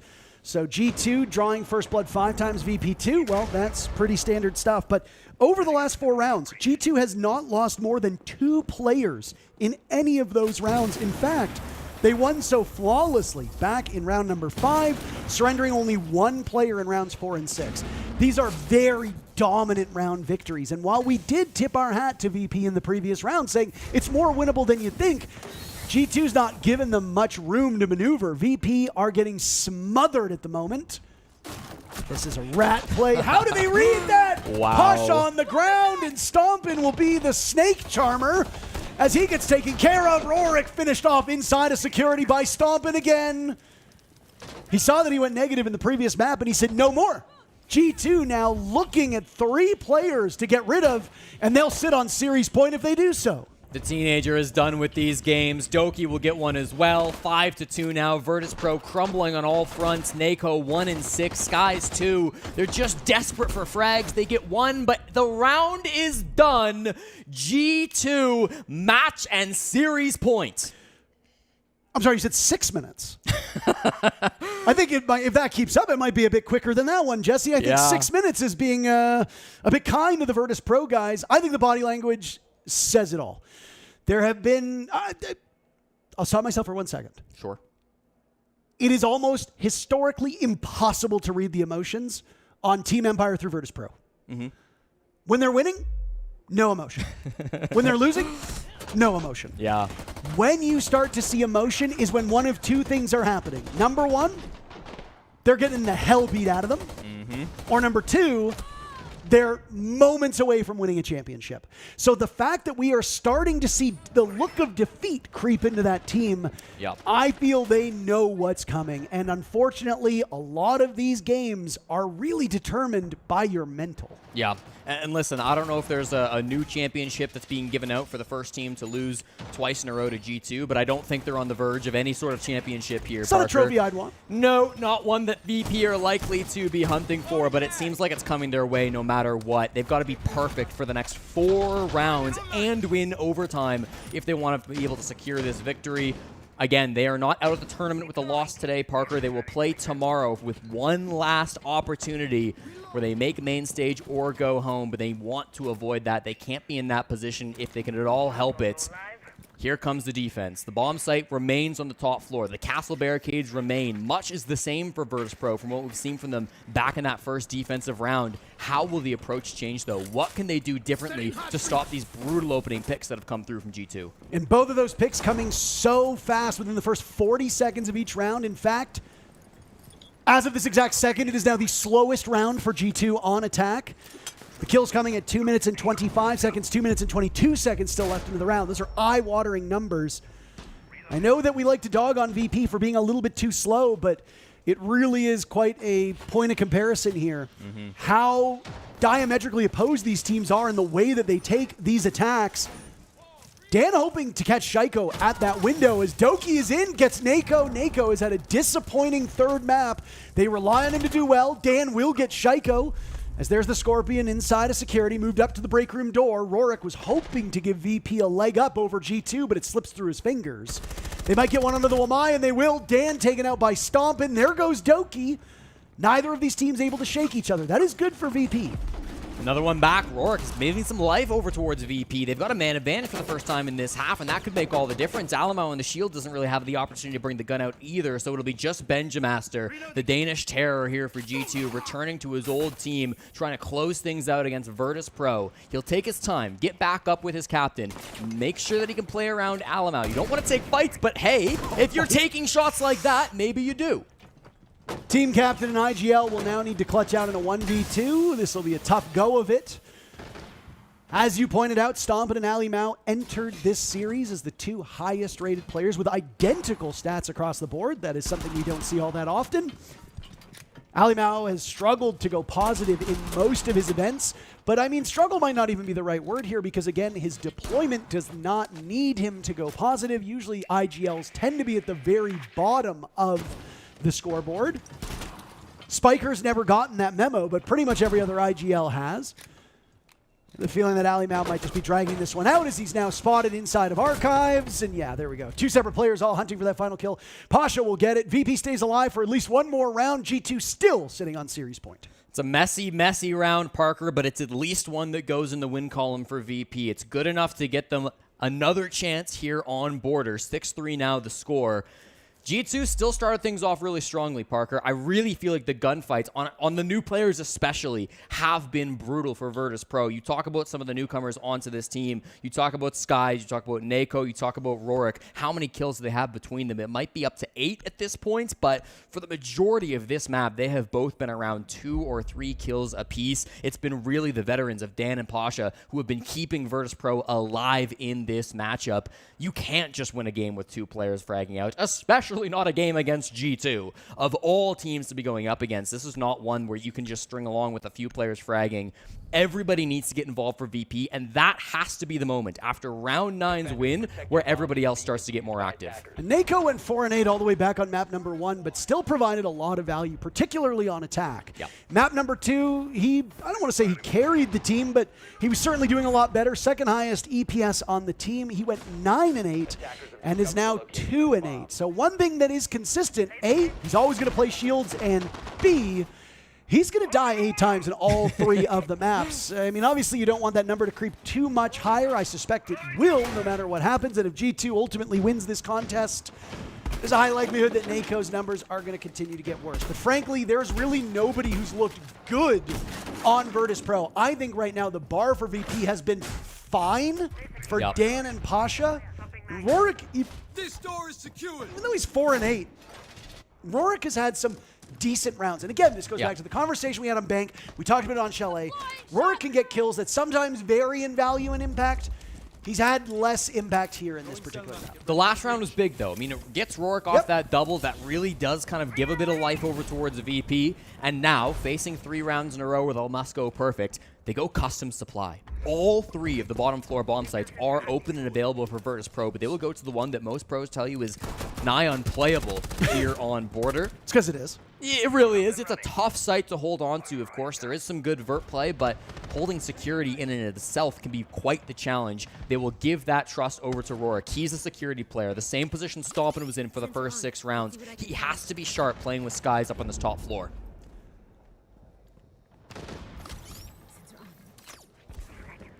This is going to be the quiet before the storm. The calm is here.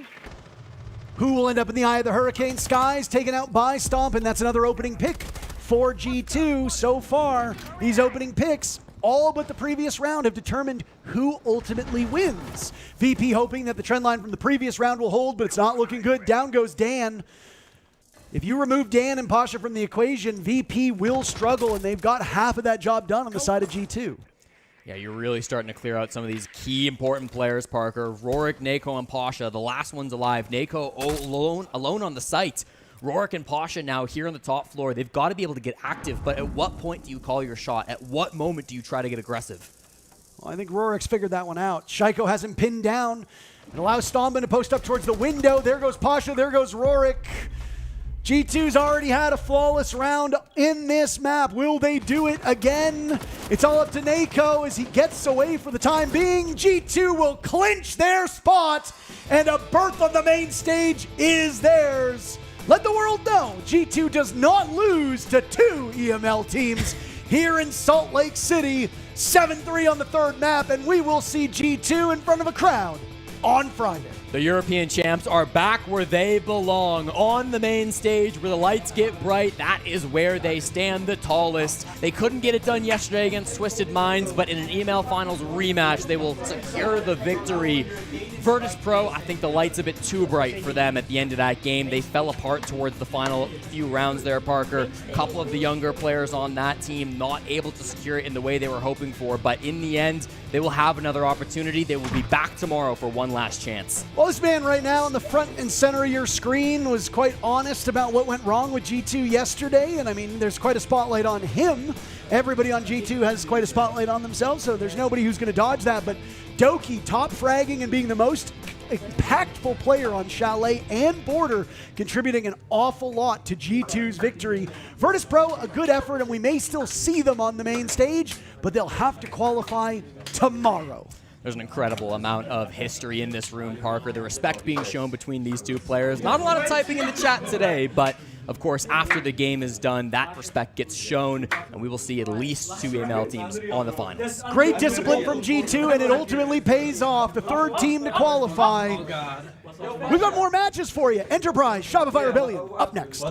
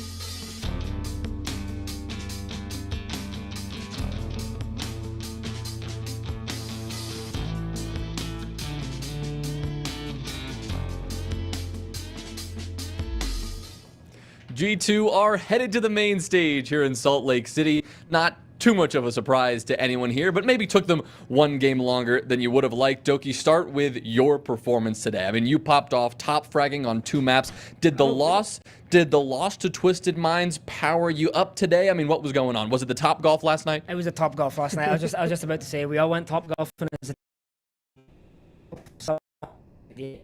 and yeah, we three played really good together as a team. Yeah, I don't know what to say. It was just really like after Bank was out of the way, it was just easy going. So yeah, it was fun. Well, talk to me about how you guys regrouped and got those vibes back. VP take it off to an early lead in the second map. What did you guys change to get back into gear? I mean, we knew Bank was going to be a little bit tricky, and the other maps definitely were more in our favour. But Bank's historically one of our best maps, so we were pretty confident going into Bank. But the problem is, like, they just played very good, and the step-by-step defenses and our attacks went up to par to counter them. But we tried to claw back. I think it was a good game, 7-5. So yeah, I think a couple of rounds went differently. We could have been looking at a 2-0 there. And this means we'll see that on the main. Couldn't have said it better myself. Yeah, very wise words going out from Doki there. Of course, still headed to the major, right? Going to top 8. Main stage is a massive success story for G2, so they got to be happy. Absolutely. And I mean, Virtus.pro did put up a really good fight. Again, we said it so many times during the cast, there's a very high likelihood that VP can still make main stage. They're just going to have to do it tomorrow in a dual qualification elimination game. So some good, some bad. But they're not the only team that's going to be fighting for their lives. Over on the B stream, while we get ready for our next matchup here, there are 2 teams fighting for their lives. Los and Weibo right now playing. The loser of that series goes home. Over on the A stream right here, good news. It's only good things abound for these teams, because after this break, we will send our 4th team to the main stage. Will it be the North American squad of Shopify Rebellion or the Oceania squad of Enterprise? Sit tight.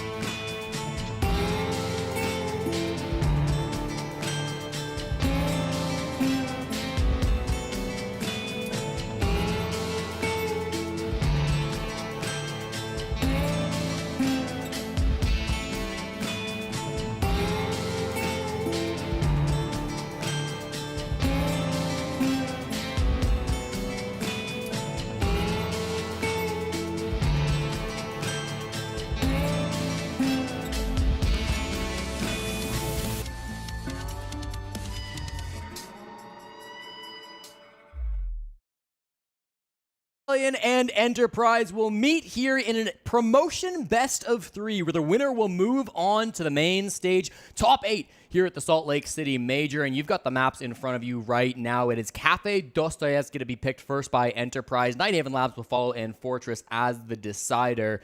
I want to touch a little bit here on Cafe as we get into this game, because it's one that Enterprise have been quite confident on since this season began. It's 2-0 over Team Anios and Man LFO down in the OCE regional kickoff. Shopify Rebellion have struggled, though, all season long on Cafe. They played it earlier this season up against M80 and DarkZero. They fell in both of those games. It's going to be a tough start for Shopify Rebellion, who are looking to make main stage for the first time in their organization's history here in Rainbow Six Siege, but it's only a best of 3. You don't have to win your opponent's pick. Nighthaven Labs comes next, and Fortress after that. So it seems like the players are ready to go with this matchup, so we'll kick it right off. Enterprise and Shopify Rebellion starting on Cafe. Our community vote comes through with exactly 69%, very nice, going over towards SR to win this matchup. Of course, they will be the favorites as the North Americans coming in against the APAC team. It has been a long and difficult few years for OS fans who have been waiting to see their team, one of their representatives, on the big stage. No team from OCE has made it in front of a crowd since SI 2020, when MAG led Fnatic to 6th place in Montreal. It has been so many years, over 6 at this point, since we've seen an OS team make it to the big stage. And with MAG now entering in as the coach for Enterprise, they will be hoping to run that back. The text chat, of course, already getting off to a good start. We didn't get much of it in our last matchup when we saw Virtus.pro meet up against G2. That was a bit of a quiet game coming through, but in this one, we will get active right away. Operator bans on Cafe. Very standard, of course, from these two teams. The Azami often followed up maybe a Mira, sometimes a Solus. We've seen Castle. There it is coming through, being banned out. So 2 operators that have been really strong at kind of closing out those long angles, stopping those windows from opening up, have just been removed off the board. And it's kind of going to allow things from SR to be a little bit more free. It's going to allow a little bit better window play to come through from this team. And we'll see how that comes through throughout this half. Of course, Ying and Blitz being banned by Enterprise. 2 of the favorite operators, of course, from Canadian, the primary shield player here on Shopify Rebellion. You know him, you love him, and you expect to see him on a lot of those operators. Maybe not as much as Nako, who, of course, we just casted for Virtus.pro. I touched on it a couple times in that last game, but he had far and away the highest shield percentage pick rate coming through at this event. Canadian, still 49% attacking rounds being played on one of our 3 primary shields. So expect that to come out depending on the site on Cafe, but for now, not going to be selected. We start on Reading Room as well. A bit of an odd site choice to see coming out. The top floor is always a point of contention coming through with Cafe, just because the top floor can be quite popular, but also quite unsuccessful for some of these teams. The win rate has really fallen off over the last couple of years, and we've seen both kitchen and the mid-floor sites find a lot more presence because of it. I love this Denari setup too, coming through from Bappin. You just see this maze inside of Bar, making it nearly impossible for the attackers to make their way in, whether it's through the skylight, whether it's in through the cigar drop. They will have multiple ways in, but none of them will be easy with these Denari setups as Enterprise begin this first defense and SR take the stage. What'd I miss? Nothing at all. Parker, just some op bans. Oh. Your favorite part of the broadcast. Truly, and I got to yap my heart out. I'm so glad that I missed it. I like the Thorn shotgun being brought. We have been seeing an incredible rise of this Irish operator, but so seldom do we see the M870 unless you are going to be playing a very tight angle, and I imagine that will be the play here for Enterprise as they use intel from the mirror windows, from the cams, and of course from the Pulse to give information. The Pulse also running a shotgun because of the Reaper MK2. Up. Well, I fear I spoke too soon about the Pulse. There goes Tuhan. There goes Cairo. A great entry for Rebellion. Canadian loses his head to the M870. Down goes Jigsaw. Rebellion in full control with 1:40 to go. Yeah, absolutely. Feeling very confident. Leaves just Bappin alone now in the 1v4. He will get Rex in to make it just the 1v3, but still 90 seconds to go in this half. SR have so much time to work with, and as the phone call rings, the position will begin to get... No! Get off the cam! Well, it didn't matter. It would have been our second nade kill in about 30 minutes, though, Parker. That would have been insane. For there to be 2 of them would be quite odd. Yeah, 1 is something, but not quite the final blow there in round number 1. SR clean on that top floor take. It was really a nice setup. We saw the Denari, we saw the Thorn, the Pulse, but SR were able to find really good ways into the building. They started off strong with some nice opening frags, and it really did just spiral from there. I mean, Shopify Rebellion have settled in quite nicely here, making small changes to the way that they deploy their players. I saw some actual conversation about it on both Twitter and Reddit. Yes, I do sometimes visit those websites, even though it is probably ill-advised for my mental health. But there were some really good points that were made about how Spoit, and this is something we've also mentioned on broadcast, Spoit is seeing harder opponents and is actually doing quite well in his deployment. Right. On particular maps and on particular sides, both Rexen and Surf are being given safer assignments and taking up those pseudo-support style of plays that Spoit had originally played. A good example of that, Spoit played an awful lot of Nomad across a wide variety of maps, but he's been playing more Deimos recently, he's been playing more Dokkaebi recently. Here we have him on Ace, and while you're accustomed to seeing hard breachers be more support ops, Ace is more of a fragging op than you'd think, so Spoit is still in a very strong position to get some kills here. As you can see, it was almost a team ace. Canadian, as is tradition, will not start off with a kill. It will probably take him some time to be involved in the cut and thrust, but ultimately, Rebellion don't need him to do a lot of that heavy lifting. Of course. And of course, in that previous round, it was perfectly on display. Well, we get a little bit of a roam clear starting off here from SR. They found the one player over towards red stairs, so they've got a bit of information to work with. This is not going to be a full top-down clear, Parker. A lot of it is starting horizontal on this bake side of things. Good smoke to try to get the Selma off in towards Bakery, but I think Brenda was able to spot that out and shoot the Selma off. More Selmas will come through. This is just going to deny that position, and no, in fact, it just gets opened up the first time, so they don't have to worry as much about this Bakery position any longer. Jigsaw has to back up. Tuhan has to pack up, and a lot of these players that wanted to be aggressive inside Bakery just can't do it anymore thanks to that one Selma thrown off by Spoit. Well, air jab is going to prevent them from rotating into Bakery. That will obviously be an issue that has to be dealt with here by these defenders. As Clash will pick up her shield yet again, and Tuhan will scoot ever so far back into this site. Selma's going off to give more opportunities for fragging and tomfoolery on the side of Rebellion as they set up, looking for a direct hit onto Bakery with some over clear at the moment. Jigsaw gets punished. It sounds like it was Rexen to get that kill, but it's always hard to tell. He'll get finished off. Rexen indeed credited with the kill, so he got the down, and he will inch up to the A-bomb door. Still top floor control for this Rebellion squad, but Enterprise is starting to assemble their own forces up there. Yeah, what is this retake of mid-floor, Parker? I don't know if we see this very often. They're just swarming Ambi, think it's just the sledge up above, but he hits the shots. Cairo goes down in another gunfight the whole time. Canadians planting too. It's all up to Bappin, who's also back up there. Diffuse Kit goes down. He'll get Tuhan back from the dead. These 2 remaining players will need to work together against this Rebellion squad. Canadian successful with the objective, and Spoit and Rexen will cover the staircases. Canadian involved in this post plan as well. He's still alive. He's got 1 smoke canister in pocket. He can use it to potentially funnel these defenders into their waiting arms, but with the clock being what it is, Jesse, I don't think that will be the case. Tuhan and Bappin now working their way through the peripheries of the bomb site, not really finding that much. There's Canadian on the board for 1. Bappin a bit of a delayed reaction. He gets Spoit. Rexen finds a kill again, and it's a 2-0 start for the North American squad. Some laughter, I think, after that round from Shopify Rebellion, Parker, and it comes back to the fact that that's just one of the most ridiculous cafe bottom floor defenses I've ever seen out of Enterprise. At around the 90-second mark, they send 3 different bodies to retake that mid-floor, and I see the logic in it too, right? Shopify Rebellion were not full clearing top. Usually on that site, you'll see a full top control, and you'll see maybe 5 bodies up on that second floor, but they had just put Ambi up there.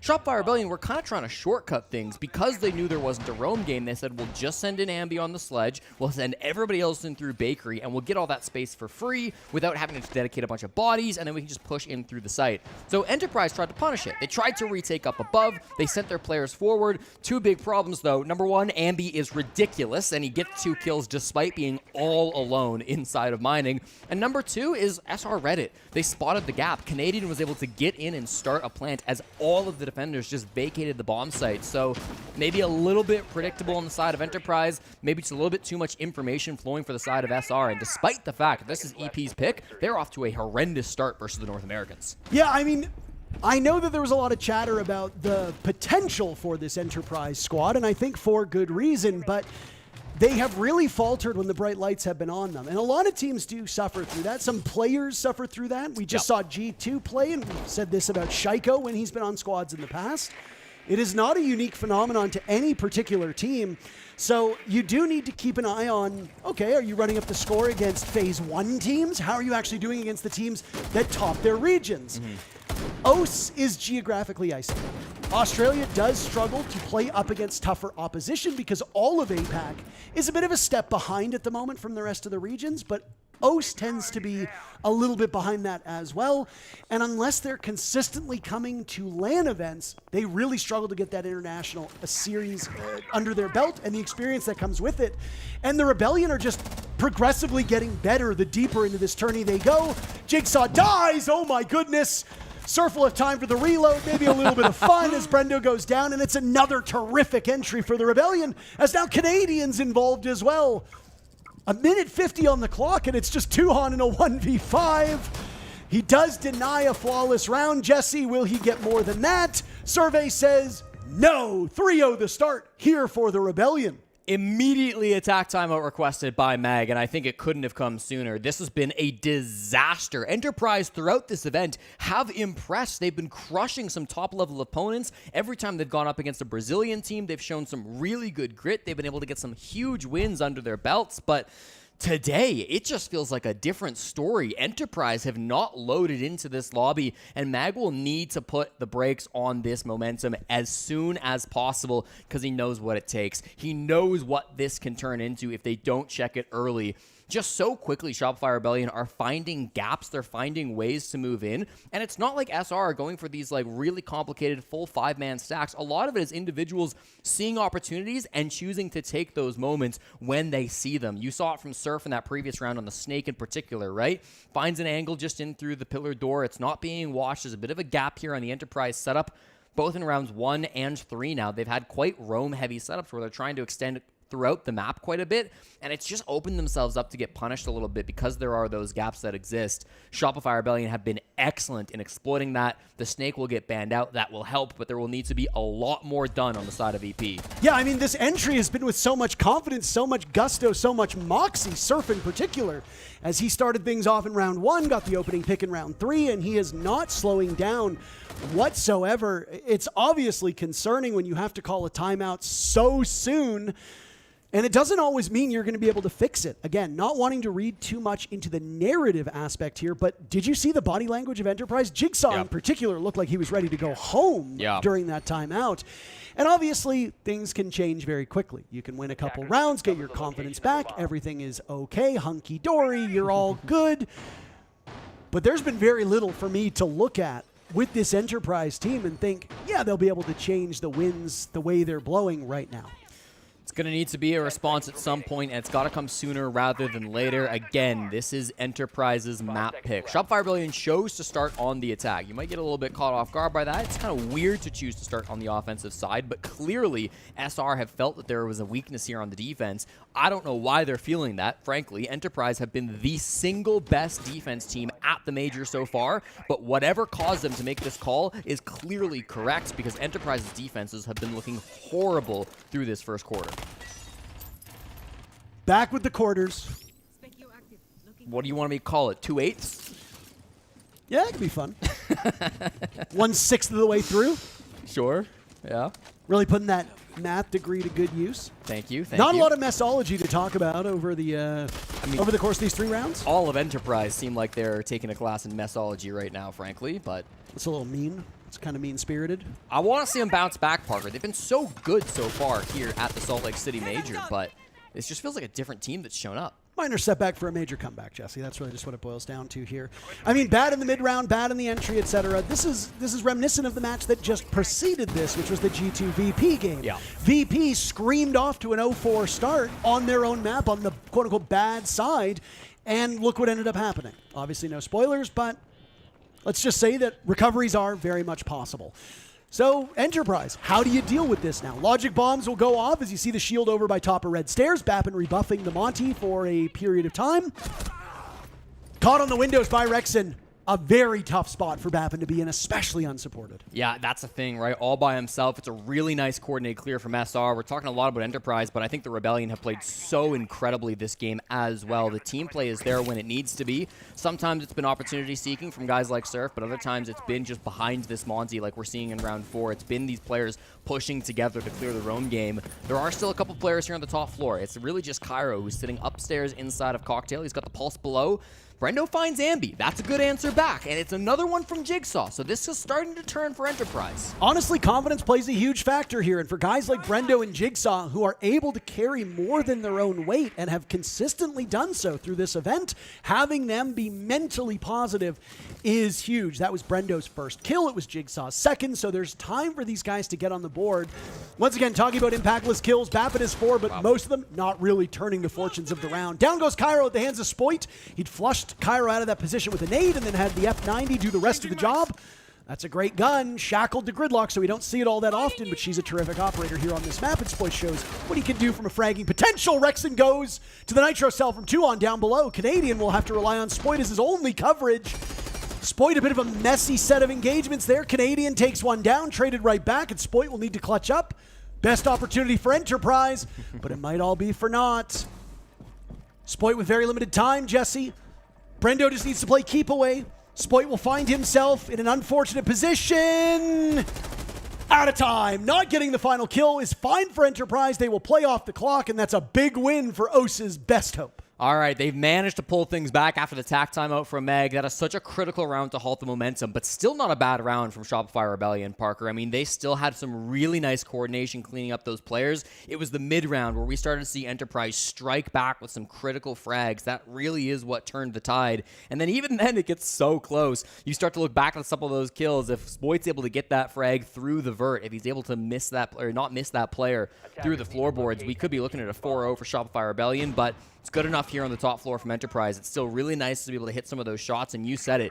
Guys like Jigsaw can carry more than their own weight. They can be so incredibly good in the right moments when they're confident with their own abilities, and we need some more of that coming through from Enterprise. You have strong individuals. You have really good moments as a team as well, but if you can put those pieces together, if you can combine the strong individuals inside of Enterprise with good team play, then this map is still far from over. Jesse, yes. The other day you said there's 2 halves to Siege. There sure are. Sometimes in 7-0s you barely have a second half. True. But that's not the case right here, right now. It was a very, very close round for Enterprise, so maybe a bit too close for comfort here. Rebellion still, I think, have the distinct edge on this half of the map. Yeah. Which, granted, we say this every time this unfolds in front of our eyes, this is Enterprise's map. They should lose the first half. That is typically how things work.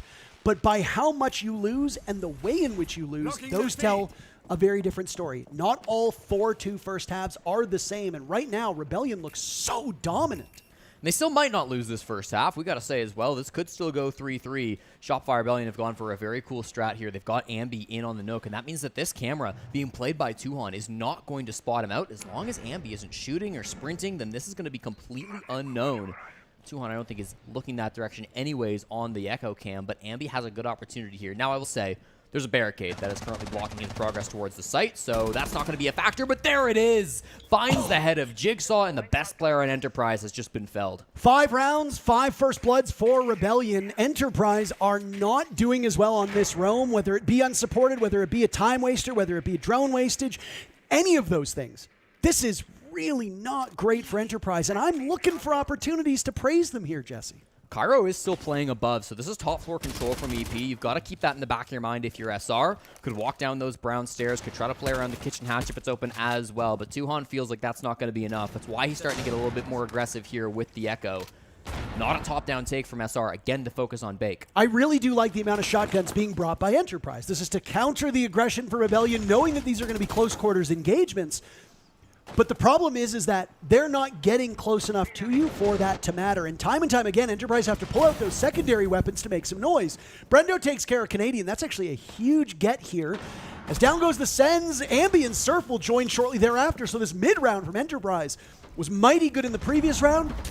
Those same players, that same gusto has shown up here as Tuhan exploits them, finds the backstab, grabs two, and Enterprise have suddenly narrowed this gap to putting the first half within reach. The Kiwi comes alive in round 4 again, Parker. This map far from over. The timeout from Mag clearly paying dividends for this APAC team up against the favorites from North America. Really nice defense coming through once again. Shopify Rebellion, they changed their attack. Don't get me wrong. It was not the exact same look as we saw back in round 2, but it was a similar style. They're still going horizontal. They're still just trying to take that control around the site rather than getting up above it. And there's a reason why that push is not so popular these days. It's because you really have to be able to win your fights when you're taking this space. It was a good kill from Ambi to start this round off, but then Tuhan inside of Kochek was just able to make some really nice moves. Canadian went down early on the Sens around that front door in Small Bake area. A couple players went down with them, and Tuhan absolutely did his best. 6-4 now. With a victory here today, he would be the first New Zealand-based player in history to play in front of a crowd at an official Ubisoft-sponsored event. S-tier event. First OS team to make main stage in 6 years. Good Lord. Yeah. Of course, we have Turdstyle, who's done some great things for New Zealand as well and has made main stage at EWC, but not quite the same as a Major Parker. I think most would agree to that. Turdster right now and his team fighting for their lives on the B stream as Los is going up against Weibo Gaming. We've still got a couple teams from the CNL and APAC from that side of the world competing. Obviously, you've got Enterprise here. All Gamers will be in action later today over on the B stream as well. And then you've got Weibo Gaming playing right now. So if this isn't really quite your forte, not that we want to shove you into the open arms of Ace and Dez because they're British and we know. As Canadians, we get to joke about the Commonwealth all the time. But if you do want to see what's going on in Los and Weibo, they are still in action. That has been a very long 3-map series. I don't know what's going on in map number 3, and of course, we don't want to spoil anything ahead of time, but I'm sure it's been an electric affair. Just simply because we had our own best of 3 and it's already over and we've moved on to our second series. Since banning the Snake, SR have not been able to find the same opportunities, and once more, Jigsaw will be able to get that first frag onto Canadian, actually playing down below the bomb site. Will take down the shield as Canadian tries to enter in through the building. Logic bombs come out, but that just prompts a jump. Sure, it's traded with the Claymore, but that's huge value from the Oryx. That's massive. Logic bombs go off. Deimos tracks as well. A bevy of information for Rebellion still at their disposal. Down goes Ambi. Surf will now try his luck as he's got a cross. Walls blowing up in front of his very eyes. Bappin with 2 kills. There goes Rexon. Enterprise stitching 3 together. They will survive the first half at the same scoreline as the Rebellion. What a comeback it was for these folks.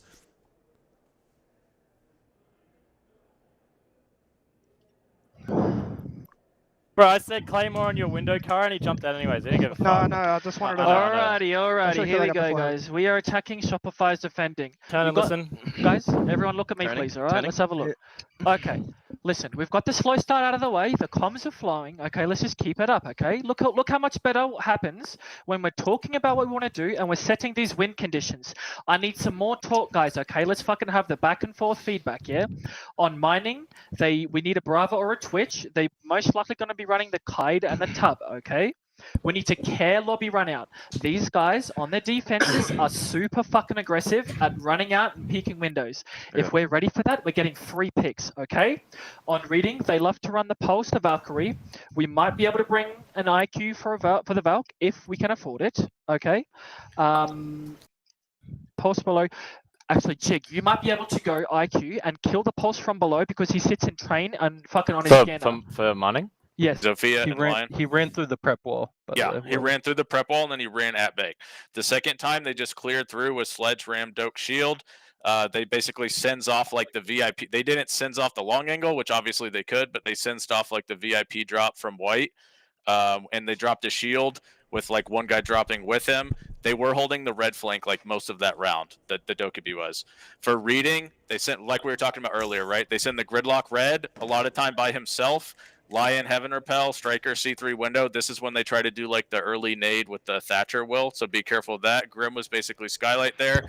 After, they just try to clear through and finish reading door. Second time, they had a guy sitting Mining Balk, Sledge and Habana drop red and walk CS. Doke was again in the basement, and Grim was just Snowbalk by himself, so expect a lot of Grim against these guys. Once again, for reading, they cleared through and they try to finish reading door. Monty Snake, right? Yeah. Yep. For mine. Calling for the Monty Snake ban to start things off here in the ban phase, and it was really the Snake that was so important for Shopify Rebellion to find those early gaps and those early entries on Cafe. Surf was excellent on the Snake through these first 3 rounds, and it was a very good ban to come out from Enterprise to take that off the board halfway through. It'll be important that SR can remove it earlier here in this matchup. The Mira banned out as well. I will say it's a little surprising to see SR fall off so quickly, so dramatically after just losing that one operator. Surf in particular has been so versatile so far here at the Salt Lake City Major. He's played 39 different operators, more than any other player here at the Major that's across both attack and defense. But when he needs to jump on the most powerful intel operator in Siege, he clearly has quite a strong impact. So really good to see that coming out from him. Maybe a bit of an issue, something stinky going on inside the Enterprise camp. Not exactly sure how that one's going to go, but looks like it's all cleared up. Not a long-standing problem, so we'll ban out the Snake on the side of SR, and whatever the second ban comes through from Enterprise as well should be the Azami if we're playing Standard.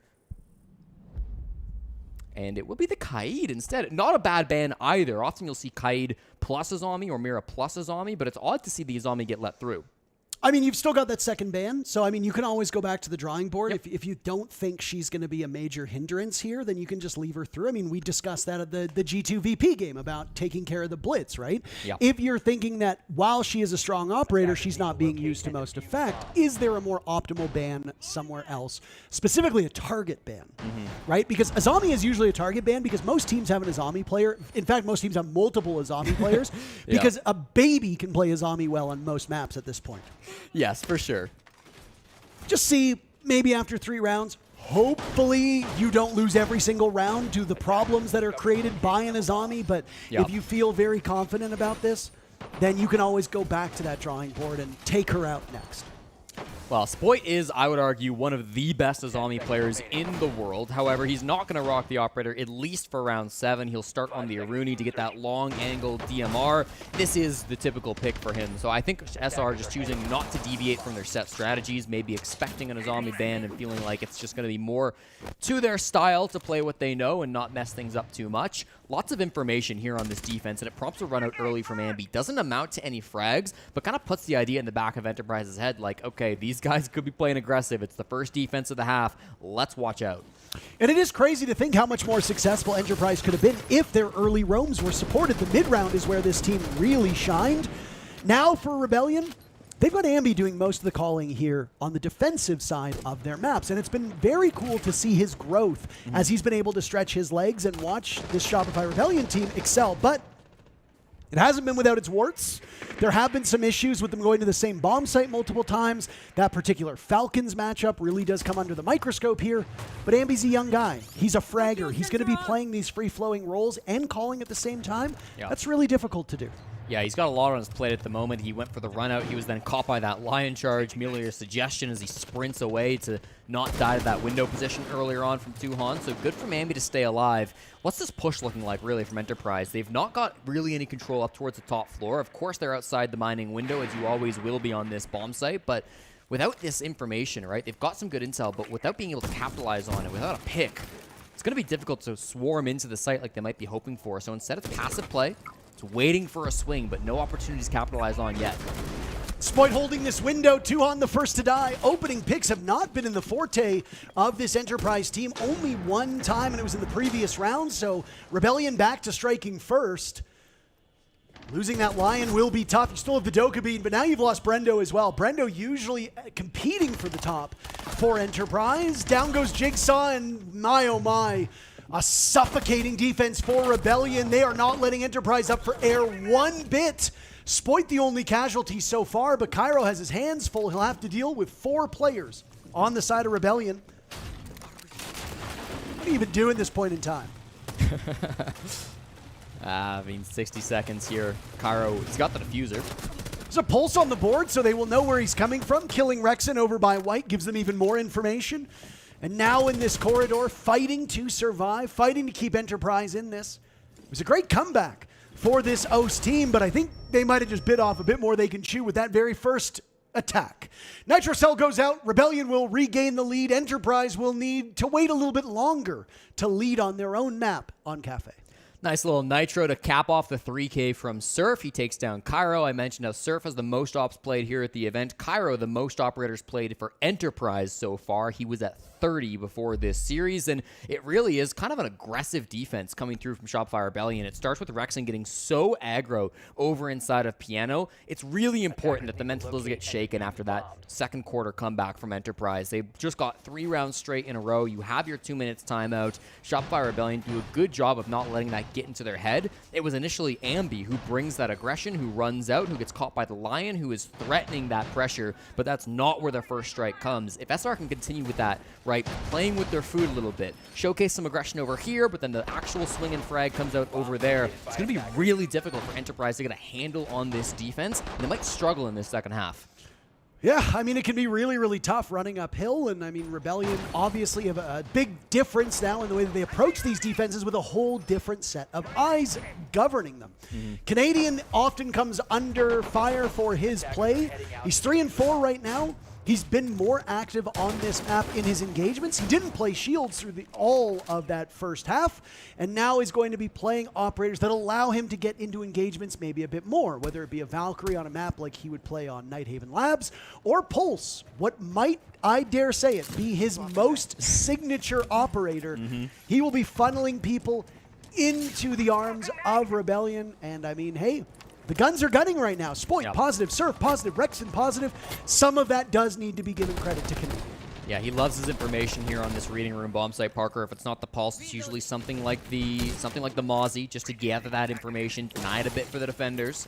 Outside the windows still remains Enterprise. They want to be able to work one of these picks before they get in towards the building. They, again, didn't ban the Azami, which makes you think maybe they aren't going to be outside as much, but it's not being played, so the opportunities are there. Bappin, outside the mining window, does find the first frag through one of those outer positions, and it's Canadian, the captain, to go down. Tuon's looking for another, and he'll get it. As Enterprise will find yet another kill. I believe technically Bappin got that very first pick, if memory serves correctly. And with you losing Canadian, there's a difference again between active and passive gadgetry. If you're Pulse, you gotta stay alive. That's really the name of the game. Play a safe position, usually isolated or protected by reinforcements, maybe other gadgetry.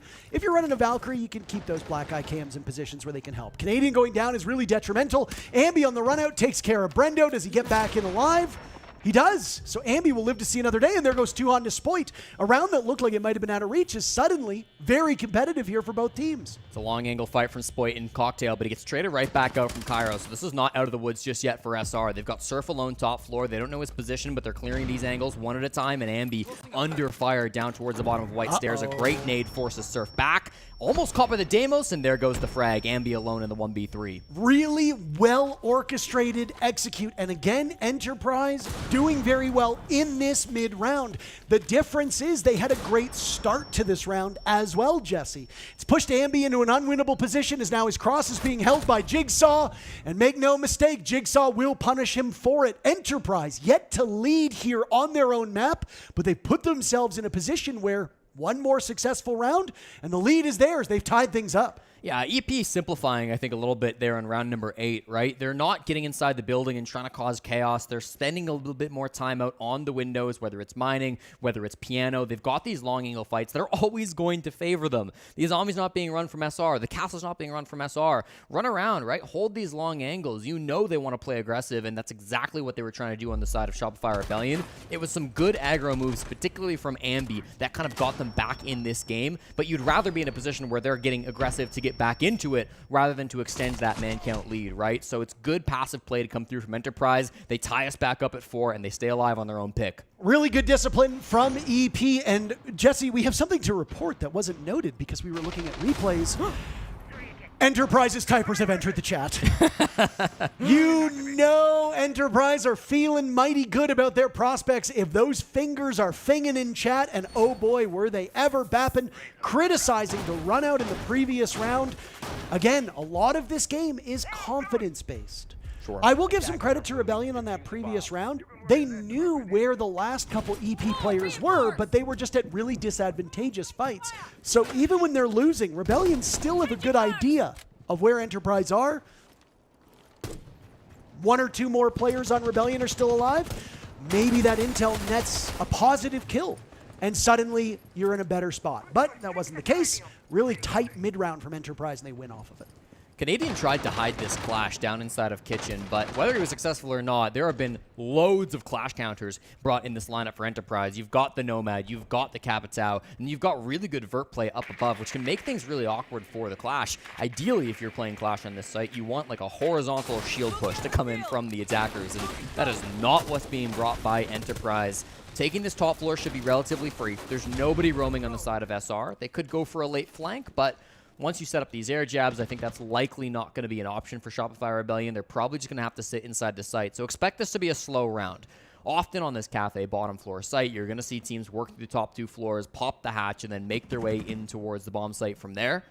They've brought just 2 can openers from Cairo, so if something crazy goes down and he dies before getting the freezer hatch, that could be a disaster.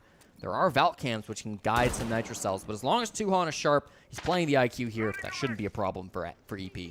Relatively slow entry for Enterprise right now, and with the way that Rebellion have been working on both attack and now also on defense, you don't necessarily want to put yourself in a position where you get picked off early. Enterprise, though, have been able to scrounge out a couple victories, even though they've lost that first player. Again, crediting this mid-round for the team. If you can recover really gracefully after surrendering that first pick, that really does speak to some good cohesion and structure on the team. And I mean, you said it, last time an OS team played on main stage 6 years ago. Who was on that team, Jesse? It was Mag. And what is he now? Coaching EP. And he knows, he's very prepared. We've learned an awful lot about the prep work from this team in these midpoint timeouts that we've listened to. Well, they've got a great drone here. Look at this, right on the back of Ambi. Usually the Valkyrie's got info on her side, but this time it's favoring the attackers. Tuhan doesn't want to get over-eager with this. They still need to get that hatch open. Looks like it just got popped by Cairo, so that's going to be an angle that they have open to drop in for the kit. Clearing VIP is critical. Whether you smoke this guy off or get the kill, you cannot drop this hatch safely until he's taken care of. And Ambi is under fire. Nades going off in front of him. They're throwing everything but the kitchen sink in his direction, and he's exchanged some words as well. Bullets go out. Nitro Cell will go try to buy time. Cairo getting the defuse kit down. Nope. Canadian to the rescue, and he might have another on the sledge. The old dog doesn't need to be taught new tricks. He knows this map. He knows this play. A multiplayer stack up over towards Freezer. Reflexes maybe a bit too slow for that one. Brendo outduels him. Ambi with the Deeg. Rexon on the board. Frozen out inside of this part of the map, and there's no time left for recovery. Enterprise will need to wait yet again for this lead. They have tied or trailed as Rebellion continue to win these scrappy affairs. They say a shield is Canadian's best friend, but he just abandoned it in that round, Parker. Left the clash shield down towards the bottom of red, said, I'm going to bring out this SMG and stop the plant all by myself. It was brilliantly played by Enterprise to get past Ambi on that Valkyrie. They had the drone perfectly. They smoked him out. The C4 didn't land. I mean, everything to the VIP player was perfectly executed. The only problem is there was another guy in the site, and that was Troy. Really big moves from Canadian to recognize what that push was trying to do. Understand that he wasn't going to accomplish much on the clash. Usually the clash is finding a lot of value, maybe if there's a bakery push, because you can play those horizontal angles to stop you from coming in. But as long as you're just focused on the horizontal, you just can't do a lot when Enterprise go for that top-down take. So what does he do? He leaves the shield bottom brown. He says, I don't need it, and he stops that plant from going down. If he can't make that play, the plant goes down 5v5. I think Enterprise win that round, but the captain of Shopify Rebellion really stands tall in round number 9. Cafe is a map that, and I know, look, you the viewer, you probably hate me saying this, but I am good friends with Troy. But I am happy to call a spade a spade. He is very critical of my casting. He had some choice words for some things I've said about Shopify Rebellion in the past. That's just the way it goes. But I did talk about Troy after that fateful kickoff game where I think he got 0 kills when Ambi had that life game. Right. And Troy literally did come over to my house for dinner a couple days later, and I said, what happened there? And he just said very flatly, he's like, I really shouldn't be getting kills on Cafe. Ambi should be getting those kills, and Surf should be getting those kills. It's abundantly clear that Spoit has picked up some of those spots as well, but to his credit, Canadian now has 4 frags, and I do hope the naysayers are maybe saying nay a little bit less, because it's undeniable. The way that he is using this team and the way that he's playing and the way that his teammates are playing. Things are going pretty well for this Rebellion team, and I mean, the numbers don't lie. Right now, everybody's having a pretty decent game at the moment. Many of the naysayers in this matchup, of course, will be the Australians playing against Canadian, and they don't say nay, they say nar. Oh, no. We lost the round. Sorry for that one. I had to. You had to, didn't I appreciate it. You set me up so well. A Rooney banned out by Enterprise. This was Spoit's operator last time they came around to mining and dining. He swaps over to the castle. Again, not choosing to play his most common operator of Azami in this position.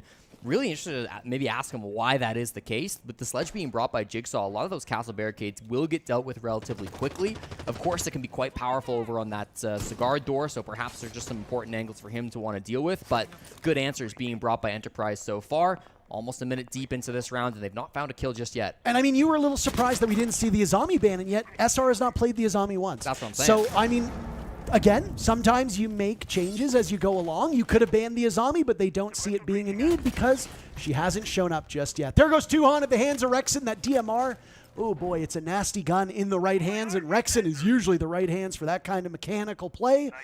Enterprise really struggling in the opening moments of every round, attack or defense. Well, this castle barricade actually on the back bar door is going to make things very safe from the skylight, which is one thing, but Spoit still goes down. No DMR to hold things down. Instead, Rexons will have to sing 2 frags in this round as his teammates start to fall around him, but that is okay. Man advantage SR. Rexon right now in Freezer, man, chill. What are you doing here? He's playing the Zoto canisters. This guy's cold all across the board. They're looking to close on in, but Rexon is just destroying them. A 3rd target now for him. Jesse, you and I yet to cast an ace. We're not going to do it. I got to stop saying stuff like that. Rexon taken care of as Brendo goes for the swing onto Freezer. Advantage still for Rebellion with lots of time left. Enterprise might be in a bit of trouble here. Yeah, Surf is still top white too. Like, this is not a complete fall off from the roam game. Surf is very aggressive up towards this top floor. They seemingly don't know either, so it's free right onto Brendo. They thought it was clear, but not the case. Bappin 1v3. Jesse, would you say it's free real estate? It's free at this point. Oh, I don't think you've seen the video. We simply have to show you the video. He doesn't know ball chat. He doesn't. It's ball knowledge of Tim and Eric. It's just, it needs to get up there. Bappin right now, I do fear might be prolonging the inevitable just a little bit. No case control. He's still got some track stingers in pocket, but they're not going to really have much use here. He had a good read on Surf, but I mean, you're at the disadvantage at that point in time. Great round for the Rebellion. 1 away from sniping Enterprise's map. And it again comes back off those really important kills from Rexon. Richie Coronado, genuinely one of the most consistent players that I have been able to cast over the last 5 or 6 years. He's been on this team for over 5 years now, if you include that Sonics core that became Shopify Rebellion. And you go back through his stats, he has almost never gone negative in that time here on SR. He's not always the flashiest guy in the game, right? When Spoit's hitting multi-kills, when Ambi's hitting multi-kills, when Surf's getting crazy clutches, Rexon often isn't talked about, but he is so consistent for the last few years on this team that it's no wonder how he's kept his spot and how he's been able to make such big moments happen with Shopify Rebellion throughout some big games in the past. That's probably his best round of the tournament so far. He sits 12-7, the kill leader inside this lobby.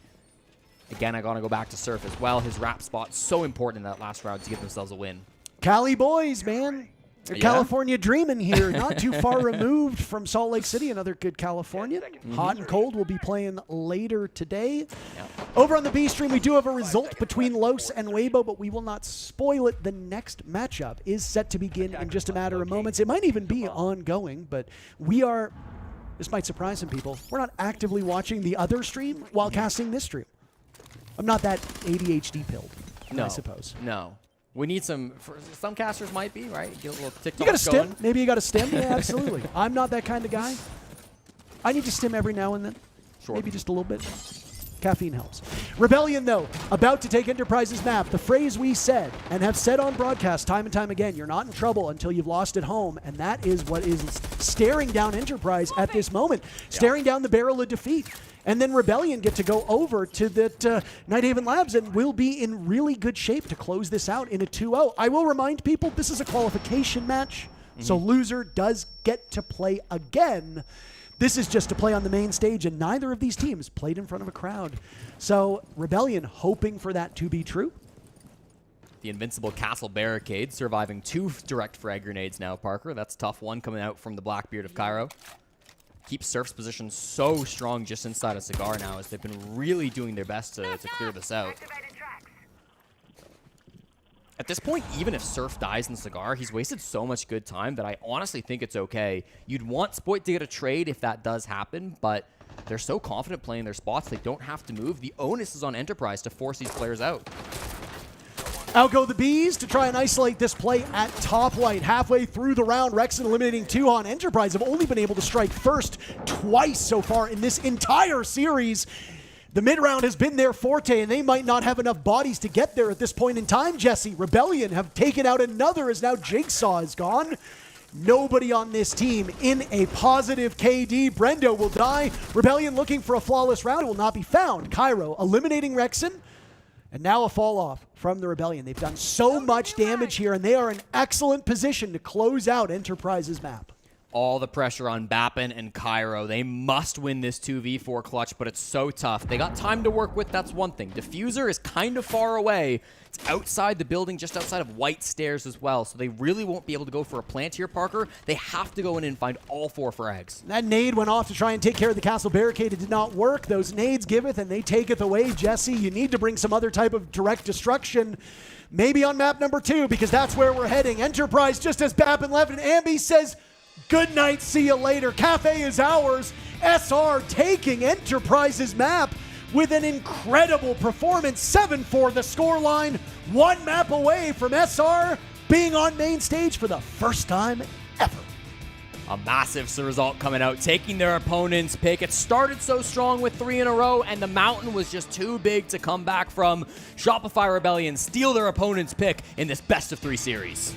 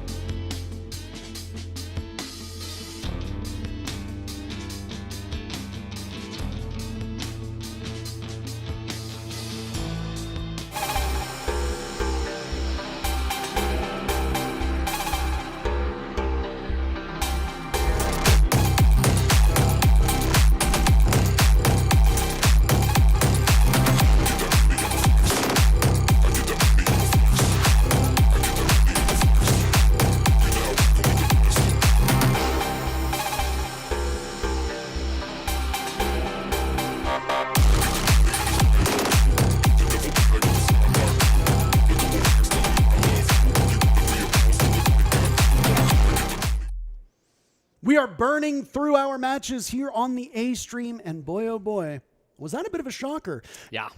Enterprise, Shopify Rebellion said, this is your map. This is my map. And now Shopify Rebellion is up 1-0, and they are a single map away from the first time that they would play in front of a crowd since their inception. Yeah, exactly. Shopify Rebellion have yet to make it to that big main stage that they've been hoping for. Of course, under old organizations, they've hit that high water mark, but not here since representing the Lime Green. So going to be really excited to see if they can close things down on Nighthaven Labs. This will be their map pick as well. Enterprise choosing to start on the defense as expected, so they will have to be able to rack up the rounds early. Otherwise, SR could be off to a strong game. And you, the people, think that SR is going to walk away with this. So far, you've been pretty correct with your social predictions. Don't forget to get your predictions in and spam the chat with !charm. It does increase your ability to get those drops. Let's see, will SR close this one out 2-0? Will Enterprise fight back and stay in contention to make it to main stage? A reminder, the loser is still in this event. They will play tomorrow in a best of 3 to see if they go home or go to the main stage. So the stakes are high, but it's not dire. No. Enterprise or Shopify Rebellion will have at least one more chance. 20% community vote is not bad if you're Enterprise. They've come back from worse than that. And of course, just yesterday, a huge upset victory beating the Falcons 8-6 in a best of 1 on this very map. So we know that Enterprise can be exceptional playing here, but it's also a lot of footage that Super and the rest of the squad on SR will have been reviewing over the last 24 hours. So hopefully they've had some time to change up their strats just a bit. Shopify Rebellion 2-0 this season, beating both 1 of 30 and Edward Gaming. So both teams quite familiar with this map. Both teams quite good at this map, but maybe a bit of an information edge favoring the North American team. They will ban electricity off the walls, of course, as we come to expect from the very Hardbridge-focused map of Nighthaven Labs, and then Ying and Ace removed by Enterprise. Unfortunately, longtime haters of Nikola Tesla and... what was the guy's name? Oh, Thomas Edison, the guy who stole all of it from Nikola Tesla. Don't know if I'm allowed to say that because Edison is American, of course, and we are in America, so obviously just a small joke here. But yeah, I mean, no electrification means that getting open those walls will be relatively easy. Not that teams usually struggle with that. Even if Bandit, it depends on the team. Okay, hold on.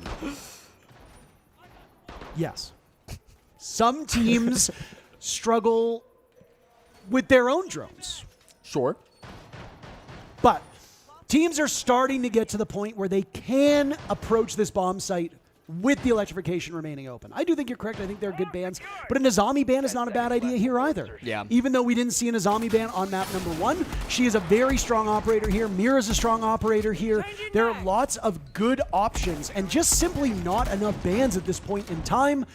And again, as we said about the Azami all the way back on the first map, you can always ban after 3 rounds. Yeah, Mira, of course, a common ban on this bomb site as well. Not necessarily even because the windows can be so good to help gunfights, but just because it is another wall denial operator.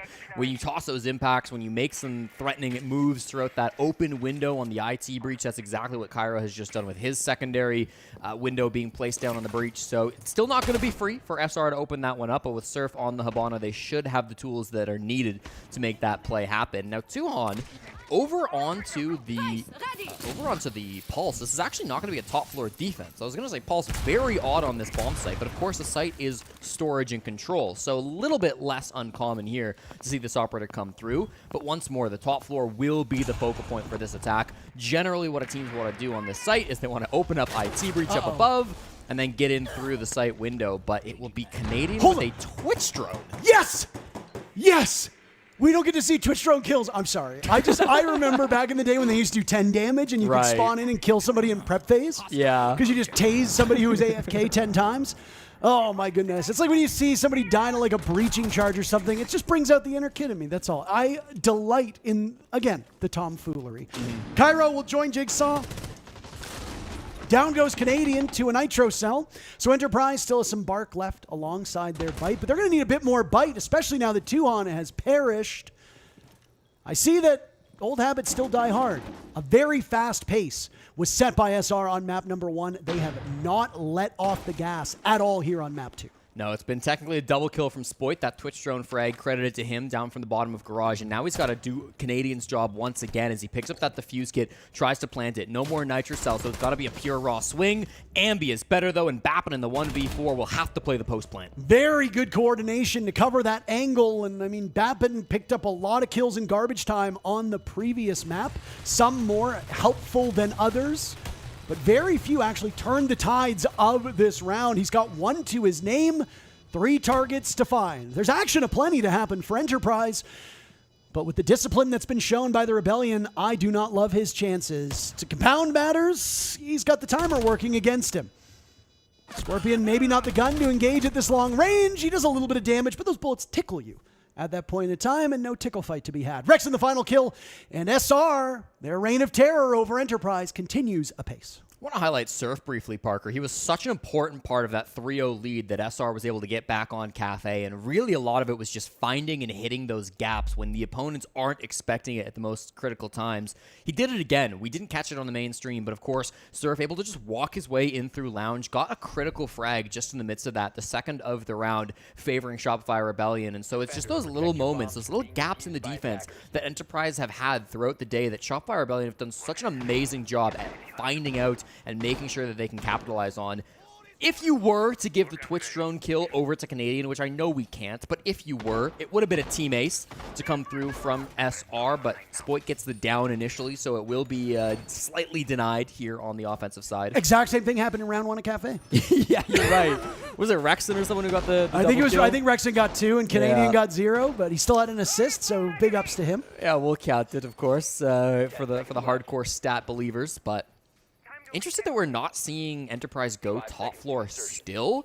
There are some sites where, like, the first site you play is kind of up in the air. Like, Cafe, you can really go anywhere first site. Chalet, we see teams mix things up for the first site. But Nighthaven Labs, I mean, the top floor is just thought to be so much better than either of the other sites that you see.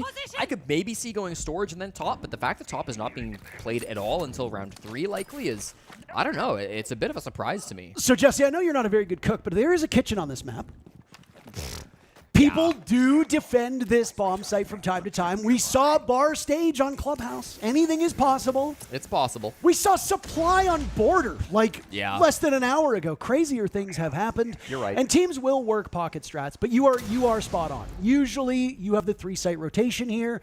Teams, depending on familiarity, might go over to Kitchen if it's a Hail Mary pass or they feel they are really experienced on it, but typically that bomb site does not show up more than maybe twice an event. Some teams like it, but again, like they usually favor it over this basement site. This bottom floor bomb site has kind of been, it's been really falling out of favor. I mean, there's been a lot of talk on Twitter about this bottom floor site. I know Grant's, the former analyst, has talked a lot about its win rate and how it's not really finding much success these days. Jigsaw finding some success, though. His first kill of the map will find Rexon on the Thermite. He had done most of his job already, but that's still a big pick to come through from the Ella. He's looking for another. So now there's some calm as that logic bomb finally falls off. Chalet kind of went through that same rotation. Hey, the bottom floor bomb site on Chalet was really popular for quite some time. And now you see teams avoid it like the plague. Enterprise at the halfway point. Just waiting out this Deimos mark. Spoit. Spoit has been the lightning rod for this team, and my God, I don't even think Bappin saw that. Yeah, I mean, you've got the Deimos track on you. You clearly know this if you're Bappin. You're going to go for the 1v1 versus Spoit of all people? I don't know. That's a tough fight to take for Enterprise. Spoit far and away have the most kills at this event, but it is worth noting SR has played something like 20 more rounds than the next closest team. So it's one of those things where you're just going to pick up kills based on the amount you play. All right, it's going to be one of those types of days, isn't it? It's one of these games. It's just a bunch of youngsters that just... They're on. They're on. It's, there were some things I could say, but I'm not going to say them because I don't want to seem offensive. But yeah, they're insane. And now you got Spoit lined up for a potential other kill. That one evades him. Oh my goodness, he could have got Jigsaw there. Surf will get it instead. Down goes Spoit. Ambi trades it back. Rebellion not slowing down at all.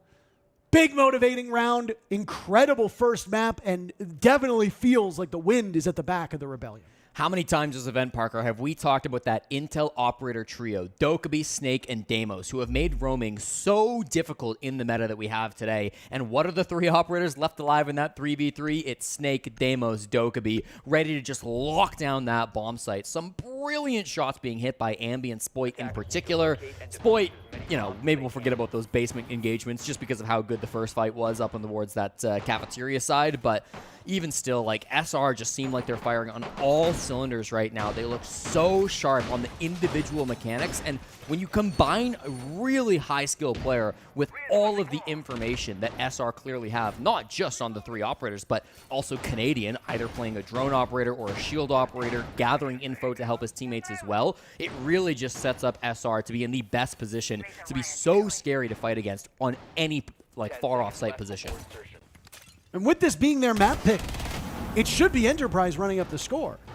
And yet, they have looked listless. I will say, just from the eye test, Enterprise do look better and more comfortable here than they did on Cafe.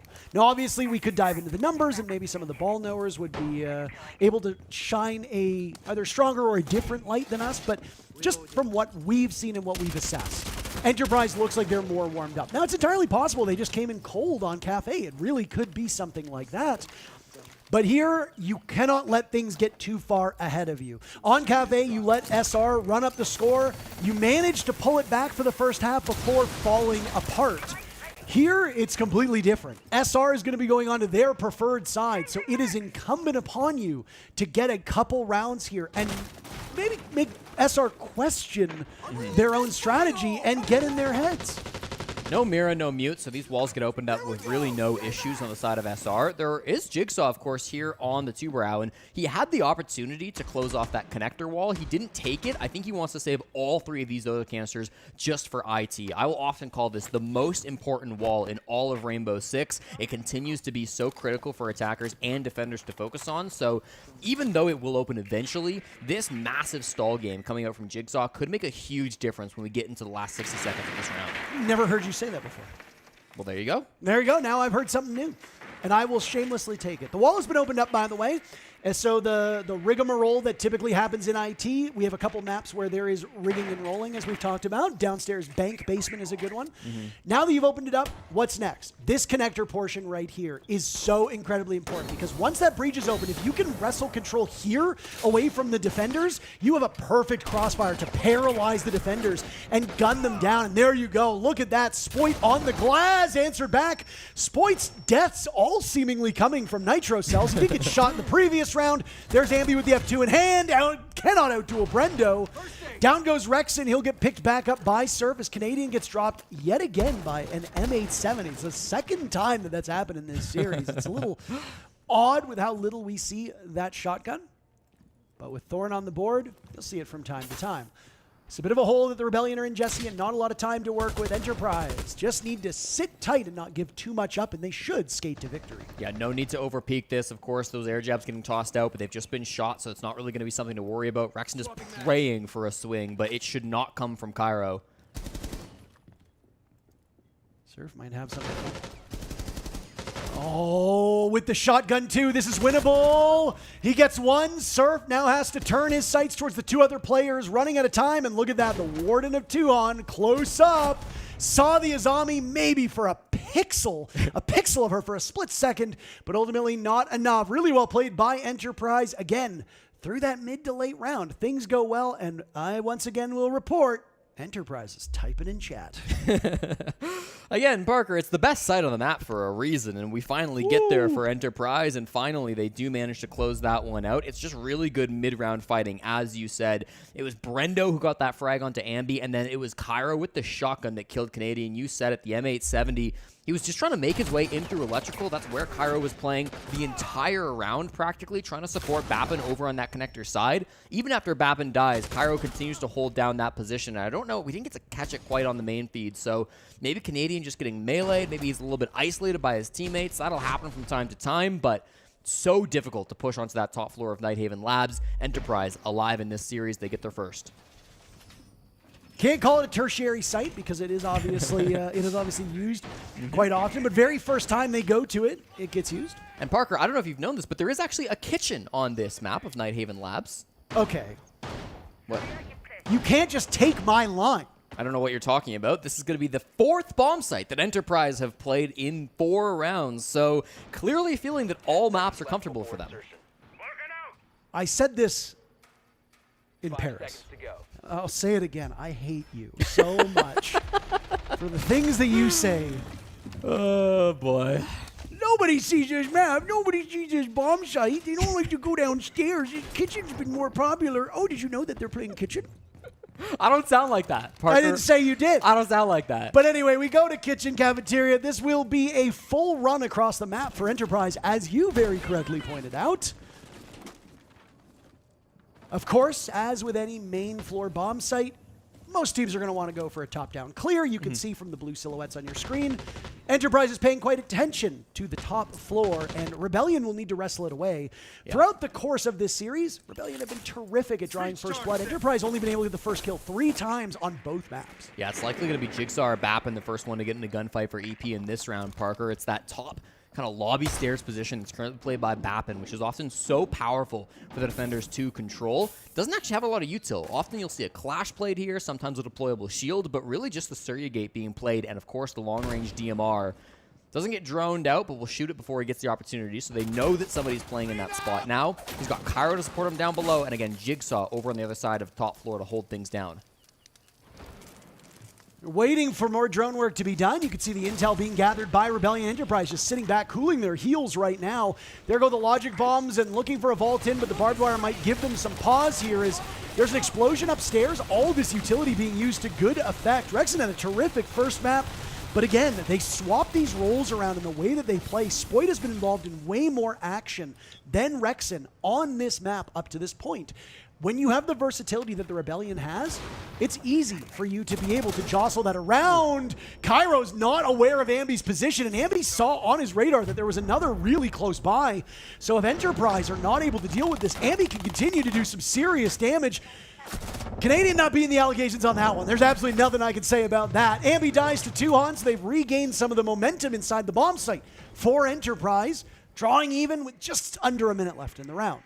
He's almost 30, cut him some slack. We'll get back on the drones now in the 4v4 and hopefully try to get some info for his fraggers to get these kills. They've got lobby control under their grasp, and of course the top floor has been conceded as well, as Jigsaw fell off that not long ago. So 4v4 with the execute, the freezer hatch gets opened up here by Surf, and these angles will start to get even tougher for Enterprise. All of this utility by Rebellion has found a place on this map. Very high value. You know Canadian likes his utility-based systems. Enterprise, hard to tell what their utility is doing right now because Shopify have been in pursuit of this for so long. Rexen probably shouldn't have won that engagement, but he does anyway. Back to a 3v3 we go, but dying moments of the round, Messology in front of our very eyes. Tuhon clearing out the server all on his lonesome. Jigsaw hoping for an opening. He will find it, but lose the duel. Brendo and Tuhon last alive. There's Brendo to the rescue. Surf won't get it done. A 4K from Tuhon, and a huge round as Enterprise ties things up. Tuhon, just such strong anchor play, Parker. They can't seem to beat him in these gunfights, and that's so important when this is a little bit of a chaotic final push coming out from Shopify Rebellion. They got the top floor under their control. They even stopped the flank. It really wasn't the early game that was the issue. It was getting that execute in from bottom lobby. Canadian tried to get in, maybe try to get some kind of a plant going. Eventually, Spoit had to recover the kit and go for it himself. I thought Spoit played that really well, but in the end, you can only do so much when the trades are coming out from Enterprise. It was really nice defense coming out from the guys on EP. And they tied this game 2-2 apiece. I hate to keep saying it because nobody likes a broken record. You want a wholly intact record. But guess what? Mid to late round for Enterprise, oh so good. And it's hard for people to gauge, is this because maybe Rebellion fall apart in the mid round? I don't think that's the case at all. We complimented Rebellion for how they were using their gadgetry. But what did Enterprise do? All of that ceiling above their heads taken out by the Ram boogie drones. Guess what? They reposition and they hold new angles. Enterprise respond to that. They'd set up Valk cams into positions where Rebellion only found them towards the end. Yeah, sure, Surf found one early on, but some of the intel really important for the mid-round. Enterprise's big struggle is matching up against the fragging power in the first bit of action.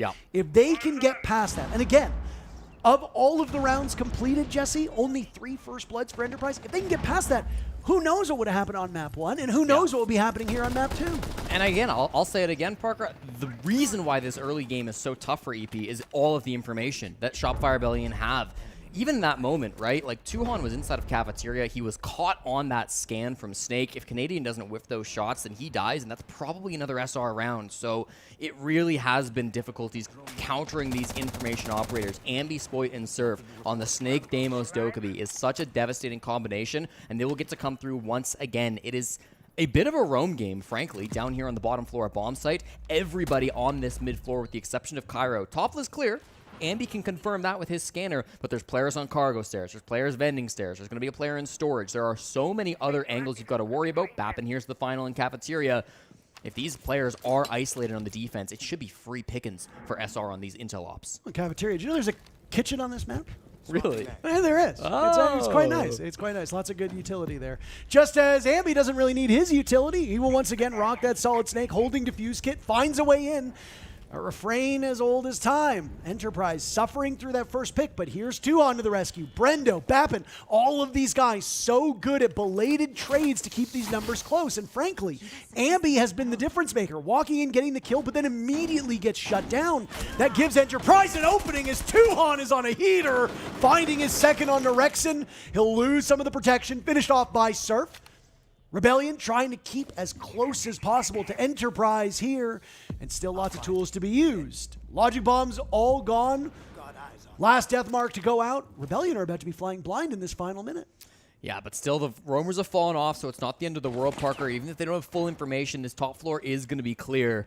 Tuhan has kept Enterprise alive in this game. They're feeling confident with their current position. Now you can start to work the vert a little bit. You lost Ambi and Rexen. There's really not a lot of soft breach there, so you didn't just bring a lot of soft breach in general.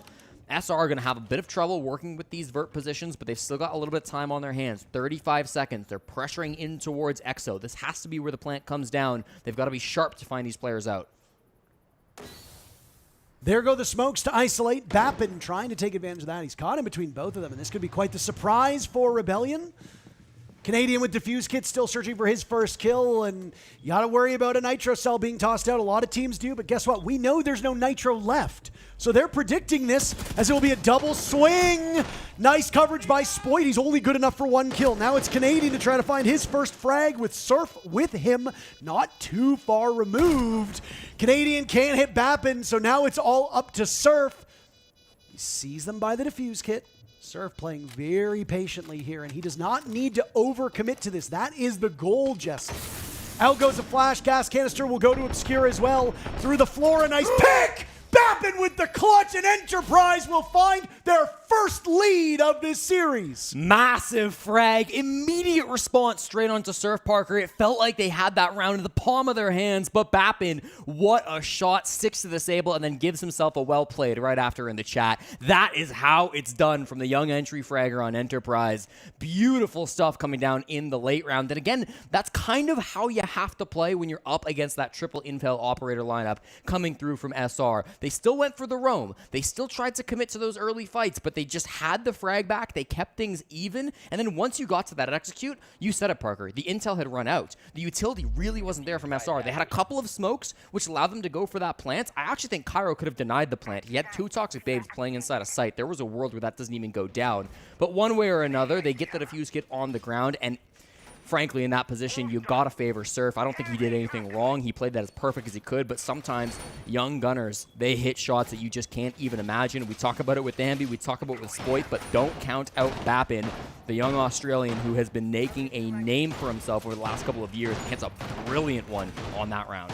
Yeah, it's been an incredible run here for Bappin and Tuhan. They're not usually the guys that are towards the top of the scoreboard, but they are making their presence felt. And while, again, they might not be your flashy fraggers, they are making up for Jigsaw and Brendo simply getting outmaneuvered by the Rebellion. Jigsaw and Brendo are great players, and they consistently rise to the occasion, but there is a time where your best gunners are simply not as good as your opponent's best gunners. So in that collision course, do you take Ambi over Jigsaw? So far, you'd be crazy not to. Yep. That leaves it all on the support and those auxiliary players. And Tuhan and Bappin have been terrors. That Rebellion on Cafe and now here on Nighthaven Labs, a lot of times just don't have an answer for. Tuhon entered this game as the only player for Enterprise without a positive KD. Every other player was positive. Tuhon enters this matchup 41 and 44, so -3 coming into this game. He will far surpass that, of course, in this game, make up for it and go positive, but... To your number, he is +1 right now. Okay, so he's not made up for it. He's not quite, but Cafe was really bad from a kills department for these guys. So at the present time, across both maps, Tuhon is 14 and 13, but that's the best on Enterprise. Now, again, a lot of that really falls on how detrimental Cafe was. Enterprise have almost matched their kill or their round total, and we've still got half the game to go. So again, passes the eye test, and the numbers back it up. Enterprise are getting more comfortable and settling in more.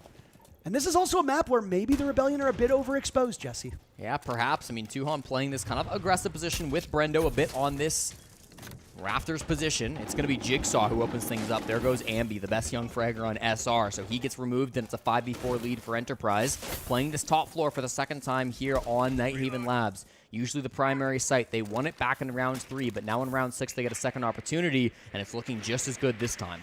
Yeah, I mean, Ambi usually gets a kill, dies immediately. That's been the way it goes. There's been a couple rounds where he's picked up a 2-piece. As you can see from his scoreline, he's not just getting traded out.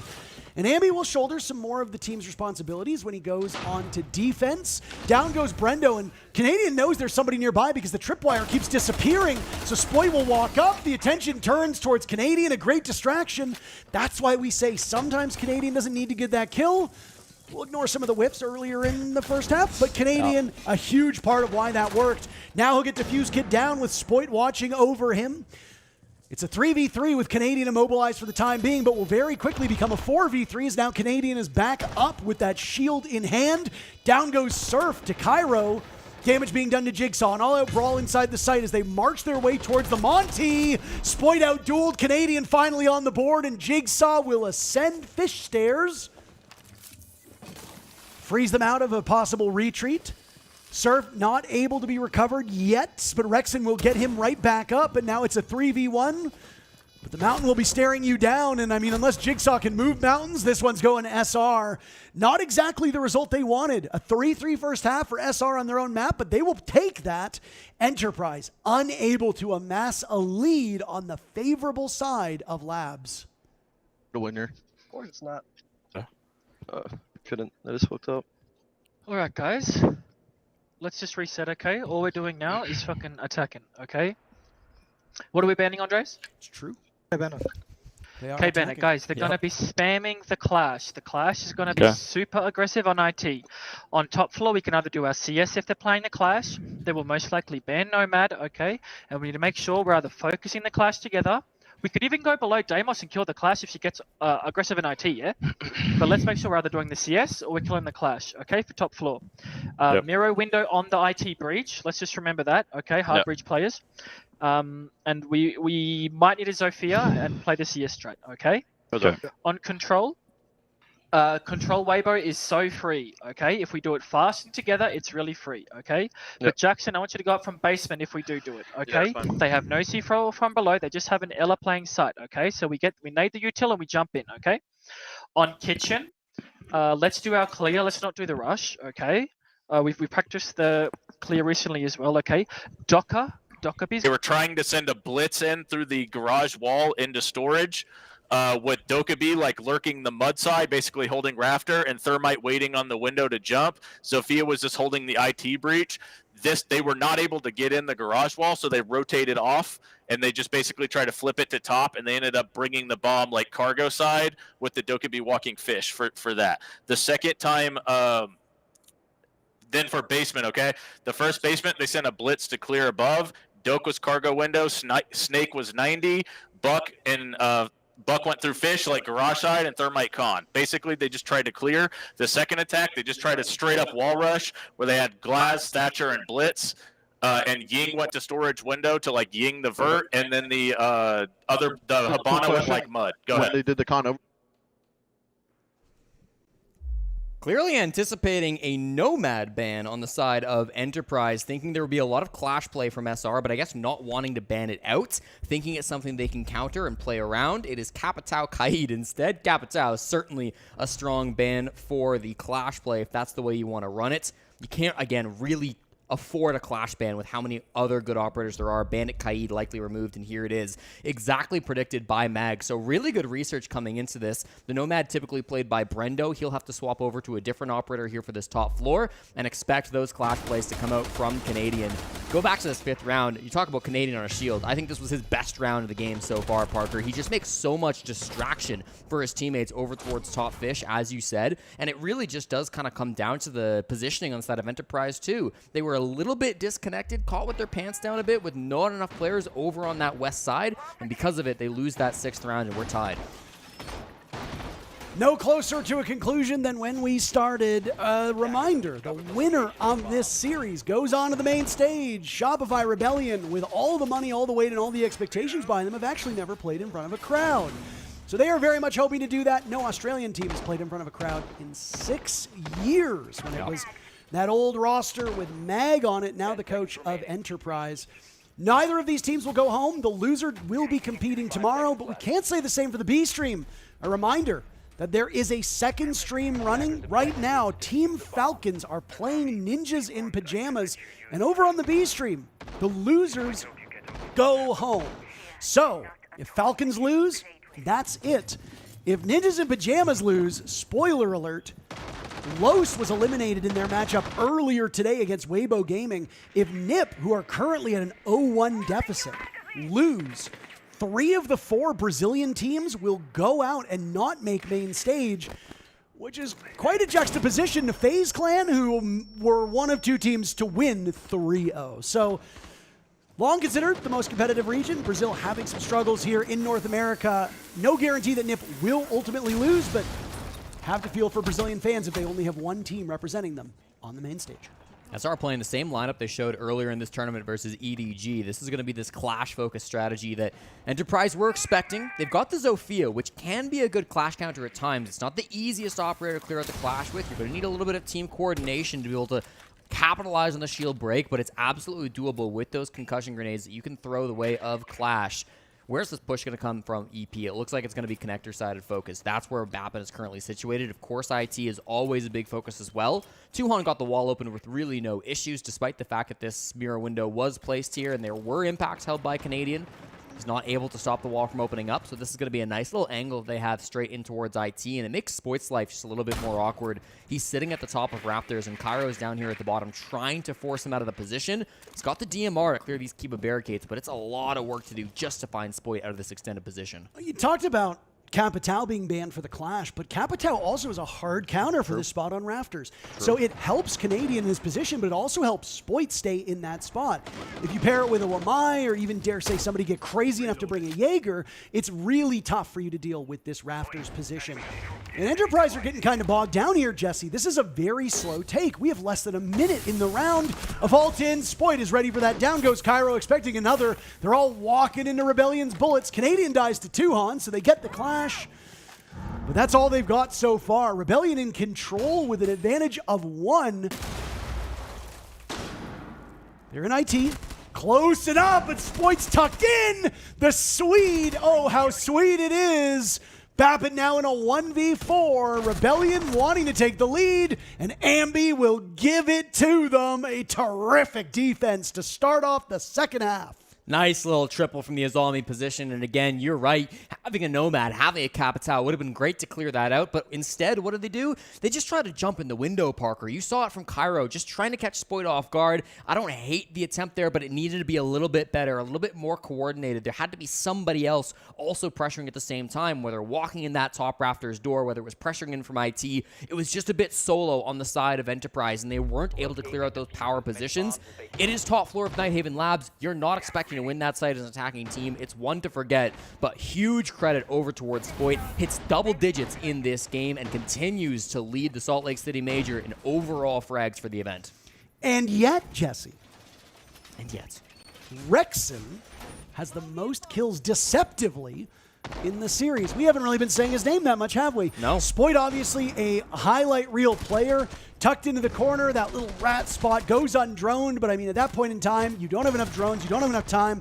He's going to make you pay. Rexon right now sitting at a very pretty 19 kills, and I will issue a correction. Now that the kills have finally come in, Spoit has leapt over him and now has 20 kills. Yeah. So 10 kills on both maps. Spoit with the highest EPS. Everybody on the Rebellion above Enterprise except for Canadian, which again is pretty much the case. So your fraggers are fragging. What more can you want? Spoit, the first player in Salt Lake City to break 100 kills as well, did it earlier in this map when he hit his second frag of Nighthaven Labs. He sits at 108 now total throughout the tournament. You mentioned it, he's played a lot of rounds, but even still, compared to his teammates, he is far and away the highest fragger on SR, so you have to give credit where it's due. Spoit has been fantastic this tournament. He's really been finding his old form again, and it's a big reason why Shopify Rebellion are just 3 rounds away from the main stage. Hard to say if he did it himself or, again, it's because of these role changes and putting him on more forward roles. But, I mean, this is among the best SR has looked in a long time. And crazy that suddenly Spoit, able to do more than just sit and be a training dummy, is actually helping this team. So a good call either from Spoit or from the rest of the team, whether it be Canadian or the coaching staff on the Rebellion to make this call. But they look like a far more well-rounded squad with him in this position. And obviously, they're 3 rounds away from their first berth on a stage in front of a crowd. Obviously, things working out with that change. Pressure in towards Cairo. He's trying to find space on this top floor. The bullets whiz both ways, and here comes the clash. Canadian makes the rotate, and now it's just devastating to play on this Blackbeard position. Hold on, but they've got one more. Brendo, a mighty distraction. Say goodbye to Spoit. Rexon credited with the kill, and there's the swing. They're all playing together, arm in arm in arm. Rebellion, just too many to overcome. Down goes Ambia. There's another on Fish Stairs. Case is there. Bappin is in desperate need of help as he's got the shotgun and the clash. Bappin, of course, kills Canadian because why not? Canadian was in a position to potentially go for a fight there and ultimately came up empty-handed, but who's to say? Who's to say? Even when Canadian's getting his head blown off, he's enabling kills for his team. Yeah, I mean, there were 2 kills that just happened there because of him. I think Canadian would easily trade himself out for his teammates to thrive. Start with the kill and another round for Rebellion as they are demolishing Enterprise in this best of 3, looking more like a best of 2, as we are 6 minutes away from Shopify Rebellion being the 4th team to make it to main stage. It's the team play for me, Parker. It's not just that they're winning individual gunfights, but it really comes down to the trade game from SR. You saw it towards the top of Fish Stairs there. I mean, really, yes, Canadian is being a distraction on that clash. He's a huge menace, but it's not just Canadian. There's players pushing into the top floor, which are getting those frags. There was one that came up from the bottom of Fish Stairs as well. Every angle that Enterprise could have maybe worried about, they had to worry about because there was somebody else on SR getting aggressive and taking that fight. A lot of worse teams, a lot of younger teams who have maybe not had the experience that SR have had will sit in a spot on defense and they'll say, this is my spot, I'm trying to defend this, and I'm going to do my best to make sure nobody takes this control away from me. That's fine. You know, that's not bad. But the way SR have been playing on these defenses is it's really reactive to where Enterprise want to push. They initially had a lot of bodies over towards Rafters, over towards IT, over towards Electrical, but once they realized the pressure was coming Fish side, everybody sprinted in that direction, and they said, we've got to work with our captain Canadian, we've got to be able to collectively go for these frags and fight as a team so that even when we lose a couple fights, even when one of our guys like Canadian gets fried on the first angle, Rexon or anyone else is there to back them up and to get that kill in response. Spoit, another good example, got kind of fried early in that round, but it didn't matter because Spoit is playing with his teammates and other players were able to get the refrag. I haven't really been seeing a lot of Scopos so far, Jesse. By my count, this is only the 15th round that this operator has been brought out on. Very site-dependent and very map-dependent, typically played on the big maps where you can stash one of your 2 robots in a position where they can give you information. A big map that we see it on quite often is Clubhouse. Another good map is Lair. What do they have in common? They are huge. Yep. So because of that, Nighthaven Labs is also deceptively large. You tuck one of those robots in the basement, you keep another closer to the bomb site. If you don't have somebody on flank watch, they can easily get you. Just like they got Rexon. Brendo walks right in. Enterprise struggling to get on the board first. Not really much of a challenge here in round 9. Yeah, the top floor clear has gone very well for them. It was kind of a light hold from SR, and you might be worried if you're an Enterprise fan because this is just not a bomb site that gets played much in Australia. I know EP played it earlier just today, a couple minutes ago, but attacking, they don't have a whole lot of history on this bomb site. So SR choosing to come here, a common site from them. They will play Canadian just in towards that bottom lobby, and now Spoit. He lost his second body, Parker. He lost that second robot to rotate into, but that doesn't mean he can't still flank. There should be a drone watching for this, but again, when there's 5 players alive, sometimes it can be really tough to not catch this timing. And again, it's a big map. If you are so focused on a quick execute and you don't have flank drones up, and you look at the lineup from Enterprise, none of them have any anti-flank. There's no Claymore, nothing. They know where he is now. Yeah, he got spotted inside of Electrical. So the jig is up on Spoit, but guess what? He can always rotate. Again, he doesn't need to go for the backstab. And maybe that's not going to be the plan here. It's good when you are outnumbered because you can get 1 or 2. You're in a great spot. You've just swung the round back, but Enterprise are not going to let him do that.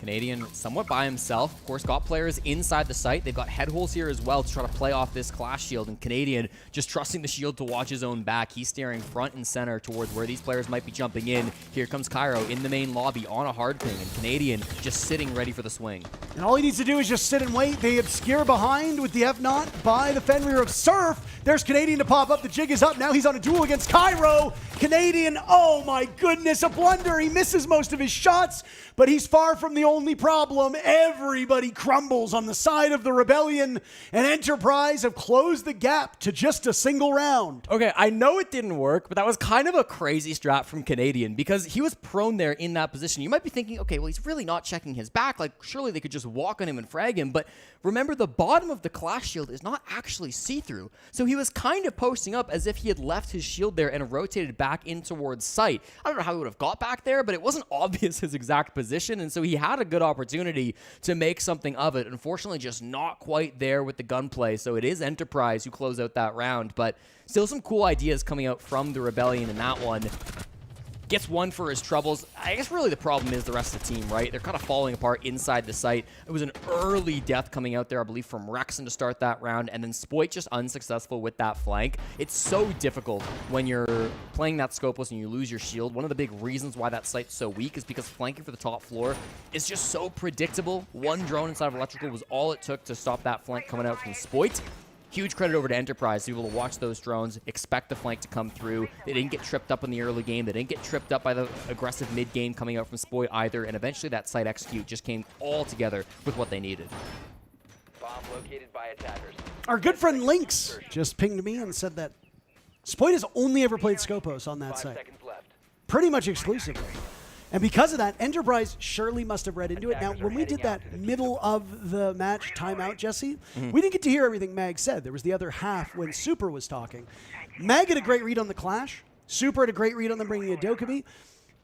There's entirely a possibility that they talked about the Scopos as well.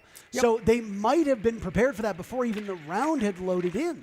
Yeah, definitely. I mean, they droned it early too, right? Yep. It was just sitting just at the top of the hallway outside of meetings, so they were very much aware that that could be a threat, but it's a good answer, and certainly Lynx is correct so far this season. It's the only operator Spoit has ever played on that site, so that's a good stat coming through from our compadre on the casting desk. Thank you, Lynx. Thank you, Lynx. Even though Lynx is off today and there is no desk here.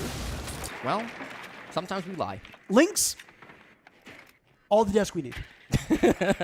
Doing the work of 2 casters, isn't that right? I think Fresh is on his way here as a content creator. I'm assuming that Fox and Lax will be joining us at some point as well, but it's a good thing we've got Lynx here.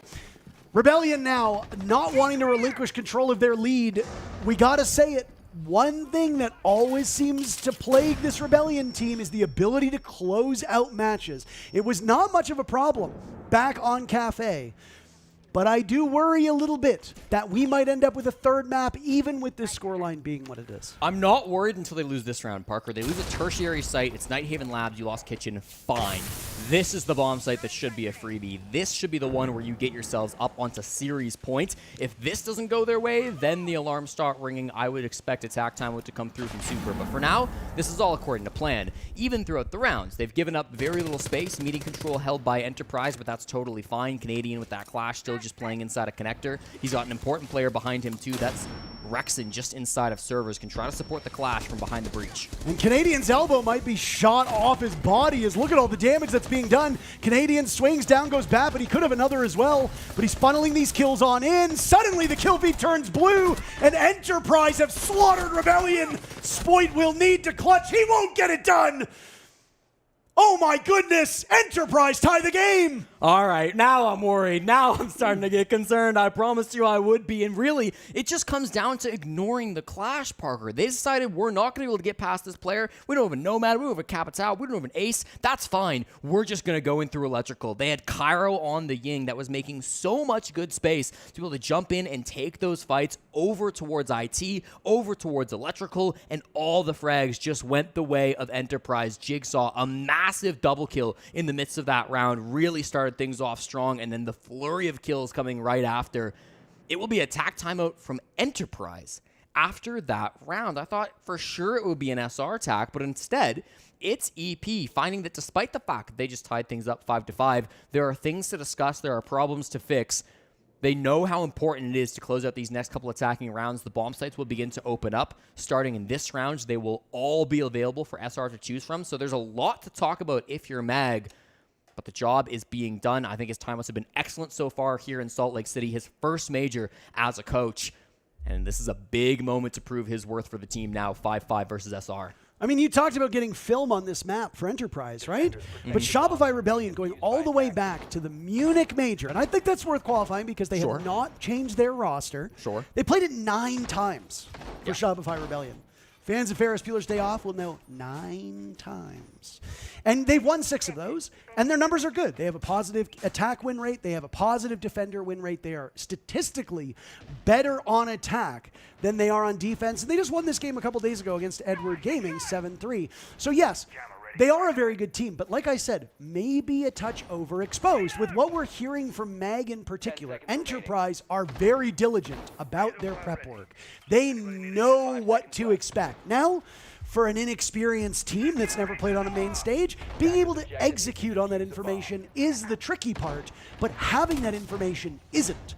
So, if you know that Spoit is going to play Skopos on that bomb site every single time, if you know that they're going to position a clash on fish stairs all the time, if you know that they're going to put a mute downstairs every single time near control room, then guess what? Your players are going to be well versed because there's so much footage from SR. And again, SR struggles to close out these maps, and they just dropped 2 consecutive rounds. I'm starting to get that same feeling we get when we cast SR. And listen, Parker, if you're worried about the footage being your downfall, that means it's time to change things up. Canadian off the clash for the first time this game, moves over to the smoke, wanting to play just inside of that top floor to support his teammates. Rexon will often play the smoke on this site. He's gone to the mute instead. Not a bad pivot at all. Just going to be playing at that C4 over on the A site. It is him and Surf, 2 of the longest standing members of this team, to try to lock down that bottom floor while the rest of SR try to lock down up above. There is a world where this ends up being a rush in through the window. I don't see it happening here, but Tuhon's got the defuse kit. I mean, they're waiting to breach this at the right moment. They get intel with the snake.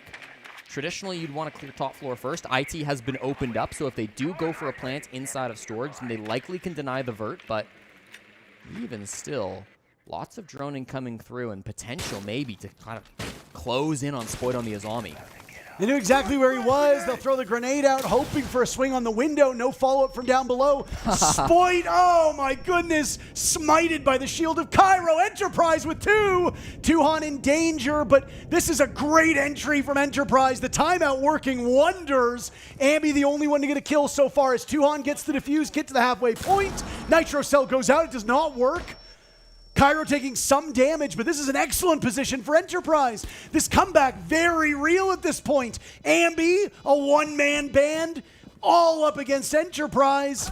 They've got him isolated. Brendo shuts the door. 3 in a row for Enterprise. They're on map point. And the nerves start to set in. This is all falling apart for Shopify Rebellion. Overtime is now their only path to the main stage other than that 3rd map or tomorrow. What incredible Blackbeard play coming out from Cairo, Parker, the captain of Enterprise. If you didn't know, that bash can go through windows. It's long enough range, and Spoit will find that out the hard way. Up at the top of rafters, really good drones coming out there in the early game. Really good capitalization off of that information late. Here's that play. Again, that melee bash, such a long range that you've got on that utility, and then it really just comes down to the other frags around the map. Jigsaw over towards IT was able to find Canadian. They got this garage control really nicely with the snake coming through and the drones coming through. It was information that made the big difference. That's what gave Enterprise a leg up in that round.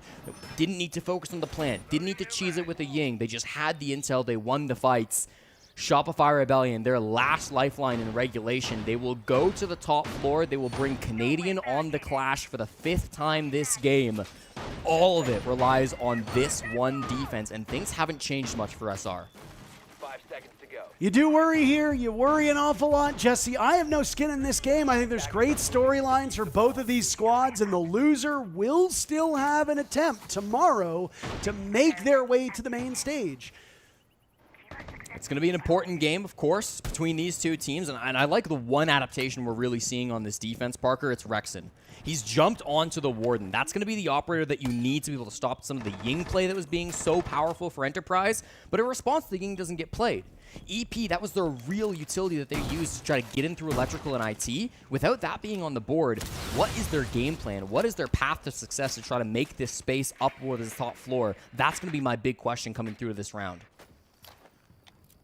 But I am worried about Rebellion bouncing back here, Jesse, as I now finish my point. I'm a patient man. Okay. I'm a very patient man. This is a nice angle from Tuhan. This is going to be coming to a ranked game near you. I've seen it a few times, but on the A stream with 2 big orgs playing, you just know people are going to be copying it in for good reason. Wall opened up. Good scouting so far. Enterprise's drone work has been really sensational over the last couple rounds. It's something we haven't really highlighted that much, but the amount of information they're gaining, very impressive. Down below, Bappin is going to be hunting for this Clash. Of course, Canadian. He's inside connector at the moment. He can kind of guide his movement based on where this Deimos comes through, where the tracks are. He'll get that info. Brendo on the buck down below too, but look at Ambi. He's lurking in the basement. This is the answer. There might be a response if they're ready for this, if they're watching for a flank to come up, but they need to stop this vert pressure as soon as possible, because as long as this exists, Canadian is not safe. It is up to Ambi to deny these vert players down below, Bappin and Brendo. And he might find his opportunity now, wandering up. Sees the Deimos, that's one. Another turns in his direction. It's a glorified trade, and a nice shot from Brendo. Tuhan also on the board. Tuhan has been the savior in this series. Now it's the Warden of Rexon coming in for the support against Canadian. Tuhan taking damage. Rexon walks away with that frag. Out goes the shield of Cairo. He's looking to live on borrowed time. Brendo in a 1v3. Rebellion have managed to save themselves for the time being. But can Brendo get to lucky number 13? If he does, Jesse, it's Enterprise moving us over to Fortress as the decider. He's got his work cut out for him. They've got the diffuser electrical side too, Parker. Doesn't have a lot of time, doesn't have much to work with. And the Clash will be a real impediment here. Out goes the flashbang. Brendo tucked in. Nigh unwinnable for the Aussie, especially with no information, but toil as he might. Overtime on the menu. At least 2 rounds to settle this score. SR walked away with Enterprise's map, but it's been quite a struggle on their own. They don't really need to do too much here. To overtime we go. Brendo finally taken out by Rexon. It was only a matter of time, and they will avert disaster moments beforehand.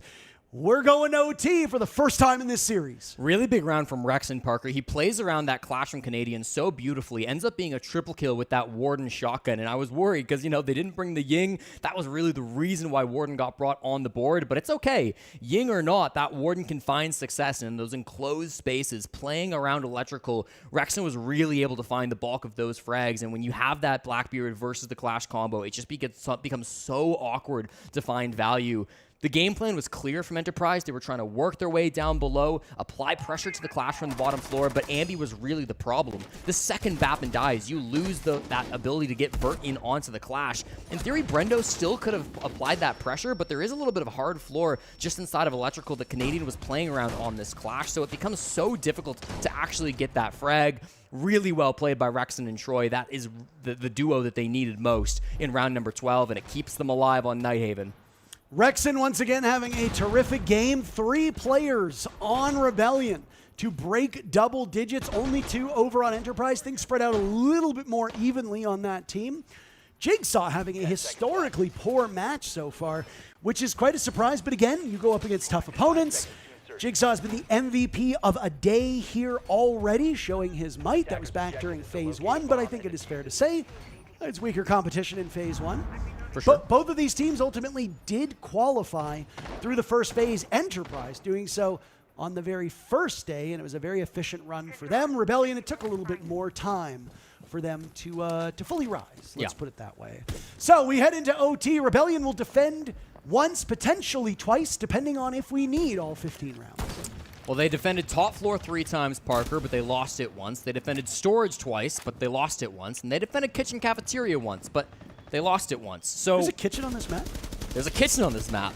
Not where Shopify Rebellion want to go, though, because this time around, they will play the 4th site. They will go down to the bottom floor. They are keeping Enterprise on their toes. Keep in mind, as soon as we hit overtime, all bomb sites unlock, so SR could have gone anywhere, and they choose the one place where they have not gone before. It's going to keep things really awkward for Enterprise. They've got to really be able to identify this defensive setup in a jiffy. They've got to make sure they're bringing the right attacking operators. I like their lineup so far here. Tuhon on the Thermite, able to open up this wall. There's no real wall denial operators other than the Mute, and of course that is mostly just being used for the roam game, so that shouldn't be an issue for them. Minute 40 here on the clock. The roam game is alive and well from SR. First Solus that we see from SR and first Echo that we see from SR too. So information, obviously the name of the game. Canadian on Echo, doing very well in the match that we saw just a couple days ago. Played on Layer, able to assist his teammates to get kills. But the thing is Canadian needs to survive. It was a bit of a struggle for him when he was playing the Pulse over on the earlier map of Cafe. As long as he can find himself in a very safe and sequestered part of this map, those yokai drones, all 3 of them, can be scattered about to either assist on the roam or down below. And there you go, picture in picture to show you where these are located. They'll lose 1, so good set of eyes on the blitz. The ground has not really been taken. Parker, this is now 60 seconds on the clock. There are 10 players still alive in this lobby. SR control the roam game, but we're here in Exo from Cairo. Brendo will go down. Likely that's Ambi up on the top floor. Finishes off at Surf instead. 4v5 execute incoming. Ambi and Cairo on a collision course now, both sustaining serious damage as Bappin is looking for somebody off site. There goes Ambi. He was on the ground, secured by the blitz of Cairo as he's going to look for an opening, but has to be concerned with what's above. Say goodbye to Jigsaw. Spoits on the board. Diffuse kit was attempted, but will instead fall off. Yokai drone still up as well. Rebellion will be giving these calls, Canadian in particular, as Surf will look to break double digits and join everybody not named Canadian on this team. Cairo wanted to get that defuse plan down about 20 seconds ago, Jesse, but he's not been able to find that comfort level. He'll trap Canadian in the corner. Spoit has the cross. Enterprise put together quite an impressive streak, but it sure seems like Rebellion will move to series point unless Bappin can find something.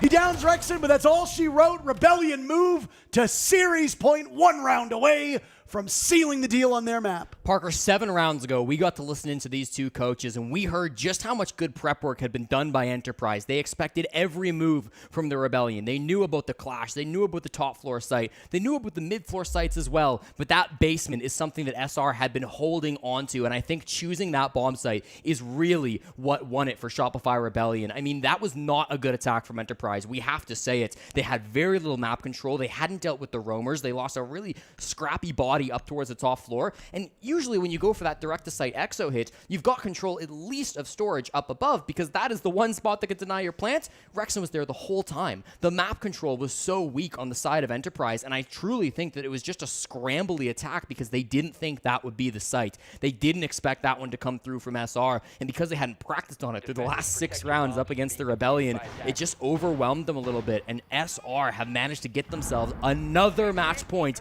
in what looked like a hopeless map. Yeah, I mean, concern was here if they can shake off the I don't know what you want to call it, but if they can shake off the bad vibes when they get into these favorable spots, aka match point, this team really can flourish.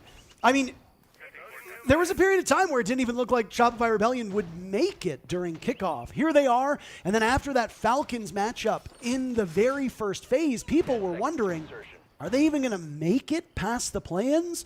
They have, and they've looked pretty good so far. They haven't been flawless, which is why they're in this position, but dropping a single series en route to a main stage appearance is the highest result that this team and this organization will have seen. It's been a long time since some of these players have played on a stage. So shake off any concern, any bad vibes, anything like that, and dial yourself in. You've got 2 opportunities to get this job done. And the good news is that historically, over those 9 times that we've seen Rebellion play this map, they're statistically much better on attack. There's a kitchen on this site, Parker. What? It's going to be our potentially final bomb site. And the last time Enterprise chose to defend here, it was Tuhon with 4 kills that was able to lock things down from inside the site. Shopify Rebellion will bring a very similar intel-focused lineup. You've got Ambi on the Snake, Canadian here this time on the Twitch drone. It was Dokkaebi last time, which he unfortunately wasn't able to hit the shots with. Now he's got a bit of a simpler gun.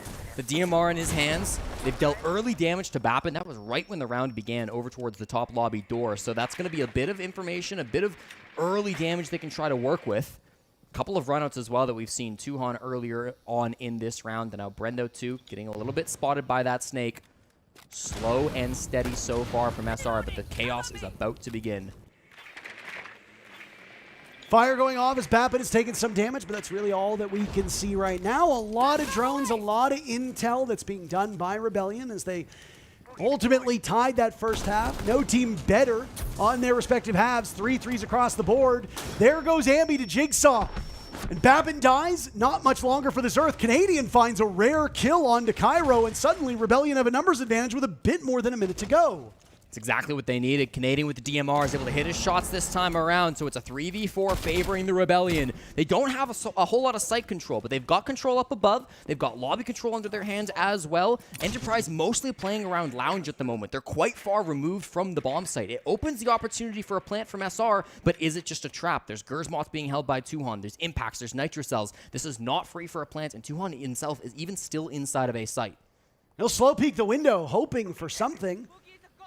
You won't find it, just out of reach of those players above. You have top floor control, that's fine, but you've got to translate that to the bomb site. Rebellion need to hurry because clock management is a real consideration. And there you go. First smoke will go off. Another call as Surf will smoke a different direction. I don't know if that was a course correction. Spoit takes down Jigsaw. Only 2 remain for Enterprise. This has been a valiant effort from the team all the way down under. Can they pull this one off? Diffuse kit going down. They will scramble to regain the site. Tuhon and Brendo have been sensational. Tuhon in particular, but it just might be too much for them to muster. Tuhon on the board. He himself has carried the weight for this team, but it might be a bit too much for him to lift. Rebellion failed in regular time. We go into overtime, and they are in full control as Tuhon and Rexon will come to words. Rebellion moments away from a berth on the main stage. Only one player stands between them, and he won't have any success. Shopify Rebellion win 2-0, and an NA team will be seen in front of the Salt Lake City crowd. Relief on the faces of the blue and green, but they have done what they came to do. They made it through the kickoff inside of North America. They made it through Phase 1, and now Phase 2 is behind them. They're headed to top 8. They're headed to the main stage, and what a game it was. 8-6 on this final map of Nighthaven Labs. They had to adapt constantly throughout this series, Parker, but in the end, the better team came out on top, and Shopify Rebellion were that team. A lot of fans for this organization, big name players, and yet their fans have never been able to cheer them on in person. That ends in just a couple days, and North America will have something to cheer for.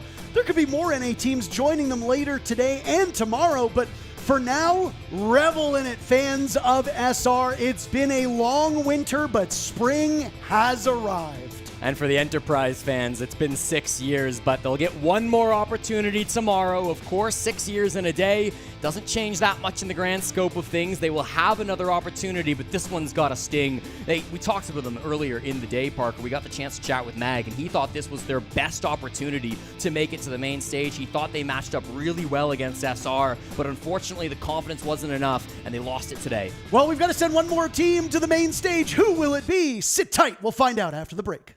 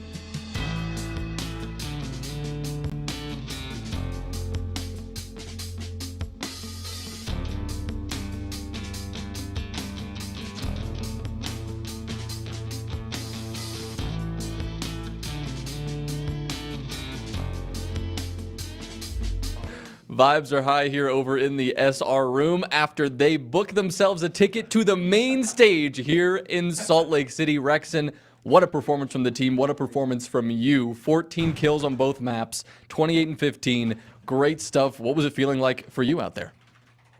I mean, I just wanted to win, really. I didn't realize I wasn't playing as well. It's I pressed tab on cap at the end of the game, and Troy put me on 2-brow instead of Cade barbed wire in the basement, so I was able to finally flourish in that spot, which is great. But no, I'm just really happy that we made it. I also want to know, at the very beginning of this matchup, you said you're talking into the void. My all chat is off. Was that true? Yeah. I just mute the chat. There's no point. Those guys type all the time. It's nothing serious, but I would just rather not read it. There's literally no point. So yeah, that was true. Just mute the chat and just keep playing. Well, expectations ahead of main stage. You guys, as an organization, will be heading to the main stage for the first time. How you feeling about that? It's pretty good, especially this event, not only being in the U.S., but I flew out my brother, so it's good we made it. So he'll be able to see he's a huge supporter of me, and I appreciate it. So I'm actually really excited we made the main stage. Incredible. Looking forward to seeing you guys out there. SR, to the main stage they go. We'll see them on Friday.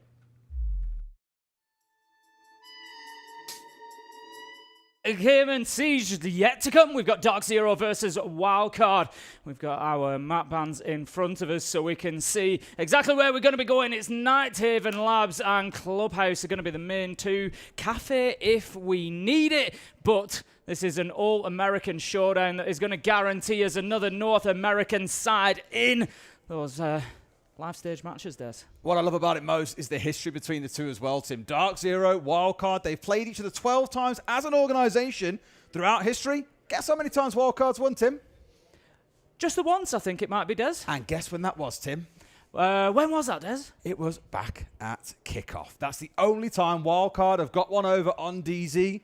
Do you feel like they can do it here today, or are you going for DZ? I'm going for DZ today. Well, I'll go towards Wildcard, Tim. We'll make it nice, easy, and competitive, shall we? Back after a short break, and then we'll get underway with that series.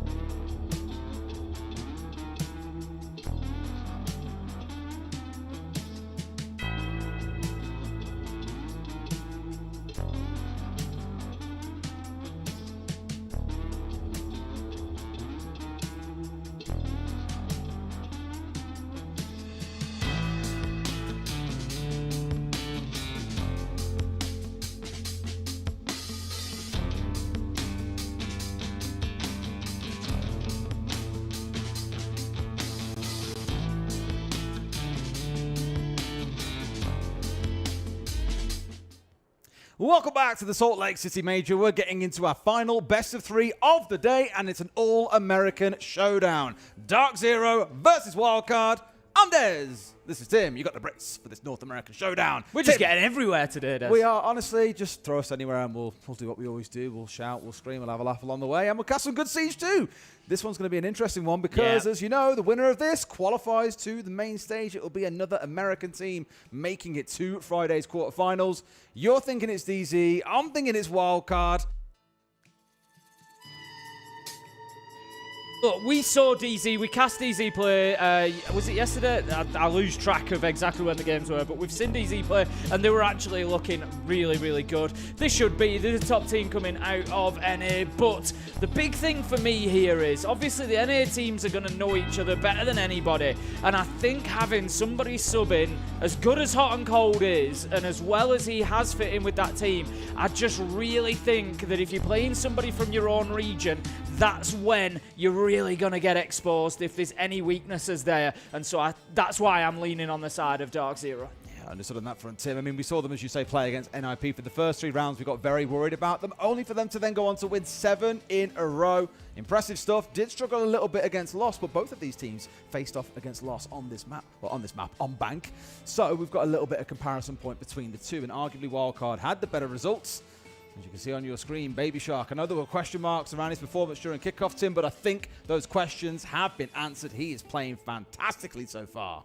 Yeah, he's really been going off lately. Bay as well, getting in on the action, seen some big moments from him. Wildcard are a team that I really, really enjoy. Spiker, I tout as one of the best RGLs that we've got, certainly coming out of North America, right up there with the best of them. Really impressed with him over the last year or so. Lagonis as coach as well. You know, it's been an upward trend from Munich onwards for me, really. They had that great performance there, and they've been consistent with it. They've continued threatening. They've not just had one good tournament. They've had a good tournament, but then they have continued to be one of those teams that are in the conversation. Really, really like Wildcard. It's a shame to see them, of course, not a shame to see them with Hot and Cold, but it'd be nice to see the full lineup with Adrian, but it is what it is. Hot and Cold is here. He's fitting well. Games have been a little up and down, but what a storyline that is as well, of course. Well, he said a couple of days ago, he quite literally has lived up to his name. Had one game where he was on fire, and the next one, relatively absent inside the server. And I'm sure he's hoping that today he is going to be more than present inside the server because, as we've said, it's a classic showdown between these two orgs inside the region. Yeah. It is a spot on Friday on the line. No one wants to have to go into tomorrow knowing it's do or die. Here, at least you get a second chance if you lose. But I don't know about you, Tim. I'd hate to be playing on the last day knowing everyone's going up for it. Yeah, it's like you say, going into that last... nobody wants to play on the last day, realistically. I think get it done now, get it locked out. That'd be the dream, wouldn't it? I hear our game is basically ready, so we will get into things in just a second. Kicking things off, Tim, with Nighthaven Labs. A reminder, we have Labs, we have Club, and we have Cafe. If required, it can be done in 2 if one of these teams wins out on top. This is Wildcard's map pick. It is one of DZ's top maps, though, so I feel Wildcard are going in here trying to fight strength with strength. And that's, I'll be honest, what I like to see.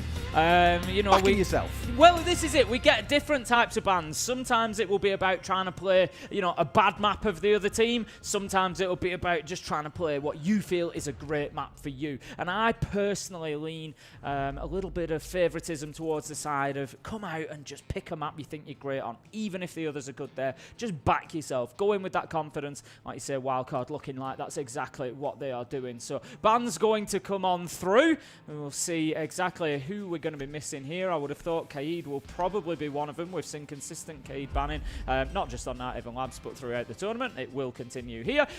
Grim will be the first attacker that has gone by the wayside. I do want to touch on that game back in kickoff between these two teams, by the way, because it was an absolute barn burner. 42 rounds it took across the 3 maps, and Tim, you're going to love this. Nighthaven Labs was one of those maps, and it ended up being an 8-7 win to the side of Wildcard. So you might look at that and think, okay, we do a repeat. I'd like to see all 15 rounds of this one between these two. I really want to see them throw down, show what they've learned from the last time that they played against each other. But equally, both would have been going away and cooking in the kitchen something a little bit special to make sure this one's a bit more dominant. And starting things off with DarkZero on the attack, we are going to be we're upstairs, on the 2nd floor, inside a command center and servers. DarkZero will kick things off on the defense end, and the clash is being brought along immediately. Keep a close eye on Fultz. Where will we expect to see that played? Well, everywhere on this top floor. They do tend to get about a little bit. The focal points, I would imagine, will be pillar, connector, electrical, that side of things, maybe top aqua if needed. We don't tend to see too much clash on and around catwalk because Jay Nano is going to be there on the Azami. Maybe a little breeze into IT if there's a bit too much pressure coming through there, but Fultz is going to get his steps in, I would imagine, in this round, and he's going to have to get a little bit active. Yeah, I mean, you and I have cast labs 4, 5 Good few times times, now. but yeah, plenty of times this tournament. Much to your joy, it is your favourite Love map, it. as you often declare, Tim. And what we've seen as the main focus, as you probably expect, is an IT and warehouse take. It's where most teams start out the round, and maybe you'll have a late round backstab coming into Aqua, either up or through the doorway, take your pick. In our game that we had earlier on, we saw actually a very heavy focus into meeting instead. Now that led to some very, very interesting dances with shield operators, but I think Fultz being here on the clash would mean that if the shield came in from the other side, they have the ability to defend it quite comfortably. And sure enough, Wildcard for now, I've got that main breach open inside connector, which suggests they will have some pressure coming from there later on. Yeah, Newers at the minute is the one just behind Pillar, tasked with holding down connector, but there's not too much immediate pressure. He's actually backed up by Fultz, which is one of the main areas that I suggested we would see that clash working. Meanwhile, the Thermite of Kansan will move over and get IT wall open. Love this inside of the first minute. Plenty of breaching has been done. Kansan can go back to the drones, and then he's just another gun in the lineup because no further breaching is really going to be required. Couple of players now, Baby Shark and Hot and Cold, setting themselves up towards Electric and in towards Connector, as mentioned earlier on. We will get some pressure that no doubt builds around IT while that wall has been opened up too. Spiker, the one with the diffuser, currently dancing around that position on the Capitale. And admittedly, Tim, there is a lot of utility to chew through here in terms of the fact we've got the bulletproof setup, of course, got the Clash, got the Kivas to dance around, got shields, smokes are still stalled through a C4. I think I just got ripped and tossed somewhere. No, recovered by NJR. Did see it leave his pocket, and I was like, where's the boom? Didn't hear the boom because he didn't explode it. Enemy tech spotted. Got there just on the rooftop there, going to be using that Thatcher to try and deal with quite a lot of gadgetry there. We see bulletproof cam, ADS affected, the Clash was underneath as well. Did not, however, manage to deal with the Nitro. NJR throws it out, gets himself a good kill onto Hot and Cold. 5 versus 4, DarkZero. 1 minute left to go. Toxic Babe canister is deployed by Kino into Electrical just to stop that push of Baby Shark coming through. Challenge onto the breach from Fultz and NJR. Get themselves 2. Solid stuff from DarkZero. Yeah, Wildcard pulled the trigger on the Thatcher to disable the Clash and wanted to push into IT off the back of it, but couldn't. ADS is blocking out the utility they tossed in, so they chose to hold firm a little bit longer, and arguably that has cost them. It would have been their moment, but DarkZero looked completely unbothered on this first defense. Tim, they've got a 4 versus 1 with about 30 seconds to play. And all Newers needs is a small sound cue to pop out, collect the headshot, and a very comfortable first round win. We see that same sort of situation again for Bay on the Thatcher there. We've spoken about this quite a few times actually, Des, because we keep seeing it now. And that is the Thatcher kind of being overwhelmed, having too much choice. Yeah. What do I concentrate on? There was a Warden there. There was a Clash there. Bulletproof cam, ADSs, Nitro. You know, how do you focus on all of those things? How do you, pick out which one is going to be the most important? We saw the EMP being used, but it was just before NJR was able to get the job done with the Nitro. So when there's so much going on electrically, you're kind of always going to end up missing something. Something is always going to slip the net. And in this case, it was a Nitro that really got the round underway. I'm really impressed with that defense from DarkZero. It's exactly what I expected from them. I said coming in here, I think Wildcard are in for a tough game. That shows that I was right. There's plenty of Siege left to be played. This one, plenty for Wildcard to come and win. But I just think they are going to have to be on top of their game if they want anything. They didn't really manage to force any avenue of attack onto DarkZero there. I think it was one of them rounds where you look at it afterwards and just go, wow, that was a really bad take. Like, what the hell were they doing? And I've said this a lot on the B stream earlier today, Tim. You can say this about teams like G2. When things work out for them, they look like absolute geniuses. But when it falls apart, they look like the worst team in the world. I know sometimes the high-risk, high-reward plays you try and make. And Wildcard in that previous round, like I said, was focusing so much on IT, making use of the Thatcher to disable the Clash. and the Warden, but just didn't manage to make anything happen off the back of it. And a well-placed C4 onto Hot and Cold, removed another angle. It was just very well defended by DarkZero overall. So while it looked a little bit limp from Wildcard, the right idea was there. They just didn't anticipate all the things that DarkZero were then about to throw at them. Because in this day and age, Tim, when is a Warden ever going to sprint to IT breach and get a kill? It's so rare. More typically, you'll die trying to do that because someone will be holding you from stairs or the upside down rappel. Just little siege timing moments really to hurt them and set them back there. We didn't quite get to see whether the Switcher had got the second Vulcan canister there or not, given that it was shot out just as it took the shot. It was a very slim angle that it was trying to detonate that canister from, but good work was done by the drone anyway. More importantly at the minute is this top floor. Wildcard going in, having to chase down these players up there. It's going to be Fultz taking a bit of damage there. Hot and Cold also. Fultz manages to drop himself away, keep himself alive. J9O still up there, but as I say that, will come down Aqua Stairs. It was a nice attempt from Wildcard, making use of the DKB, getting the call out as they knew the pressure was coming onto these players and looking to catch them out, but they slipped the net. And Fultz, who was one of those players that slipped the net, Tim, well, Shark ain't going to be chomping down on anything anytime soon. He's taken offline. The second dock would be cool. Not going to be available to Wildcard. And across these 2 rounds, again, they've had the right sort of idea. They just haven't seen it come to fruition. Bit of damage done to J9O and Fultz, who was trying to hold on to that top floor. But I think, to be honest, they will happily accept that. They've wasted about a minute 40, minute 45 before Wildcard can really start pressuring site. Look at this aggression coming out from Bay, though. It's as easy as that. Walks down, gets one. Can he find himself a second? Yes, he can. The drop comes down the hatch behind him. We see that from the silhouette. 4 versus 3 now, and we've got a lot of pressure coming into sight for DarkZero. It's a really good call by Bay. He's got a third as well, Tim, literally putting his team on his back in this round. Spike the one with the diffuser, though. He needs to drop the hatch himself in towards Animus and then look to tuck in tight for the plant. Doing that right now. Bay looking for the 4th, but Fultz finds one. NJR another. Hot and Cold starting to warm up, and that diffuser is down. A 2v1, and Fultz has had a great round, Tim, but it's a lot for him to save. Yeah, especially on low health as well. Very unlikely. Going to be trying to get that TCSG working, but he's got about 25 seconds left in order to do this. Likely to have to take a hatch drop as well, as he's a good distance from any stairs. Nice 3-1 for him, 1v1. He's got about 15 seconds left. He's going to switch to the pistol. Drop down, he can start playing with Spiker's the diffuser a little bit here. Spiker's on a very long rotate. Manages to get up above. It's going to be close. Fultz comes off! And still gets the kill anyway, Tim! What am I watching? Fultz, what are you doing to us? Aura farming, Tim. That's what you've just witnessed. Aura farming. Welcome to the montage. Yeah, I honestly thought he was going to stick it and see the disable I think come he on could have through. done. But man saw a chance to pad out the KD a little bit further. Why not?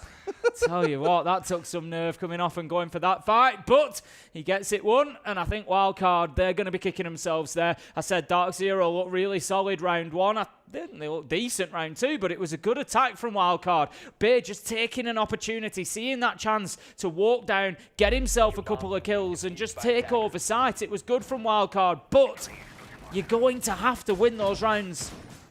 They're the ones. You're not going to get loads of opportunities against DarkZero, so you can't let them slip through your fingers like that. We cast labs earlier on over on the B stream when we cast our first series of the day between Weibo and Loss, and there were many rounds that we felt you would probably describe as a bit of a throw. Ones where a team had a very, very convincing advantage. When Bay had dropped down and got 3 kills for his team after they'd lost Baby Shark, I was like, wow, 4v2. It's going to be so hard to lose this round. Diffuser goes down. I thought, but yeah, this is sewn up and done. As you say, those are the kind of rounds that you will later look back on and say, we should not have bottled that. If it comes down to a very, very close end to this game, is 7-5 to DZ, Wildcard will be kicking themselves about round 2. Now, either way, that's us down with 2 into the 3rd site of the quarter, and then I imagine once we've had the operator banned, we will go back through the same 3-site rotation. It's going to be control and storage. Wildcard needs to be looking for vertical control here to kick things off. They don't have the Raman side in this round like they've had in prior, but I still expect them to go upstairs and ensure they've got vertical control before thinking about an execute. Yeah, you would expect so. I mean, looking across the DarkZero lineup, you've got 3 of them up there, Fultz, J9O and Kino, so definitely need to be dealing with those. Kino's going to be playing over at Aqua. He's got support on Warehouse Catwalk. We've got Goyo canisters. We've got a serious investment up here on this top floor to try and keep a hold of it.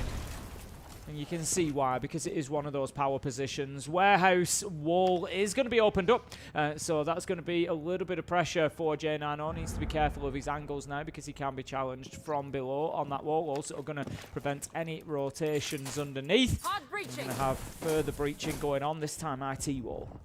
I'm waiting for a second. I was going to say I thought we might see an Aston charging on through there, but sure. Yeah. Yeah, okay. It happens, I guess. Who's charging to fire and burned to death? Well, it works. Shield leads inside of control and now looking to go for this west side plant. They've forgotten about trying to go for storage altogether. Instead, control is their target. Default cam now taken out as Bay gets NJR. Newers is inside of control, though I'm not sure that they accounted for him as he manages to get the trade, takes down Bay, and that takes a little bit of the power behind this push away. And Wildcard, they need to go back to the drawing board. Spiker has been forced away with Diffuser in hand, but how much control can DarkZero muster from above? Kino going to be taken down by the Blitz, and they decide here, Wildcard, that they need to get up there and make sure that they've got top floor cleared out. Here's that last phone call coming out from Baby Shark 2. The final 3 players all being tagged out. They'll know that they're nearby. Surely Baby Shark knows off towards his left. Fultz is just ready and waiting. He's literally in the room next door to you, my man. Wants to spin in, but I think maybe slightly conscious of the longer angles that could be being held onto him here. And also, of course, verticals. He's got the right idea. There are players upstairs, Tim, but not currently over his head. Fultz, I think, aware that there's somebody outside of here. He doesn't need to get aggressive. At the end of the day, he's the defender and can just wait this out. The clock works in his favour. Baby Shark takes the keeper barricade as an opportunity to pass across. Nice. Going to see Kansan picking up Newers. 3 versus 2 now, 20 seconds. I like this from Wildcard and how patient it's been. There's been no rush, no worry in them. They've taken their time. They've solved the problems. And Spiker is now going to be getting that diffuser down on the ground. Nobody can do anything about it. J90 is going to be cut down as he tries to challenge. A good attack from Wildcard. The immediate plan of getting into sight didn't work. Newers put a stop to it. So Spiker called an adaptation. Get upstairs, get them cleared out, move back down, use the clock, use the time that we've got. No rush, no panic. And it was good stuff from Wildcard. The key thing that happened there, J90 was sat inside a warehouse for the majority of the round on the Izami, just watching down control corridor, knowing that they'd already pushed past it in towards cargo. And at that point, they couldn't easily pull back without taking a gunfight. And so like you say, going upstairs, he's like, okay, if they now appear above me, I'm a dead man. Then fled off in towards storage to go and support Fultz.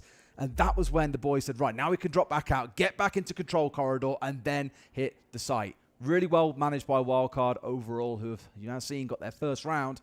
But it's a attack timeout call in from them. You'd probably be surprised by that, given they've just won a round. But now that we've seen 3 sites and they're thinking, okay, attack is where we're really going to win or lose this game, call an attack timeout, discuss those 3 sites that we've just seen. What needs to change? How can we overcome what we've seen against DarkZero? But all things considered, Tim, they probably should be up 2-1. Yeah, I think there was definitely an opportunity there for them on the basement. They'll know that, and they're doing pretty well at the minute. Like we said, obviously, a slightly unusual situation for them having hot and cold on the standing. But the thing is, as the tournament progresses as well, the more games that they have, the stronger Wildcard are going to become each time, because it's just basically every day that passes is another day that hot and cold can learn, can settle in, can, become familiar, that they'll start playing in their own style, for this tournament at least. So it certainly doesn't hurt them. But right now, I think DarkZero will be happy with that as well. It was a good clutch up to get the second round done. They were really solid on this top floor. If they can continue that through and take a 4-2 on defense on a map that's not their pick, I think they're going to be happy enough with that. Absolutely. Of course, the thermite taken away along with the mirror. Now, I didn't see mirror at all in that first quarter, but I suspect it's more an anticipatory ban. They think that now that we're going into the second quarter, we'll see a bunch of different new strats come out, one of those likely involving a mirror, so taking it offline is the way to go. And the thermite on the other side only saw it in 1 round, Tim, but as we know, opens up some pretty effing big holes, so take it offline, force them to have to shift things around a little bit further with a Habana, and also likely have to commit some secondary gadget slots to hard breach charges, which is exactly what you're seeing here. Hot and cold with 2, and Kansan jumping onto the striker to bring along 2 more. Exactly the same lineup has been brought along by DarkZero as they had in round 1, which is not too much of a surprise given how successful it was. The setup is the same. We've got NJR playing the shield inside electrical. Newers is looking for a little peek here outside of the window. Not going to get any joy, I don't think. Wildcard won't be giving him anything quite so easily. Fultz is poised on the clash to currently on Aqua stairs, but he's He's going to shift across, I think, to connector now and just make sure that he's there ready for any push coming into that side, or maybe IT. This is exactly where he played last time. So this is actually a really interesting opportunity to see for Wildcard how well they develop. Like you say, they've changed their approach a little bit, brought some different utility. You know, how well do they adapt to what went wrong last time? Because they are playing into the same thing. I saw them today, like very typically, when I saw this first picked up in round 1, the Thatcher, I was like, oh, they're anticipating they're attacking downstairs. They'll 6-pick it out later. Well, 3-pick it out later. Winding back the ears on a 6-pick, wow. But no, it's more, I think, to help deal with the clash. They acknowledge that it's available. They know they're going to be running it. And so a couple of times now, you've seen them tagging up Fultz. My main concern was last time back in round 1, they had the tag come through. I was like, cool, they can go forward from that. And then didn't, because the Warden wasn't tagged out. He was still able to deal with the flashes and the smokes that were coming on through. So I think it's going to be more of the same here. They've got to be really smart about how they break open this IT hold. Multiple EMPs used there to deal with kind of the ADS, bulletproof camera, clashing IT area. But nothing really gained on the back of it. They've not been able to go in and get any ground here at Wildcard. Nobody's really been dislodged. When I look at the DarkZero setup now, it's the same as it was. Bay is going to push in now that that bulletproof camera is taken down. This is what they were aiming for. They've had Bay walk into sight a few times. He takes the clash. Can he get J9O as well? Beautiful. He certainly can. That is what they were looking for. They didn't manage it the first couple of attempts, but third time lucky, it's worked a treat for Wildcard. Extremely well managed and coordinated. Bay again being that guy, going big for them after using a lot of his utility. A 4v1 doesn't even need the diffuser to go down. Tim as Kansan picks up the final 2 from Pillar. A very convincing round. Yeah, you see it's the Clashers movement that allows that there. So the first time that those EMPs had come in, we saw that Fultz was knocking about on IT doors. So Bay has no opportunity to be able to walk in there. But as soon as Fultz moves away back to Pillar, I think there's a little bit of pressure applied there by Hot and Cold. He comes in and says, right, I'll give him something to think about. Fultz moves out and then straight away it's all right, take down the bulletproof cam. Bay goes in, 2 kills, gets Fultz in the back, which is a beauty for them taking the Clash off the board, and then also clearing out Catwalk. The round is done at that point. Really, really well worked from Wildcard. Exactly what I would expect of a Lagonis team like that, led by Spiker as well. Just, you know, strategically so tight. Let's see if they keep even building on that lead then, Tim. That's 2 in a row now. And again, it could even have been a 3-1 if you look back at that second round. They'll have said all day of the week, well, every day of the week, they should have had it over the line. But alas, this is Siege, and Fultz had a pretty nice clutch. Looking at the lineup change, though, Tim, quite a bit of a shift away from what we've seen historically. So rather than going in towards the very, very dug-in defensive style we've got, we still have got a little bit of that with the Goyo and with the Chanka. Otherwise, they've got 3 operators that want to go absolutely bananas around the map. J9O being on the Thorn, of course, Nua's on the Ella, and then Kino being on the Soulless. Between them all can cause a lot of trouble and slow down Wildcard. So really the aim of this lineup is to get out in the map, to be busy, to get a couple of kills ideally before Wildcard get a chance to even start sniffing at the site. And you can see that now, potential run out. Certainly ready to have a look at it, but News thinks better of it. He's going to get himself back inside of the map, having a look at that top floor. J9O and Fultz are the ones up there again. We saw them last time around do some good work. They wasted about 1:50 up here, took a little bit of damage along the way, but dealt some out. And it's, again, a real commitment up there with the Vulcan canisters and a little bit of utility try and help them stay up there. This is the whole thing, like try and waste as much time as you can around the map if you can get a couple of kills. The way that this can backfire, though, is if you start losing players, you start exposing gaps in the lineup, and while this sort of thing happens, Bay, but not the first time this game, let him do it he's again. going for a march in towards site. Last time he got 3 kills down here. He's playing a little bit of ring around the roses here with NJR, who so far is doing great work. And here he comes, burning out Bay, aiming at the floor, and Bay has got nothing he can do about it. Great play by NJR. Yeah, he's dealt with that situation well. Like I say, you know, fool me once, shame on you. Fool me twice, shame on me. There's absolutely no shame on DarkZero there, as they don't allow it to happen a second time. NJR manages to get another Baby Shark onto Fultz, so that's one of the roamers taken down. 3 versus 3 as they try to push directly into sight here with Spiker. Maybe thinking about just getting a plant on that door if they can get sufficient cover. Thinking about it. But, like you say, the cover's got to be good enough. If NJR gets into the right spot, it could be dangerous. But he's currently got his attention up towards Cargo. I'm not 100% sure that they're aware that Spiker is pushing in on that backside. That's a bit unfortunate. Stuck on the wood, not going to be able to tear its way through. But Spiker is going just to for cover it. the side. Hail Mary, and let's get it going. That's it. The ram is just covering the Ooh, I like sound, that. and it's preventing them knowing that the plant is going down. That's Spiker tech. is going to be successful on the retake. Kino manages to take the shield down. That is a big kill for DarkZero, but Baby Shark manages to get himself one, and having him up above is going to be the win condition here. Just getting that ram to be able to hold onto the diffuser. He needs to be aware of this flank that is coming off, and he is. Beautiful stuff by Baby Shark. He's just won the round for Wildcard. I really feel for NJR because he's done such a good job this round. Some of those angles on the Janker have been fantastic. His little dance with Bay, also a big success for him.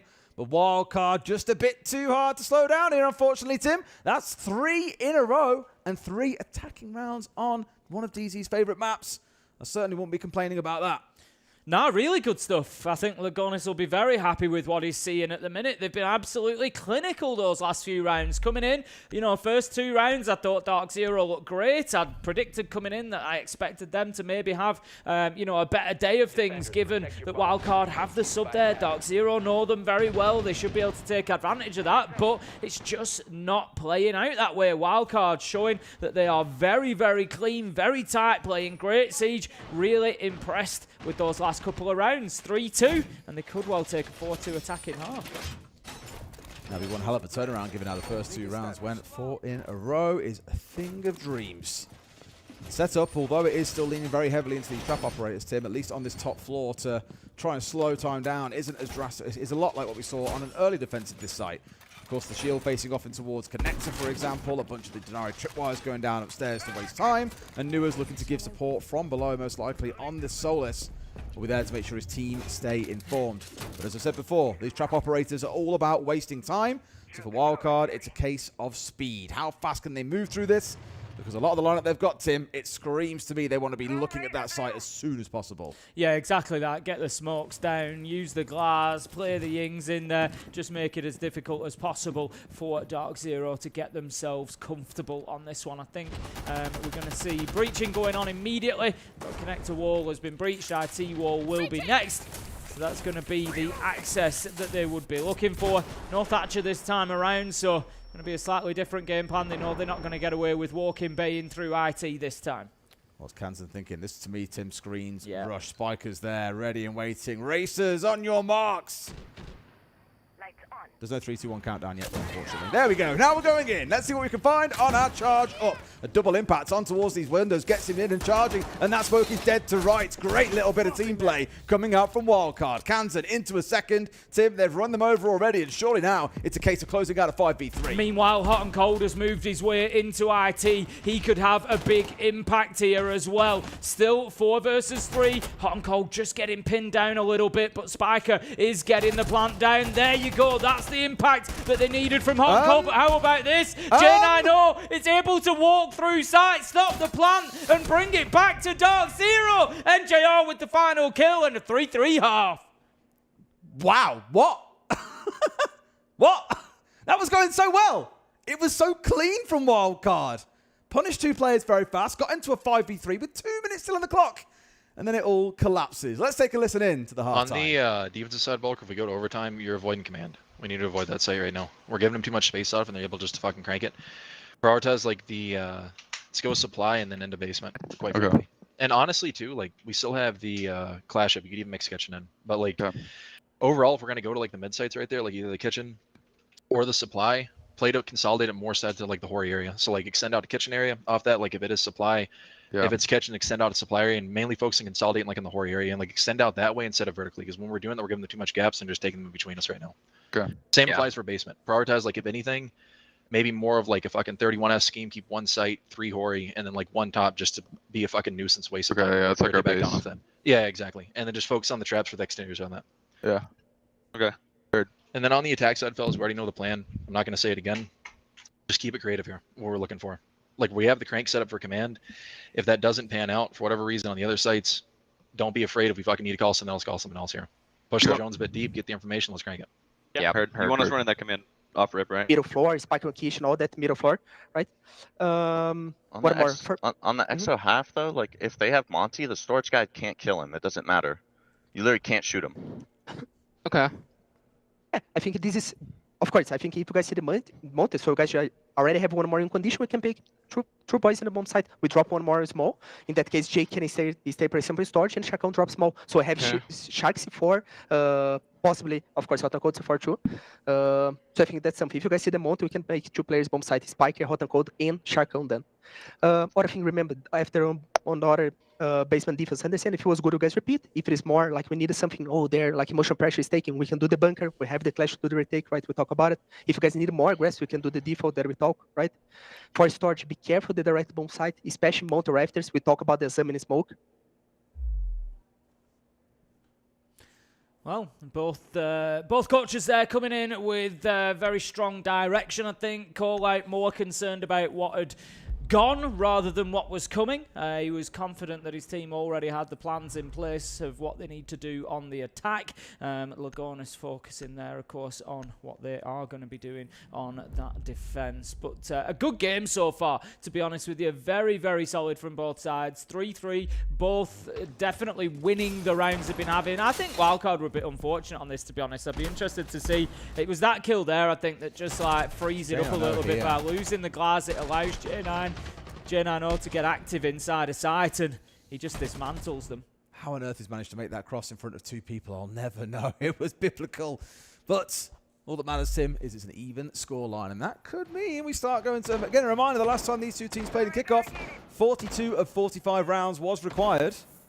I'm not saying today necessarily is going to require that many, but as this has started so far, it's looking like a pretty close affair, and I agree with you. The quality of Siege has been really good so far. Top tier, absolutely. I mean, that's what we would always hope for at a big event like this, but, it's not always possible for the teams to deliver on the day necessarily, but I think these 2 are playing, some absolutely great Siege, even by their own high standards, and it's an enjoyable experience at the minute. So, first site choice out of Wildcard. We heard Lagonis speaking about it there. It's going to be control and storage. All right, certainly a way to try things. Normally your two teams go downstairs or upstairs and then go to the other, and then control and storage would be the offside. But we also saw it in one of our games earlier. Off the back of attack timeout in round 12, we then saw Weibo choose to take us over towards the kitchen site, anticipating that all the conversation during that attack timeout would have been a standard one of the 3 sites that we go to. So here, maybe it's just a slight attempt to try and throw things off, or perhaps Wildcard have got a setup they're very, very confident in for this site in particular. 2 above, Baby Shark and Bay. They're going to be tasked with holding on to the verticals for as long as possible. Baby Shark and IT Bay on that catwalk. But how about this? Newers has made his way quickly into the basement. So they know that there's nobody playing underneath. Kansan on the Solis would have been a concern for them as to where he was located with that scanner. Newers, though, having not found anybody in the basement, now as an opportunity to maybe have a little lurk upstairs, and he could just pop up in a little bit of a surprise location for the defenders. If they get Kansan, that would be absolutely massive, because naturally, running around on the Solis, he's got a lot of work to do later in the round, as well as early on too. You can be excellent for the plant denial, assuming an attempt comes on through. But if he gets, of course, shut down by Newers here, then we're having a very, very different conversation. Kansan is keeping himself busy and away from that. Elsewhere, as you can see, on the top floor, there's a lot of work going on to ensure that DarkZero can get the top floor control that they need, and then start getting some of the floor opened up so they can see what's going on inside a site underneath their feet. Yeah, going to push forward. Baby Shark and Bay both been forced back towards Aqua Stairs. So top floor is largely in the control of DarkZero now. But this is one little corner of the world that still belongs to them. They still need to be very aware of dealing with this. They can't necessarily just ignore it, because it is like playing with a wasp in the room. They've got that threat on the flank. They've got all those keeper barricades to hide behind. Beautifully done as they open the angle. Baby Shark has to move. NJR's there, ready and waiting. Newers has tried to make his way upstairs, but a little bit ineffectual so far. He's going to drop back down to EXO and just kind of hold. I think he's happy to play underneath now, knowing that Kansan's on the board. Well, there's a response coming in from Wildcard, who are doing all they can to try and bring Kino down, and he's stupidly low at this point. About 10 HP to his name. It'll take us one shot and it'll be enough, but NJR there with the bait to play alongside the shield. They get away with what they need, Tim. All the kills racking up, and it's a 5v2, Hot and Cold and Spiker left to try and salvage this round. Yeah, with the Solis off the board, you've got to say this heavily favours DarkZero now as they manage to find the kill onto Hot and Cold. Kino's done some serious work on that shield, getting himself a kill. He was putting the diffuser down as well. Didn't end up having time though as the final kill came in. Flawless round, and DarkZero take their first attack. That looked pretty convincing, but it was the storage and control site, not always considered kind of the strongest of them, but you've got to ask the question, was it the smart play to go there first? And the funny thing was, the round was really won when the site wasn't even involved. It was all going on upstairs. We'll head downstairs to this site now, so the next round, I'm keen to see how it plays out. But this comes back to what I spoke about in the B stream earlier. Throughout a lot of this tournament so far, we've seen teams not taking opportunities to make these little cute 2v1s or these 3v1s, these little team plays that really see them come out on top. Yet consistently throughout these first 7 rounds, we've seen both teams doing that. And from DarkZero, I'd say in the previous round, it was the most convincing of all. Even when certain things started going wrong, like Kino being taken down to low HP, they still had an answer. A smart bit of play from NJR made it look all too easy. Let's see how downstairs goes though, Tim. Otherwise, you might find that DarkZero are pulling ahead to 5-3, and then Wildcard are having to play catch-up here on what many would look at and say was a risky map pick again, because it's one of DarkZero's favourite maps as well. Razorblue going to go out into kitchen and all around this side. I think they're concerned about anybody just wandering in, using that as a point of entrance. So just going to be a little bit of early warning. Sometimes we see those Razorblooms being used as more of a kind of a reactive gadget. Keep them in pocket and wait and see where people are coming from. They're going to be aware that the soft wall is next to the mirror. They won't know that the nitro is in hand here from Hot and Cold, but I'm sure there's going to be some care taken. That said, immediate pressure moving across and open up our Animus. Yeah, the fact that he's there now with the soft wall ready and the C4 to go at any time means that the attackers need to go above to force him away. Either that or you risk the C4, but the problem is you've only really got one way that you can run, which is backwards. If that C4 goes slightly behind you, well, you're dead to rights. You have to run forward and try and hide yourself in against the mirror window, and then you're just asking to get hit by somebody else or by Hot and Cold who'd be sat on that mirror anyway. Smoke release being popped out there for a moment. Can't imagine too much more comes in off the back of it. That's the first phone call out of the KV. You hear another smoke popped out as well as upstairs. You can see a lot of colours, a lot of outlines starting to move around. It's about to get explosive up here, Tim. Yeah, there's only Hot and Cold on site at the minute. Everybody else saying that Kansan has just moved back down, but otherwise serious numbers up above from Wildcard. They commit to it and they get their kills. Bay with a double 2 headshots. Newers and J9O taken down. Add Kino to the list as well. That's the shield taken off. And again, it's another one of those rounds where a team just comes out, grabs hold of it and wins it, Des. I think that was Newers just not acknowledging that he'd seen Bay there. And I mean, off the back of it into a second, then into a down onto the Monty. You can't really ask for much more than that. And it just goes to show sometimes at the top level, even the smallest of the potential, the smallest moment to react late to a situation can be what can cost you a round. Fultz left in a 1v5. That'll be a flawless round to Wildcard in round 8.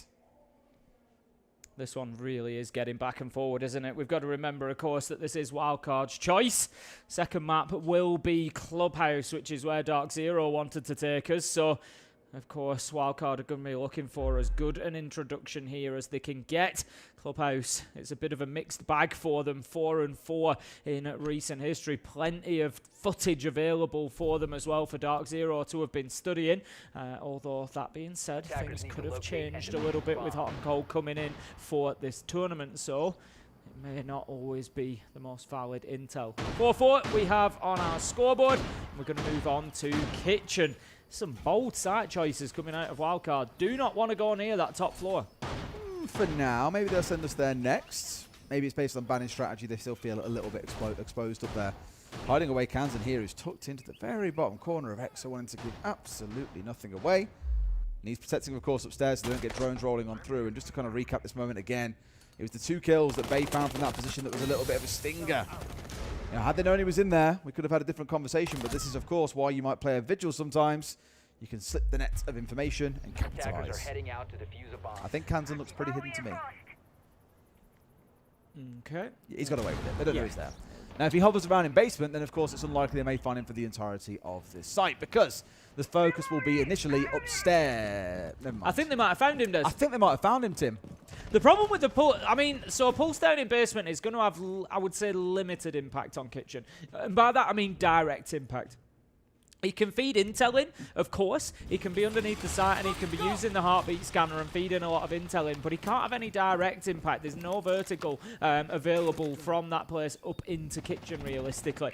So in terms of actual like direct impact, it could have been a little bit tough for him, but as it is, it doesn't really matter. None of it's going to be valid for this round as he's been taken out anyway. I think it's really unfortunate because he actually gets a good second of shooting at Newers, but of course, UMP, we know how that goes with damage.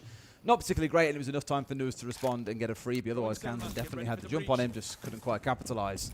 Either way, DZ in a good position once again, a 5v4. I do want to touch on the last time they played kickoff, by the way. It was a 4-4 scoreline back then as well. So we are very much mirroring what we've already seen before from these two teams. Fultz is going to get the boogie drone into meeting, start opening up the verticals. One concern I've got for this attack at the minute is there is no presence or pressure onto kitchen window, which can be one of those kind of real last gas bastions where you will try to hold on from there as there's no verticals. Bay does manage to find Achilles. 20 seconds ago, and he continues to lock himself inside a kitchen. Newers is low health as well. 4 versus 3. Wildcard are holding on well here. Toxic Babe canister gonna do the damage that it needs to do. Kino taken out. J9 onto hot and cold. 3 versus 3. 3 versus 2 effectively though, with Kino down. Sees his man, sprays him down. DarkZero have managed to bring this one back from what looked like a losing position. It's a matter of pixels there. I thought he might see the gun barrel before he saw the player, but no, finally collects him. Anyway, Kino could be recovered here. We've still got loads of time to play with as well, Tim. 60 seconds, but look at the top corner, top of your screen here is Baby Shark upstairs on the Solus. He can deny a lot from up here. A shield definitely helps. Now they've got to do is find a safe location where the Solus won't have to scan onto them. That's the problem. Like I say, if they go deep into kitchen, there's nowhere that Solus can have any impact on that plant spot, and that's exactly what they're going to do. They're moving that diffuser all the way around so that they can come in from that other side, and I think we will see them, like I say, going into kitchen deep for the plant by the window. It's going to give them an opportunity to hold that from the outside. Very little can be done. Newers is holding a skinny angle, and that is a great recovery from DarkZero. 5-4. When those 2 kills came in from Bay and Fultz in the middle of the round, I was just like, oh dear, they're going to start letting it slip away. But again, I come back to what I spoke about before, being able to isolate an individual player, punish them as a group of 2 or 3 to force the man advantage. Haven't seen enough of that throughout the event, but in this game, we are seeing it in spades. DarkZero up 5-4, Tim, but they still call in attack timeout. Yeah, Chalet obviously seeing something that he wants to address, maybe. Again, just giving them that opportunity for a little bit of a breather, but also feeding some information to them, maybe giving them a blueprint for the next round or 2 to try and get this over the line. I think DarkZero know how valuable this map is. If they can get this one done, I think they're very confident going into Clubhouse that they can close it out in 2. You think it'll be over in 2? I think it could be. Like I say, 4-4, very mixed bag for Wildcard as a history on Clubhouse. Not amazing. It's DarkZero's choice. It's not necessarily an amazing record for them. They're 1-2 as well. Yeah, I think at the minute, I think they go in. It's one of those maps. I think if you go in playing with confidence on Clubhouse, you're going to have a good day. Well, same as this exact map, Tim. The last time they both played, it was against each other during that best of 3. And Light Haven Labs, where it was 8-7 to Wildcard, Clubhouse was also 8-7 to Wildcard. Something tells me we could be in for a long closing best of 3 today. We'll see. Don't hate it. It's been a great game so far. I'd see more of it, happily. Absolutely. Play this out all the way you want. Absolutely no problem at all. 5-4 then. We continue with round 10. And we are going to be looking at a basement defense, I think this one was. Presence above already from Wildcard. Not wanting to give up any. They very much haven't wanted to give up any of the map really so far. No, control and storage, sorry. So they're going to continue with those mid-floor sites. Again, they don't actually have the choice of basement yet because they won it back in round 8. My apologies there. So they've got to go another, but it just shows that the commitment is basically there to not touch top floor. And I kind of get it. You know, we were talking about it earlier, Des. You know, with the way Siege is at the minute, if you're on a static site, which top floor is, and what I mean by that, there's not much opportunity for extension, and there's not much opportunity for roaming. You can play underneath a little bit if you want, I guess, with a Valkyrie or a Pulse, but it's not really going to gain you very much much in terms of the site. You know, yes, you might get a nitro kill, but other than that, you can largely be left out in the cold. And the problem is, you're going to face so much utility being dumped in against you. There's so many sort of power players. We've already seen Glaz used. We've already seen the Thatcher used. We've already seen, you know, all these things brought by Wildcard when attacking DarkZero. So much so that at the half-time we heard call out say, if we go to overtime here, don't touch, command, do not go up to the top floor. So, you know, you kind of just sticking yourself in a box and waiting for them to attack you. So I kind of get avoiding it. Possibly.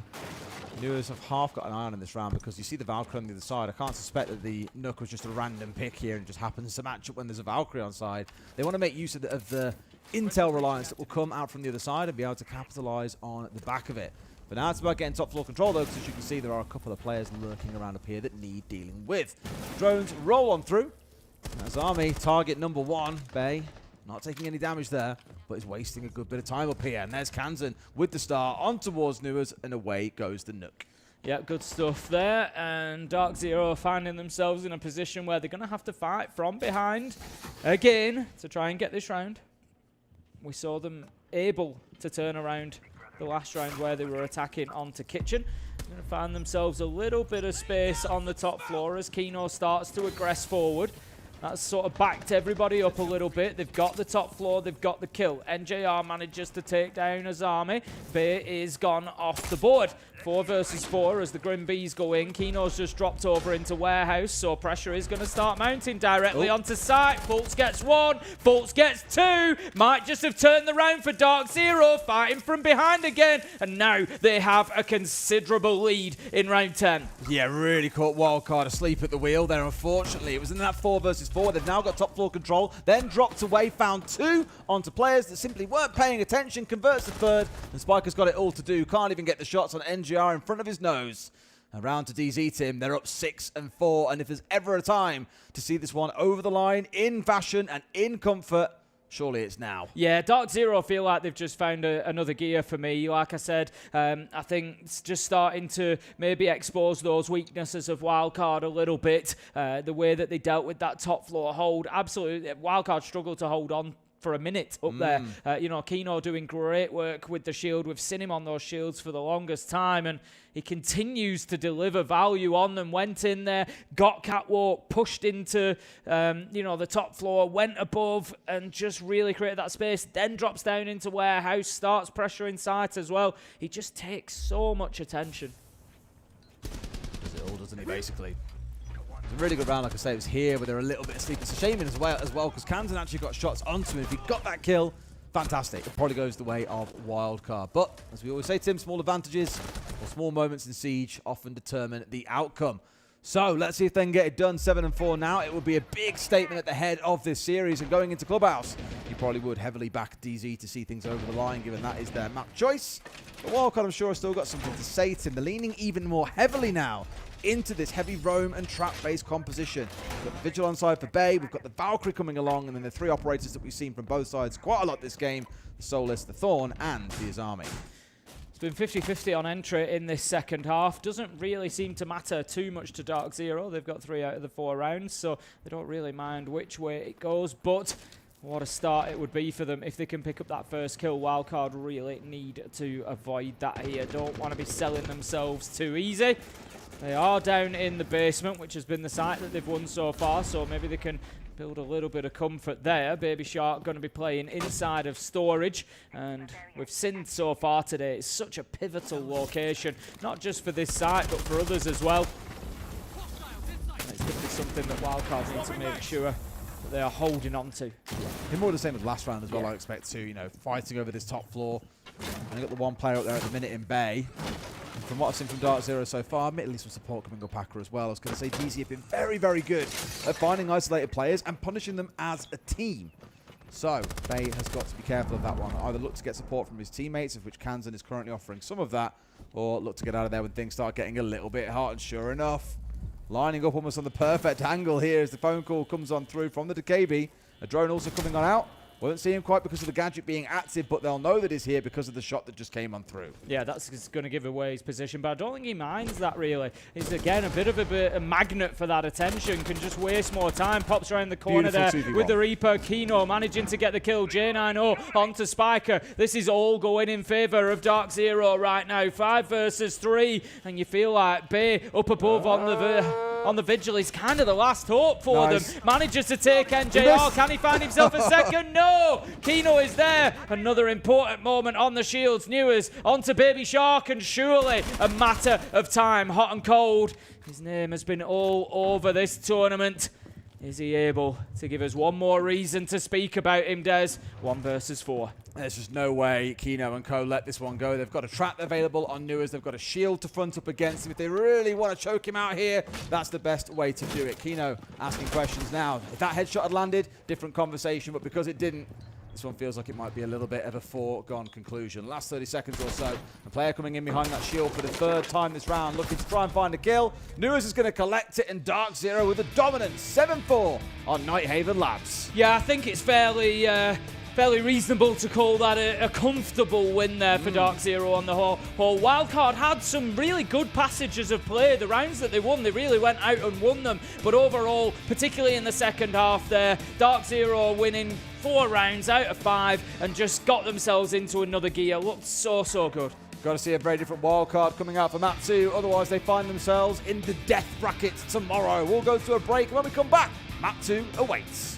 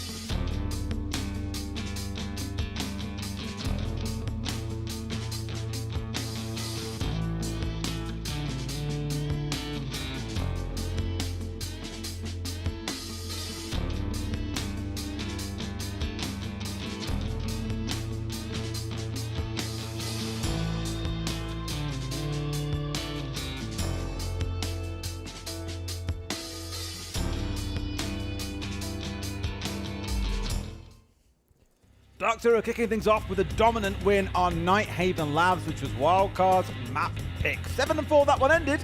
And now we go into DarkZero's map pick, Tim. It's Clubhouse.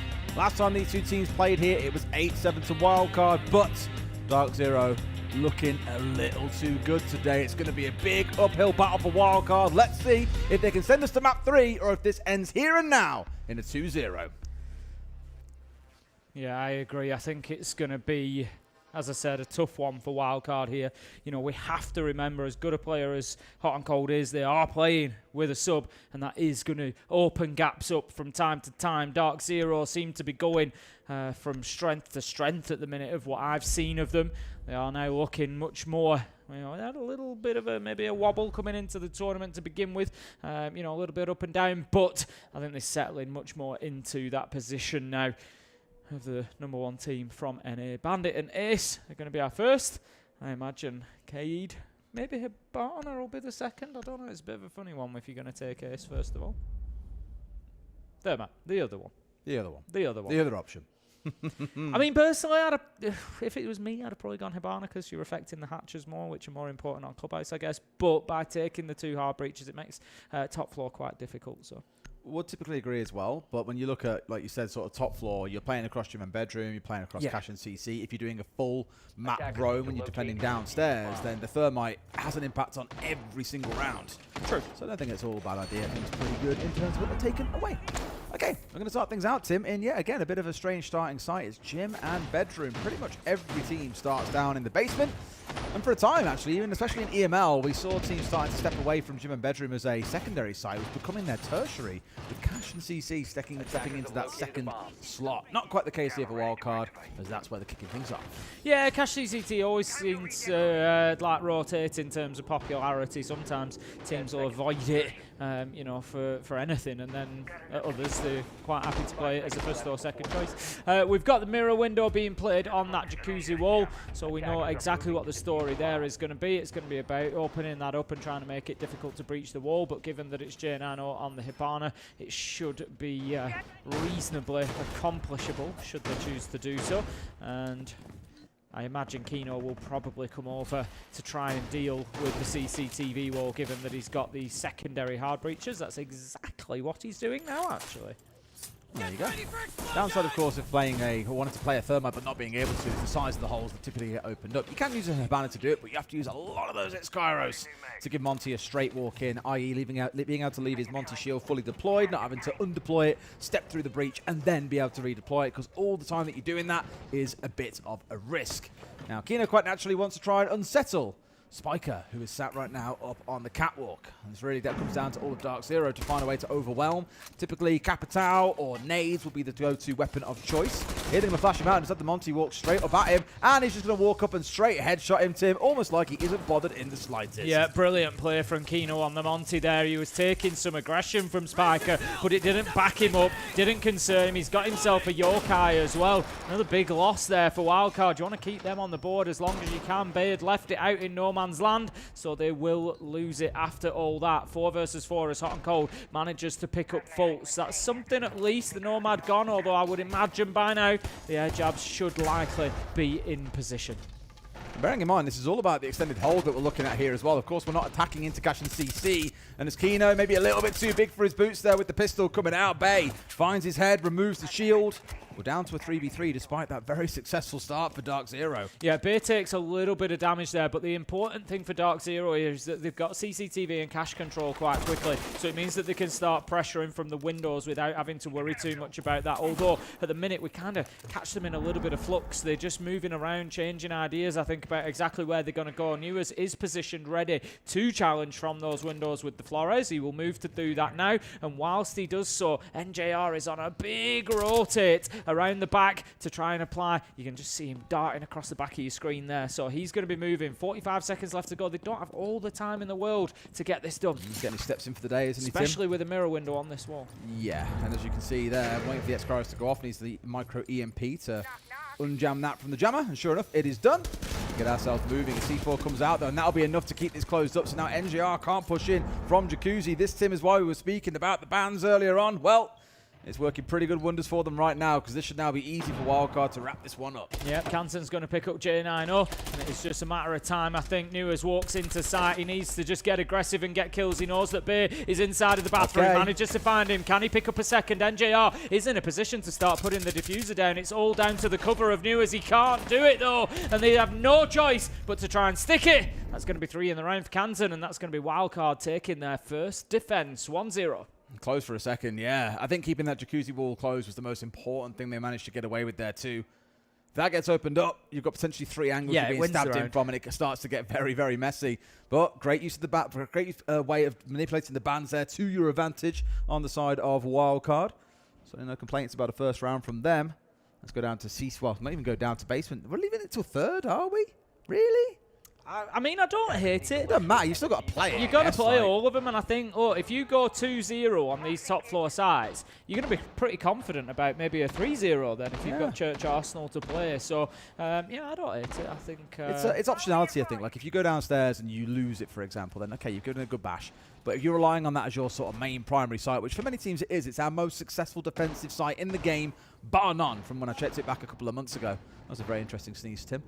You at least have the option to go back there if another site doesn't work, whereas leaving it here till 3rd, once you lock it down, then maybe you manage to go back there in a 6th. But either way, all the sites will be played. I imagine it's part of a fixed rotation for the boys. Now, we had a little bit of a setup coming out towards gym and bedroom. Hot and Cold still hanging out there for now. In fact, I've got Kanza coming out to drop down one of those mirror windows. Baby Shark will be around there with a couple of those mines. So, truly trying to put up a bit of a wall here before the attackers to force them to have to chew through a bunch of utility. Of course, you could just see DarkZero ignore that and instead go directly towards Catwalk once again. Genano is going to head straight towards Catwalk on the Capitao.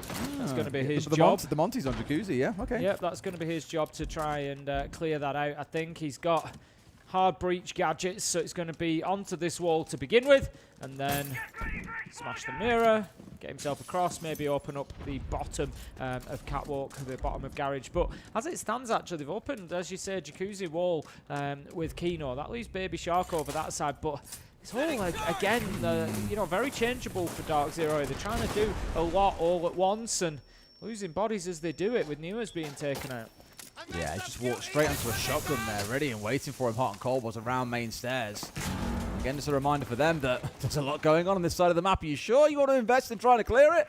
Yes, they say, because the shield is still looking to push in. Kino, the one I've got my eyes on. Whenever you see a shield with a diffuser, you can typically follow that and see what's going to happen throughout the round. Now doing the very, very best. I've got a sniff on towards Baby Shark. Great use of the utility from Fault to step in combo with... No. Okay. I was just about to say that it was great teamwork. And me. Because what happened was Kino came in through Jacuzzi Breach, took all the attention from Baby Shark, and as he was challenging him, that's when Fultz went in the window and got the kill. And then he takes down the shield. He was always going to be the tip of the spear. It falls apart after that. Wildcard take the round, and Fultz, he helped them do it. And that was, of course, out towards gym and bedroom. Wasn't even the sight in that given round. Wildcard up 2-0. And DarkZero call in a very early tack timeout because I think it's fair to say, Tim, Callout will not be too pleased with how this map has started. No, I think they're going to need to see some improvements there. Is the probably the kindest way that I can put it. I think they've been out of sync on those 2 rounds. Like I said, you know, that late rotate from NJR all the way around the map in round 1. You know, it was such a kind of almost a Hail Mary because it burnt 20 out of 45 seconds left. So by the time it didn't work out and they didn't get that breach open, it just left them in such a tough situation to try and get anything done. You know, it was such a risk-all strategy. And then again, in round 2 there, you've got a team kill. It's unfortunate. It happens. You know, Fultz feels that there's a challenge needs to be made maybe towards the Logi rotate and catches Kino. But still, you know, it's like I say, it's that disconnect. It's that desync. It was very much a spray on towards gold in case it was an attempted trade coming on through 100%. These things happen, but let's just get things reset here and go again. Again, with it being DarkZero's map pick, they should be coming in here with all the counter prep that they need on Wildcard. They should have good attacks in mind on how to deal with everything they're coming across. Just not dealing with your own Monty would be a fantastic start. Really good hold from Wildcard, though. Now, finally, Tim, we get to see ourselves down in the basement. And we've got a bit of a mixed setup on the go. They're very much dug in nature, offered by a Goyo and a mirror. along, of course, with the Yokais. But it's those two other operators I'm very especially interested in, the Thorn and the Solus. We're going to keep themselves very busy, I imagine, around the map and trying to waste as much time, utility, and potentially lives on the DarkZero side. 10 seconds to go. Let's see how much of a presence there is out in the map. We've seen a real contrast between teams defending down here. Some of them happy to kind of sit and turtle and invite that pressure later in the round. Some of them wanting to get themselves active all over the place. I personally would lean into the second. I think we tend to see a bit more success when time is wasted elsewhere. But of course, you've got to balance that with cautiously making sure that you're getting players back to site that you need. Kanz and Bay, they're going to be the two out on the top floor. Bay with that echo. Definitely not somebody they want to be losing early in the round. One about the Esports Deepek as well, making good use of the Yokai to see who's coming from where. Identifies that one is coming from spawn. And he finds a little drone for himself as well. How ideal. He's really there to waste time, as I've said. They don't want to be full setting up upstairs. It's more, can we tutor a little bit of time here? Can we play the majority of the map? We were referring to this with the operator bans, Tim. The thermite being taken away does slow things down upstairs. But it's Baby Shark on the Solus going to kick things off. That's Nuas again on the Snake going down as the entry in the round. It's twice that's happened now, Tim. Yep. You can't be losing that Snake this early. No, so powerful as an operator, especially when you've still got two players, three now that Baby Shark on the Solus has got up to top floor, out in the map that need tracking down and dealing with. And now it makes it tough for the rest of the team. That Soliton radar would, I'm sure, be very welcomed at this point to help that sweep across. Baby Shark is going to drop himself back down, but Bay, Kanzan, still very just got away with that one. Still very much committing to that top floor hold. The really interesting thing will be whether or not DZ identify that is a thing. Like, you'll probably know there's a barricade that's going to be there because the noise that's made by you opening it, you know, there's a Goyo in the round, so it's likely to get popped out in the way that you'd expect when it's smoke broken down. But if he can just keep on stepping back and forth like that, he could really upset somebody. Bay getting rid of Fultz, Baby Shark onto another. He has been unstoppable in this round. 2v3 for DZ. Feels like Wildcard might hold on for a third in a row. Yep, certainly could do. I think they weren't aware of Bay's position on Catwalk and he caught them out. NJR does manage to pick up Kanzan, so now Baby Shark and Hot and Cold both down inside of sight, need to be dealt with, and they're going to have to face up to a Blackbeard who is pushing down there. In fact, they're going to dip away from that, thinking we don't want that fight anywhere near as direct as it was going to be. Of course, the closer the Blitz is, sorry, the Blackbeard, the more dangerous he is. NJR, as you say, just waiting for that head to pop up, and now Kino can just slowly edge his way across. Needs to be careful, though. No more impact nades left. So now the worry is gone. He can just close this distance slowly, and if he makes it all the way up, then it is round over. DarkZero take their first. Really well recovered too, because I was saying, you know, 3 versus 2, this feels like one for Wildcard to lose and a lot for DZ to recover. But between them both, Kino and JR playing it out brilliantly. And it does get them the first round on the board, so maybe not in the fashion they would have wanted because they lost out on their own game, but they managed to come up big in the clutch towards the end. First quarter down, we go into our next operator banning phase. Let's see who else gets taken away. Will it be another hard breach? Will we lean towards things we've seen before, like a Grim Ban coming out? No, it's going to be Capitao and the Mirror. Which is fair, we've seen quite a bit of Mirror. Yeah, I think so.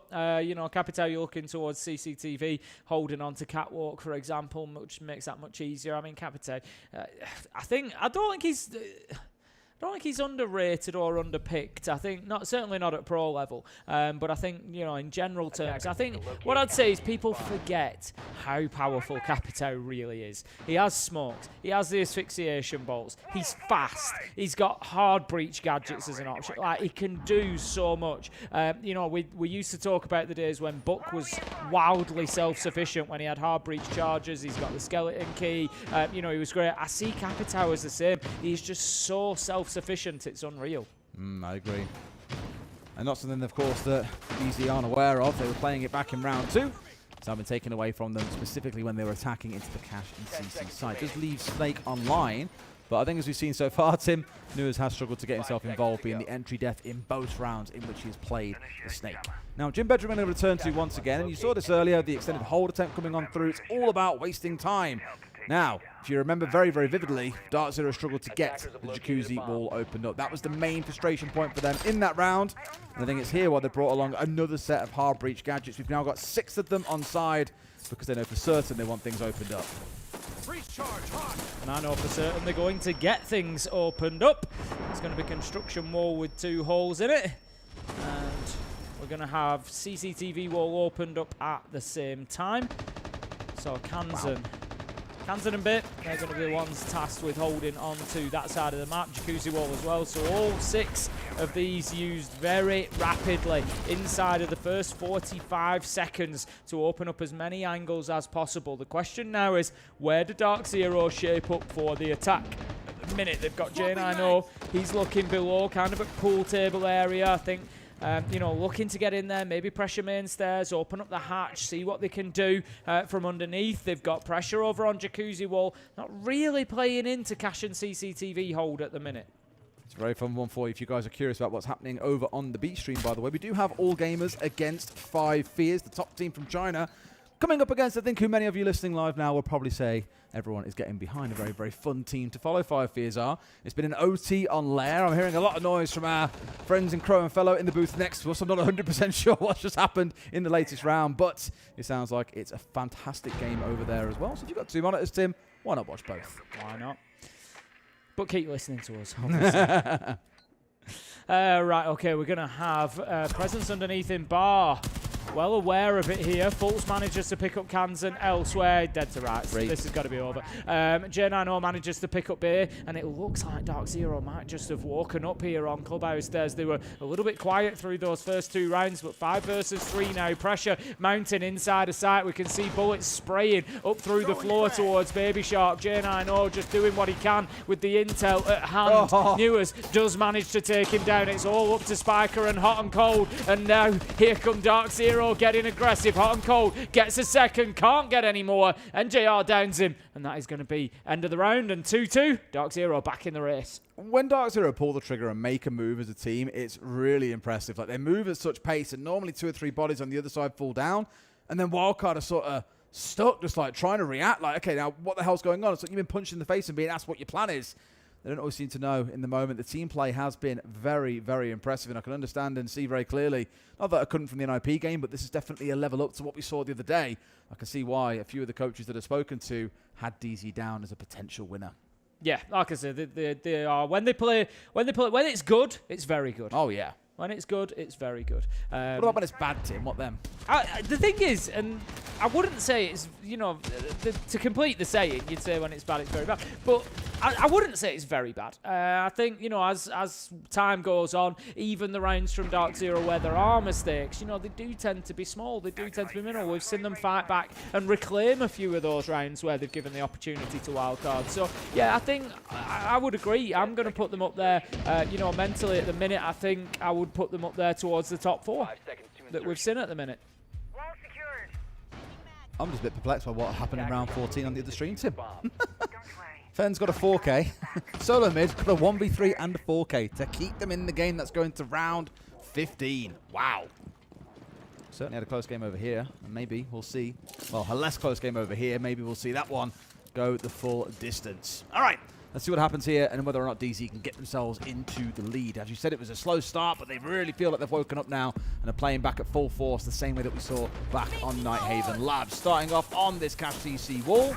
It's a site, of course, that we're sniffing around at. You saw the bands that came through with, of course, the Ace and the Thermite. As we said, it would be a bit harder to get these walls opened up.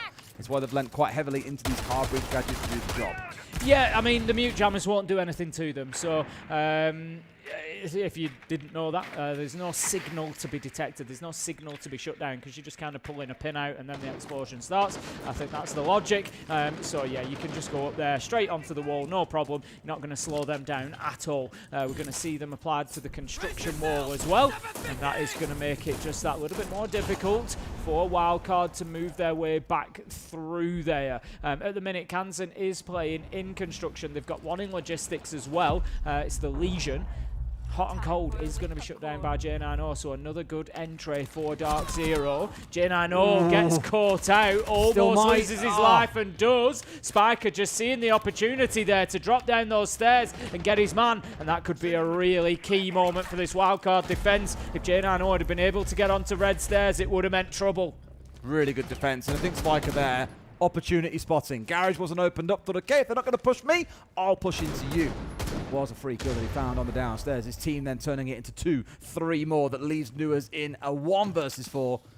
And I know he's had some wonderful rounds at points, and we know exactly how good a gunner he can be. I think even asking him to convert this one by himself might be a bit of a tall order. Gonna spray up through the floor, just kind of hoping for the best, see what you can get. Spotted out on the cam as well. They know exactly where he is. Surely a matter of time. He's going to move the Azami back, but it's really unlikely to matter much. 45 seconds left to go. He needs to hope that somebody presents him with an opportunity here. Not going to be the case. Beautiful angle held by Baby Shark. Down through the hatch and the soft wall. Picks up his man, and that's going to be 3-2 for Wildcard. But I will say, I think a 3-3 attacking half actually suits DarkZero just fine. Oh, massively. I completely agree. That's assuming, of course, that we get there. Yeah, if they can win. What I am interested to see is back on our previous map where Wildcard found the most success was on the attack. That's when they got that 3-3 split. It was the defenses where they struggled. They only managed to find 1. So I do think you're going to see Wildcard come out the gate pretty good in that second half. And so for DZ, I think getting 3 here is going to be really important if you want to see it over and done with inside 2. As you'd expect, given it was also our 3rd site, it's going to be our 6th. Down to Church and Arsenal in the basement. And the lineup looking very, very reminiscent of what we saw back in round 3. Attackers have discovered the location of a bomb. Last time around, we saw DarkZero doing well on the fight around the map. That was the key. When by the time they got down to the site, there was only 2 of Wildcard left, and they went in with Kino. They were able to bully hot and cold. It was actually beautiful. It was the beautiful kill onto Baby Shark as well as he popped his head up above the wall. They'd predicted he was going to get up on the boxes and try the long angle, and able to take him down fantastically well. It's going to be a fight over top floor again this time. Let's see whether Wildcard learn anything from last time, because they lost quite a few bodies up there. They do have Bay out in garage again. That's the same as last time. Kansan is up there to join him, same as last time. He's actually out in bedroom, rather, I think he was more over kind of construction cash last time. But Baby Shark joining as well. He was a little bit more up and down those stairs, so it feels like, if anything, they've kind of bolstered this top floor hold from last time. Probably should as well. I mean, admittedly, it did work out last time, let's not forget. They got themselves into a 3v2 on the defense, and it was like, great, Rome successful. Then NGR drops to 4K, and sometimes you just can't legislate for that, Tim. You can't legislate for a player popping off and dragging around over the line when it feels like you should be in a winning position. For now being impeded, as you saw, by the fire inside of Dirt, and with 2 shields on side here, Tim, that gives them 2 angles they can afford to be quite aggressive around. And Monty working his way down through Dirt. Kino currently got himself outside of garage, and I'm sure we'll get moving soon as he takes a few shots. It's Nuas to get rid of Kansan. Oh. That's the second time today we've seen somebody nade themselves. J9O, Matt, it was Hoven last time. I think just getting ahead of themselves and trying to get a bit too aggressive. There is another kill though. J9O taking down Kansan. Opportunity for Fultz to plant here. I'm not sure they can do anything to stop it. He does actually just come off there. The cover was a little bit late, but does get the job done. Fultz goes back on to the plant. Bay. Fultz gone. Bay's managed to find him. I thought maybe he'd get onto a Yoko, but no need at this point when the gun does just as good a job. Bit of a retake attempt coming in here from the 2 defenders. They get rid of 1. Nuas in for a double. Just 1 more pushing his way up through blue. It'll come down to a 1v1, but Nuas secures the trade. DarkZero even it out at 3 apiece. Yeah, I'm really not sure how Bay found that kill. I don't know if he'd maybe gone above. There's a lot of chip damage. Yeah, I don't know where the angle was that he found it from, but the fact that he was in oil... No, please, my HP, I'm going to give you a scheme for cash because we're talking about that site. What I want us to do is adjust the drone spells, so rotate the basement drone up, get information on if they're doing the lounge hold or not. So, like, if they're doing the lounge hold, we're gonna do like the 50 that I talked about, but I want you to prioritize the IQ and go linear off that. So like hunt those echo drones off, clear their information, and then we're gonna look to clear across on that. If they're not doing the lounge extension bulker, I want us to do the lurk attack. Like apply the pressure, make them think we're clearing over again because we keep showing that pressure across that side. Then we go for the lurk, we just hammer up through the fucking oil pit, like with our fucking nades, and we crank that guy. Sure. Kino as well, like on this attack side, if we do go back, I think we're gonna fucking hammer on defense. I'm not saying we're not, but like if we do go back, don't be afraid of these echo drones either with this fucking Montang. Like if we're applying pressure on this guy as well, like if it happens, it happens. Utility does not exist to Kino anymore for the rest of this game. All right. Third. On defense, fellas, don't like last map. It's not the same fucking map. The gaps are not as prevalent. We're sticking to the game plan here that AD put out for us. Yeah, heard. Gonna crank it hard right here. Take a couple fights round 1. I don't know what you know about that. What do you know about that, Bob? I mean, what site? So I do. Yeah, take a couple fights. Like Nearest being this guy outside the puzzle, you know, super important, guys. Have in mind about that, okay? Other thing, just about talk about us, guys, about our communication later on. Let's make sure to don't think that much, to think a little bit more. Remember, Yeah, like I don't want us to reset, bro. The whole game is like if we do what they want, Labs we're like gonna Jake lose. was getting the kills, so guys can keep moving. Like at least in the first situation that you guys gonna face that, keep it moving. Like you know, let's suppose we did a master clear, right? On cash bomb site master clear. Don't need now we're gonna open wall. No, sometimes keep moving. Keep it like keep walking. Oh, gonna flashbang on red. Don't let them think it's been good because the kills we're getting. It's just that late round we can finish before finish better the rounds, right? So talk about that. One thing that happened on Gym defense, they like to see for the server wall. There was a round that they didn't reinforce like server walls, so be careful like sledge. Oh yeah, when you sledged it. And for Gym, when we attack in Gym, we can do two things. Gym fast, but like not need to do fast, but the setup with Shaki like Demos target the Azami can be something. In Windows is gonna be amazing. I was very perplexed by DarkZero's timeout. I think it sounded like they were speaking like they were going onto the attack. I was like, huh? We've seen it before, and I think it's taking that opportunity. It's quite smart, really, because you've got that tactical timeout at half-time, that opportunity. And what you're really doing there is maybe saving yourself a need for a tactical timeout to discuss overtime should it come about. I'm going to get that boxed off now, so I don't need to worry about that. And then the whole focus, if I do need a tactical timeout, can just be about the defense that we're currently on. And I think from call out there, A is showing confidence in his team and their defense. He doesn't think I need to, you guys know what to do there, just go and do it, I think we're going to win. But here's what I've seen if we do go back to the attack. Yeah, he very much kind of said, you know, look, we've already had the plan laid out for us and how we're going to play this half. We don't need to talk about it. Let's reflect on what we can learn from that first. Maybe very true. We're going to start things out in Cash CC, Tim. It's another team choosing not to go Church Arsenal for their first sight. I'm liking what I'm seeing.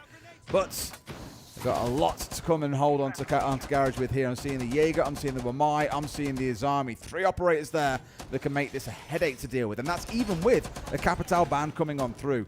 To me, it reads like they really don't want to give up Warehouse or Garage at all. They want to hold on to it for the entire round and maybe try and force Wildcard to have to come in from Jacuzzi's side instead. 5 seconds left. Right then, Wildcard. Now is your moment. Of course, as a reminder to everybody, it's not over. If Wildcard don't win here, they will have another chance to get themselves qualified tomorrow, but it becomes a much higher stakes game because it is literally do or die. All the games tomorrow, the winners will qualify, the losers will be eliminated, whereas in this one, you still have that extra chance. So 3-3 at the half, as I said. And I don't want to get carried away just yet. A lot of siege to play, but I think that 3-3 attacking half actually suits DarkZero just fine. We heard Cole out there say, I'm sure we're going to slam them on the defense. And that is going to be the expectation for the NA side. And they're going to expect to come away from this map qualified, I think. They feel about going fast here, Tim. Indeed, they are. The drop coming on through. Fire raining everywhere on the floor to make it hard for Spiker to step on forward, but he's done just that. Very much now Pinsent in the back corner, and a swing comes on through, but DarkZero have refuted them in every single gunfight bar. Just one, in which case Kino's gone down. And roasted Spiker for dinner sounds pretty good to me, Tim. Oh, well, that didn't work, did it? Hey, look, I'm going to say what I said earlier on. I don't mind that. I'm all good with it. If you give it a go and it comes off, you look like a genius. If you try it and it goes wrong like it just did, you look like morons. It was still a good idea. Just because it didn't work doesn't mean it was necessarily a bad idea. It's more that the other side was ready and prepared for it. Yeah, sometimes you got to give it a go. Like you say, you know, if you catch them unawares, then great. I think it was maybe a little bit of a risk, like I say, given that we are expecting DarkZero to be very strong on the defensive side here.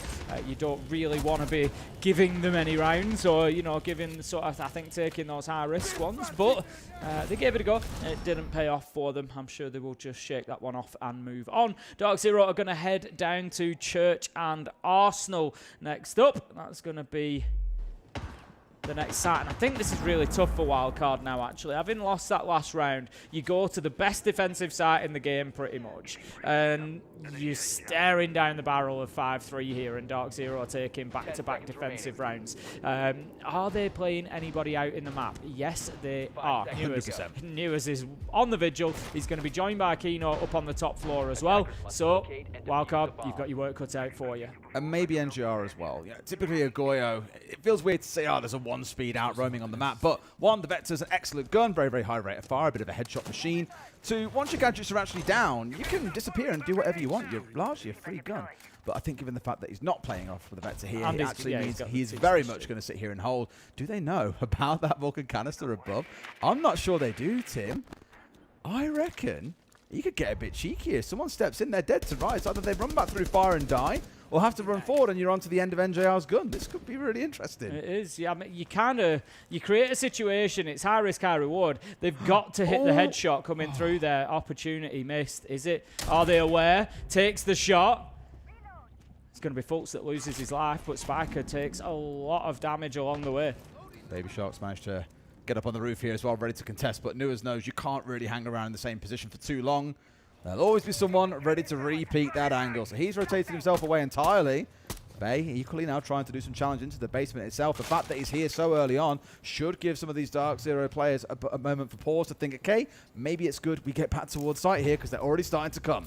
If Spiker gets caught by that Vulcan canister at all on his low life, by the way, if he goes back to dirt, he's going to be in serious trouble. Kino, NJR, managed to find a killer piece. It wasn't the Vulcan canister in the end. It was the TCSG that did it direct with a headshot. Nitro shot out of the sky by Baby Shark, but 2 versus 3. Wildcard have got some serious work to do. They need to wait for this fire to burn out from the Vulcan canister. One problem they've got at the minute is they're all pushing, both of them from this side. NJR, Kino, Newers, they know it. They're all faced up in this direction. 3 guns pointing at them in a massive crossfire. Yeah, this is now rough to battle your way through. However, let's not forget we saw DarkZero win a 2v3 in this exact position back in the first half. You've probably imagined on their side there's already been that call to say, look, let's not do anything crazy here. We haven't got to open up any holes in the wall that immediately give away where we are and guarantee a free kill to the other side. We can afford to play a little more carefully. NJR still watching around dirt and just waiting to see if anyone dares come on through. Fire's been popped out, but that's a diffuser, I believe, just in front of his face. So a recovery effort is required. Yeah, none of the rest matters now. 35 seconds left to go. They know at this point that they have to play for kills. Hot and Cold's going to take the hot drop. Does he find anybody? No. He's searching, seeking around site. I'm not sure they know that he's come down with that. There's no freebies available for him, though. They're playing this smart. 2 of them in dirt. They know that all they have to do, Des, is sit on top of that case. That is the win condition. That's one that's going to get them the win. I think they might have actually moved that Vulcan canister. I think they've relocated it to be able to protect the diffuser that is down on the ground. And it is doing a perfect job. Newers manages to find the kill. It is the Vulcan canister that does it. Baby Shark taken out. End of round. And another win for DarkZero. I love that play with the Vulcan canister in dirt. I feel like we've all had those moments in ranked when the diffuser's just down in the weirdest of places. And it is an absolute battle to try and recover. Wildcard calling in attack timeout after just 2 rounds. They haven't won either of them. It's looking pretty brutal, and DZ could be on for that 2-0, Tim. Yeah, I think they're in trouble now, Wildcard. As I said, once DarkZero got onto the attack, a 3-3 half suits them absolutely fine. Winning that first one, having Church and Arsenal to go to, such a stronghold, and it gives them now that 2-round lead. Bit of comfort. We're coming into that round 9 at that all-important 5-3 scoreline. I talk about it every time. 6-3, big difference to 5-4. DarkZero, they are going to come out and give everything to hold on to this CCTV. You're looking at possible matchups, Des? They could be pretty brutal tomorrow. It's all regional matchups. We have VP versus Falcons, Wildcard against 5 Fears, and Enterprise versus Weibo. Not confirmed yet. Not confirmed yet. It does depend on DarkZero winning this series, and it depends on 5 Fears winning their series. They're currently at 1-0 in maps, so you can probably assume they're going to crack on there and get it to a win. Well. It means every region loses a team if that is how it shakes down. But on the other side of things, it guarantees one more EU team, one more NA team, and an APAC team. We've actually got a very good split at the minute going through, I think. It's actually the Brazilians that are the big losers so far. They're the ones that very, very unusually are struggling to get teams into that final live stage. They've only got FaZe. That's it. Put it out on Twitter earlier. And I also said earlier, they've only got FaZe. They've only got FaZe. They've only got FaZe, and FaZe are going to go on and win it. Yeah. That is the expectation, I think, for a lot of people. You know, FaZe, Furia, and G2 were coined as the 3 favourites. And I think FaZe are the ones who have just very much quietly powered their way through the competition. The 2-0 over Wildcard they had was dominating with a 7-1 on map 1. Second map did take an 8-7 win, but they got the job done. Very keen to see how they deliver on Friday alongside the other teams that will be joining them, of which DZ is looking likely to be another of them. So let's see how we can set up Tim for a gym bedroom defense. Wildcard have had that attack timeout, a chance to recover. Oh, no. Afraid not, my friends. Here, though. Get reversed on! Gets spun on Newers. Shark sits him down. Not the one you want to be targeting. You don't. We often say it. You don't get to choose who it is on a spawn peak like that. I think if you'd had the prior knowledge that it was going to be Baby Shark, you might have just backed out of that and said he can hit a shot or two. A lot of these players canting is always going to be the problem, but now they've got to deal with getting through this wall. This is where Baby Shark comes over, EMPs it out as he has done, and that wall will go through. Bay getting one back as NGR gets a knife kill, hello. And just like that, DarkZero still start turning the round on its head. Wildcard lose 3, all inside the first 50 seconds of the round.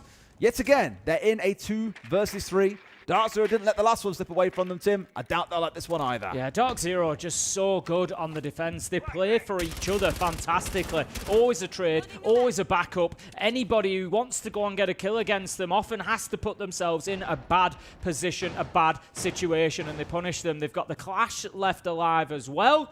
This is going to be a rough finish for Wildcard if they want to get this round done. 2 versus 3. Next kill is essential. Hot and cold working from Jacuzzi. Breach sends in a little bit of utility, but he's not going to follow that in because he knows what will happen if he does. He needs to wait for Spiker to make a bit of action up main stairs here, but Fultz is sat waiting. Well, there comes a flash, but of course it is a Clash who can now back out. Goes to the feet, but not quite able to finish him off. Great. And covers off from the breach at the same time. Well played by Fultz. Yeah, absolutely brilliant shield play there. If you're wondering where's the strategy, where's the skill in the shields, that's exactly it. Understanding how it covers your body, what angles you can use, your movement up and down stairs, for example. How does that affect? Great stuff. J90 is going to be taken out by Hot and Cold on the secondary. It means that that Clash gets a little bit weaker now because Fultz needs to think about planting that shield and getting onto his weapon. Diffuser is being teased for the time being, but how about it? Fultz was just waiting for Kino on the rotate, and then they pick up one apiece, and it is 6-3. DarkZero cruising towards the live stage at the minute. I did say I thought this is where I might see Wildcard fight into this map a little bit, given their attacking prowess that we saw back on Nighthaven Labs, but sadly, they just aren't quite able to deliver the goods in this series. As said, assuming things all go according to plan, if 5 Fears go on to beat All Gamers and this ends up in a 2-0 to DZ, which looks very likely, Wildcard will face 5 Fears tomorrow. They'll also face All Gamers, even so they face the winner of the other series. Yeah. Loser of the other series, sorry. Yeah. So in fact, all of our matchups tomorrow are pretty much locked in, assuming DZ get this one done. That drops. So NJR's throwing a Nitro at Lodgy Hatch. The Blackbeard drops right on top of him as he releases the Nitro. So he just knifes him and has done with it. Unbelievable stuff. As the Blackbeard, you're going to be absolutely fuming in that situation, I think. CCTV cash then for DarkZero. Is it going to be our final round? Are they going to be able to hold on to it and get the job done here and now? They've been very, very solid on the defense so far, and you would not bet against them. Wildcard need 3 in a row. DarkZero just need 1 for the whole kit caboodle. The map, the series, and the place in the live finals. NJR on the Tachanka, not one that we see too often on this side. 5 seconds left. No, I think we saw it a little bit earlier on. A little bit, it's Wildcard, creeping in a bit more, but again, it's a shot that you can absolutely make if you wanting to deny the server stacks. You can shoot over the top and you can bounce it back into that default spot. To be fair, mate, after seeing his tech on Nighthaven Labs, I'll let him play it on any side. Anyway, he'll find some interesting angles. Man studying geometry while playing Siege. We'll see what else he can find for this one in particular. Did play it back in round 7. If it worked before, well, why fix what ain't broken? Quite literally getting the set square and protractor out, I think, on the screen. The slide rule is coming into effect. Right, okay, we've got a whole top floor hold coming in from DarkZero. Kino is out in master bedroom, going to be coming under immediate pressure as Jacuzzi wall is opened. Drones go in, and this is something we've been seeing a lot more for CCTV Cash recently, is not just an extension to master and Jim, that's not like the biggest news, but it's the commitment, it's the reinforcement reinforcements that are going with it. It's the double kill from Kino on the Jaeger, putting the 417 to use, managing to find 2, Twitch and Deimos, Baby Shark and Bay. I don't think that could have been a worse start for Wildcard. No, not when Bay's been playing as well as he has been. You're now down to Cans and Spiker and Hot and Cold. Hot and Cold especially not having a particularly bad map, but he's sat here on the Monty. How much can he really do against everything else that sits on the other side? All the fire available for NJR. Yes, there are no C4s to play behind. That's why he could start out doing that, Tim. His second kill of the map could be a critical one. Kino, the 1 to 4, the one who'd already found 2 in the round. Yeah, the thing is that DarkZero have just made the call. You saw it happen Back in to front side. of you with the silhouettes. Right, everybody back. We don't need to give them anything here. All drop back and just play the long game. Just let them play into our angles. They know that they're not pushing breach. They know that they're not pushing catwalk, so they don't really need to worry about where they defend from. They can defend from inside a CCTV, which is exactly what they're doing, and they can just hold them at bay with the Shumiko launcher. Kansan just managed to find J90, so Wildcard start to get something going. This feels like a lot to recover, as said. They've now got a single doorway to try and push their way through, including the soft breach in front of them. So options exist. Final Candela and Smoke's available too. And they're going to dump it all into him and hope for the very best, but Fultz steps up and is heard. 1 in towards 2. Spiker going close. Shotgun at the ready. Swings for 1 and gets away with it. The young IGL trying to do what he can, but he's got 2 of the players to work his way through. And then it's going to sit together, Tim, wait to play off one another on that B default plant spot. Yeah, there's going to be no thought of putting the diffuser down here. They can't be until he's into a 1v1 at least. Needs to take the fight. Steps out and is taken down by Fultz. DarkZero. They get themselves the win. 2-0 against Wildcard and are the next North American side joining Shopify Rebellion in the live stages. And a very, very dominant victory as well, Tim. 7-4 on map 1, 7-3 here on Clubhouse. Definitely putting, I think, a claim to that title come the end of this event on home soil. NGR especially going huge. 12-5 on the map itself. And tomorrow, they can sit back, relax, and watch Wildcard face off against the winner of the game on the B stream. Yeah, really impressive performance from DarkZero there. Like I said, the last few times I've seen them, I know they've dropped one game through this, but honestly, very, very comfortable from them. And I think is going to be one of the teams that people aren't really looking forward to getting drawn against in that next stage. I quite like this idea of like knocking on doors and stuff. It's very like Knock polite. and wait. It's like, hello, nice to see you. Certainly a little bit more of a calm atmosphere to what we saw yesterday when we had a Shom charging down the hallways, screaming Alamau's name. But as I said, this isn't the end just yet for Wildcard, Tim. They've still got a chance to fight for a spot on the live stage on Friday in their game tomorrow.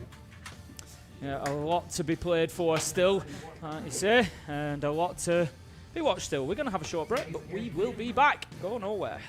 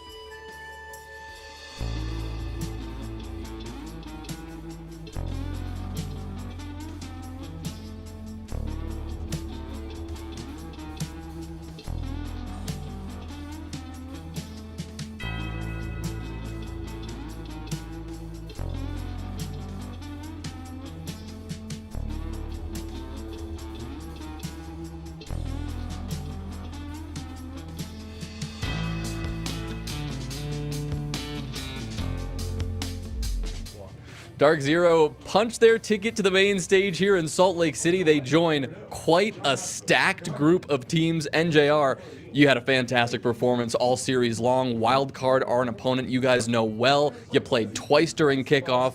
Did that shape your preparation coming into this game? It did a little bit. I mean, we also practiced against them like a lot, so we had a lot of prep to like work through and game plan against. So like that definitely played like a big factor, for sure. How was your performance here? I mean, really stepping up in a big way. What were you feeling like in this lobby as you were tearing them apart?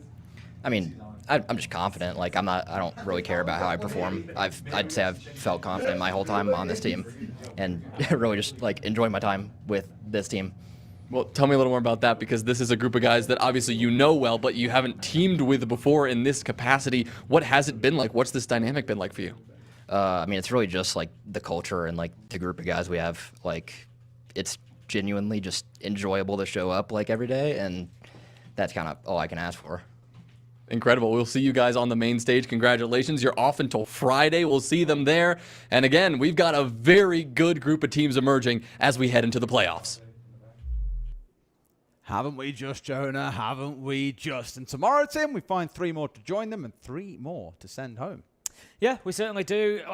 Tomorrow's the big day, isn't it? It's like, I love all the Swiss. We get answers from pretty much day 2, but I love that last day where every game, it's not just about one qualification or eliminate. It's literally direct. Win, you go through. Lose, you go out. Simple as that. We can see where we are up to now. So far qualified, we've got Twisted Minds, FaZe, we've got G2, DarkZero, and Shopify Rebellion that have gone through today. Eliminated on the left-hand side, we've got Kag and Furia, and we've got one still to join them, but NIP and Loss, a bad day for the Brazilians today. And then tomorrow we will see those final 3 games. Yeah, got to go one of either way, haven't they, tomorrow? Again, I said earlier on, it's horrible knowing that if you win, you've got what you always wanted. Yeah. You get to play on the live stage in front of a crowd here in Salt Lake City. But if you lose, well, you're on the next plane home, and that's going to be heartbreaking. I tell you what, Tim, for all 6 of them tomorrow, I wish them all the best, because it is going to be a rough day. And we've seen some good performances. Enterprise, you and I took a lot of liking to early on. Yeah. They're in there tomorrow. Wildcard. This wasn't a good performance for them. Only No. one player, Bay, going positive through the whole series. They've got to turn it around before tomorrow, and I can guarantee you the team's going to be up late tonight, workshopping how the hell they get this done tomorrow so they can play on that stage in front of a home crowd. Yeah, a lot of work to be done, and that's, the flip side of that is something you can't, sort of play down too much for the teams that are through already. They get that couple of days off. They can have a little bit of rest, a little bit of relaxation, but also a lot of work to be prepping ready for who they think, they might go up against. Who's, obviously it's a draw, so they don't necessarily know, but you get ready for everybody, a bit of everything. Well, at some point, Tim, you've got to play through all the teams in one way or another. Either that team themselves or a team that has beaten them. You've got to go through quarters, semis, and of course the grands. So there is going to be a lot of prep to do. Either way, though, we hear still, of course, that the B stream is still going on. As mentioned, you have all games coming up against 5 Fears. Let's jump in and watch that now. We'll see you guys tomorrow on the A stream for more action. But for now, enjoy the rest of this series.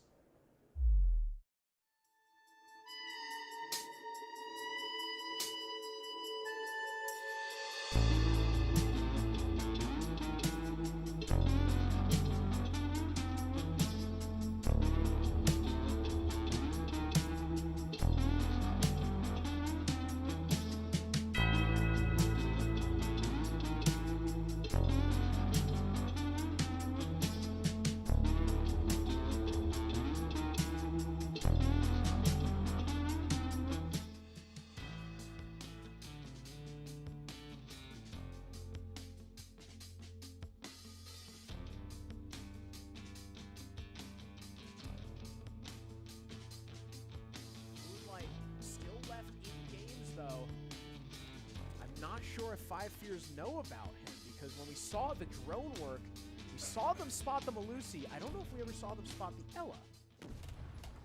They did not. Well, now they didn't spot him, but unable to react in time to the Gersmont mine, so JJ will be full health and now completely okay. Actually, wasn't. It was Forrest. Was it? Yeah, it was Forrest. My mistake. The other yellow icon operator. Thank you. Took the words right out of my mouth.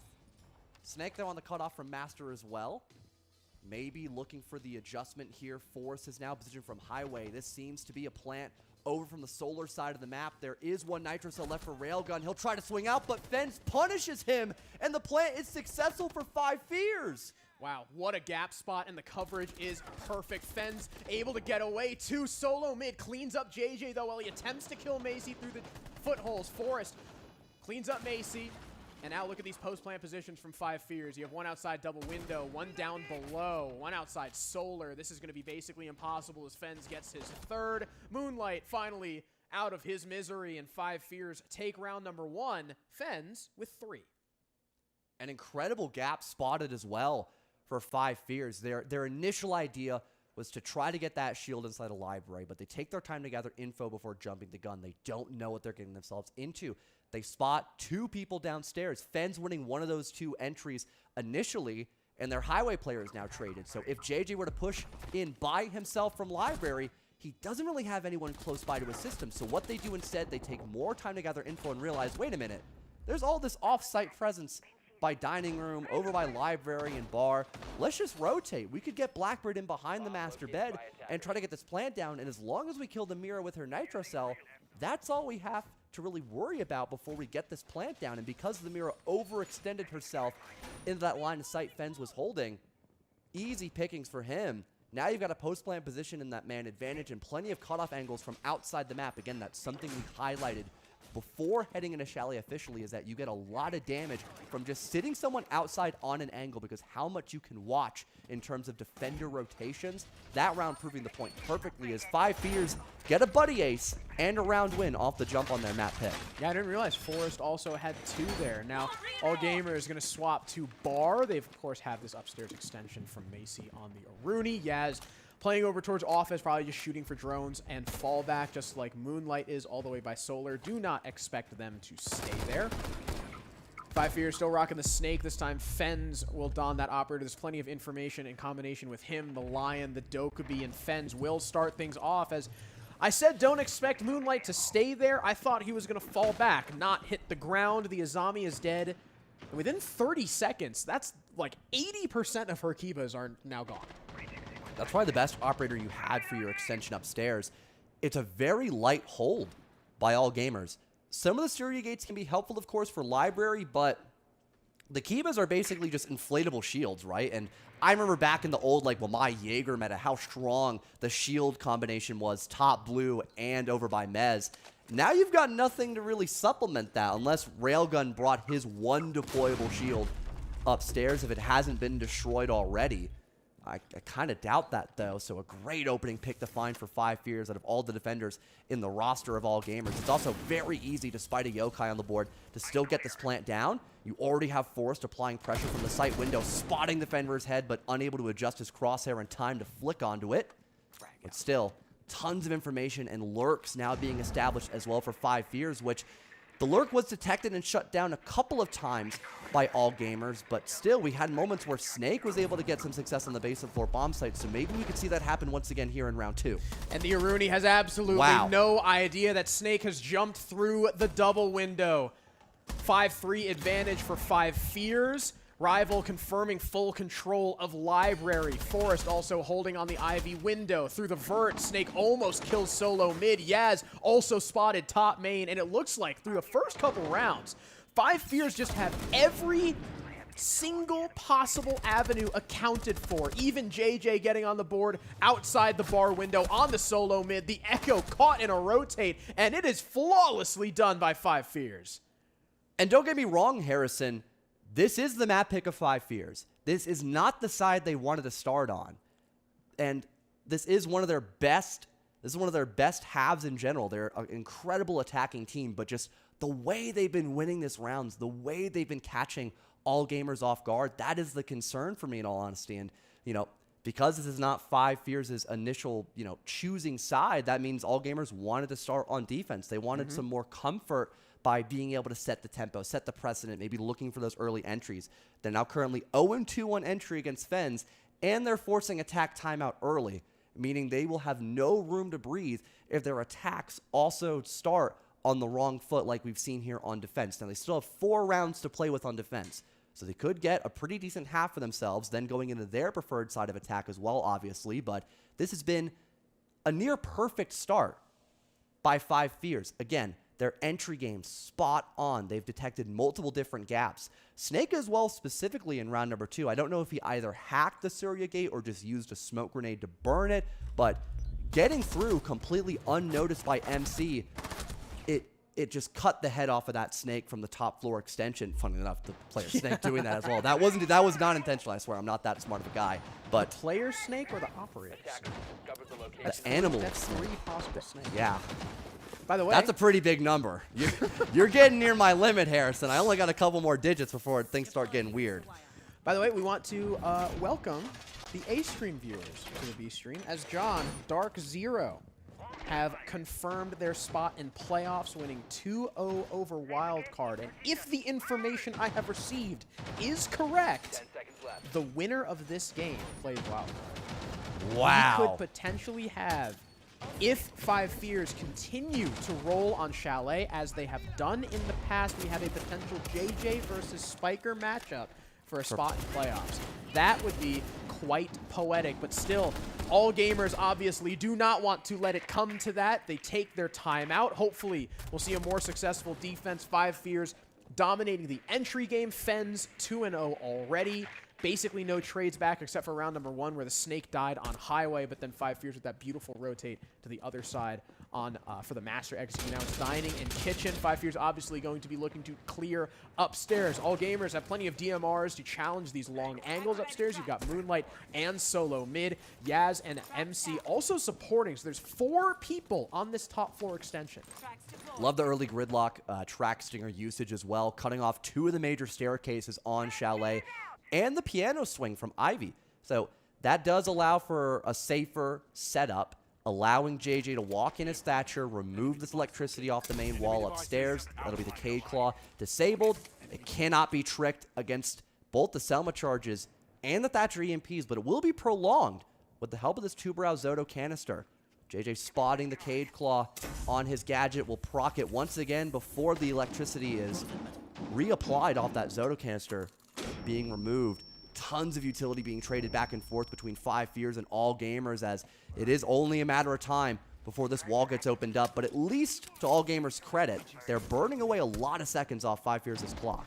Moonlight, though, officially out of Zoto canisters. Of course, Thatcher has more EMPs than Tuberau has freezes, so the wall will eventually fall. Now, 5 Fears have that avenue into the top floor extension. They can hold outside office. The next question is, John, what do 5 Fears do from here? Because there's always 2 possibilities, right? You open the office wall, you either sit someone on the balcony, hold it, and deny the vert, or you mount a full top floor clear. We'll see if 5 Fears decide to go minimal here in a moment, but with Fens running in the middle of Piano and the drones confirming these couple of defender positions pushed back towards Solar, I think 5 Fears are going for the clear. They've dropped the diffuser as well, Harrison. They're pushing deeper through Piano. I think they want to take these gunfights. JJ now recovering that case. Still upstairs, however, is another body. It's only a matter of time before 5 Fears try to look for someone overextending to work this first entry, but they've got so much map control, and that lack of vertical could maybe allow them to slip into sight and get a plant down. They're looking for someone overextending, but the problem is nobody is. Yaz with the opening pick onto Rival, and that takes away one of these players upstairs for the attack, and it seems like off of that 5 Fears are going to decide, you know what, we don't need to full clear, let's just have people hold. Railgun tries to rotate into the objective, cut down by JJ, but now both he and Forrest die to Solo mid holding the long angle trophy. A 3 versus 2 in the favor of all gamers, now just up to Snake. Not even able to find the kill through the vert. Moonlight domes him with the pistol, and that puts all gamers on the board. Immediately after the attack timeout as well, Harrison. That is exactly what all gamers need for their defensive half. Good composure by them. Again, not overextending on the rotates. They hear the audio from Highway. They see that window opened up, looking into bathroom, seeing the entirety of that back half of Solar and Master. They see all this pressure building up on the Master window or Pell. 2 people directly inside of office. That's 4 people committed to the top floor, and no one's died yet. That means basically no one can work their way down below to try to get a plant. Yes, JJ does at least spot one player a bit overextended inside a dining room, but you still have the Malusi and Solo mid with that Aruni DMR watching from across the first floor to guard the only safe avenue leading into sight, because I believe the Ace had used almost all their Selmas, if not every Selma, upstairs to help clear the extension, which kind of seems like a bit of an error now because that composition looks so focused towards going in for a post plant. You had smoke grenades, you had a glass for those long lines of sight, and yes, you had secondary shotguns on Gridlock and Brava, but really no dedicated Vert operator. So it seemed like a lot of time was spent upstairs without really any gain by 5 Fears. Yeah, weird that they used so many Selmas on that office wall, because you saw towards the end, right? JJ even EMP'd the dining hall like they were going to go, like they were going to try and open it. All gamers go back to Master, where 5 Fears started off with that really impressive rotation after clearing one of the players down below. We'll see where they spawn. It's all library side, so they'll probably go for the library over clear that they had initially wanted to attempt in round number 1 before the rotate. There is no one playing bar for the defense. Everybody's here upstairs, so we should see 5 Fears commit to this. Now more utility emphasized by all gamers extending into mezzanine, though. We've got Goyo, Vulcan packs burning away a lot of precious time, maybe even dealing damage if someone overextends into them, and the Azami Kivas making MC's position very favorable to take gunfights from library while also avoiding that cutoff angle held by the office double window. One nade tossed out. Akiba deployed preemptively, maybe to avoid some Vert if Snake were to go down below with these Deathmark trackers. That's exactly what he'll be attempting here. So now the Azami can waste even more time and resources and maybe still work a gunfight in their favor. And Moonlight kills Snake the Deimos down below. Where? Oh, Moonlight probably just descended the blue stairs to kill him and then walked back up to hold his position top blue and prevent anyone from jumping in through Ivy window or walking up the staircase to try and pinch onto MC. 5 Fears, a minute and a half into the round, kind of stuck here. JJ finally just going to jump in the library and try to make something happen along with Fens. There is the Echo in play, though, so JJ's going to have to be careful. One burst, and he'll be exposed to the gun of MC. Trying to isolate this Ella now. JJ drops the hatch, maybe looking to come up the staircase on it, but Railgun in the meantime has killed Rival. And JJ dies to the Ella, who's still on blue stairs. Kills, though, come the way of 5 Fears. Forrest finding 2 in lobby. And just like that, I thought this was going to be a lockout for all gamers, but 5 Fears have brought it back to a 2-on-2. But the Echo is still alive. He could rotate these Yokais into sight and play for intel late round because there's only 40 seconds left to work with here, Harrison. And I think that's what Solomon is going for. They understand 5 Fears are hitting a reset. They want to look for intel on their own and maybe look to set up together to allow this plant to go down. The Habana's opened up the main breach. That can allow Fens to walk in, secure a plant potentially, and use these Ash charges maybe to get Vert underneath if they don't want to play outside. Instead, they'll use the Ash charge to make a runnable entryway without the use of these Exkyros charges, and now switching positions to go for the plant. But again, because Solomid has rotated those Yokais and Ella having 2 Gersmont mines, they could easily stop this plant with only 10 seconds left. The Yokai, I think, getting shot. The walls being reinforced means this is just going to have to be a run-up in Master. Here's the flank from Moonlight, caught by the Ash. The plant goes down, and 5 Fears are just 1 kill away from being up 3-1 after an immense off-site hold from all gamers. And I was just about ready to sing the praises of all gamers on that extension. They had so much to stop the library push in with the help of that Blackbeard. Yokais for information, Gersmots to slow them down, the Kiva barriers to deny the Deimos from killing the guy Mez without directly confronting him or his teammate of Moonlight, who I believe either, like you said, walked down blue to kill Snake in a 1-for-1 or looking through the hatch into bar, which would have been a crazy angle if that were true. I'm not 100% sure, but regardless, it was on blue. Good comms on that, Harrison. But regardless of that, they were so tunnel visioned on shutting down the Blackbeard, they had no one on cams to check for lobby. Forrest walked up main stairs and killed 2, if not 3 people, and all of a sudden the round's winnable. Yeah. You're in a 2 versus 2, and immediately when 5 Fears go for that plant, they destroy the only Yokai left in that round. And Ella, who had 2 Gersmots in pocket, is the guy flanking and dies because Fens was prepared for it.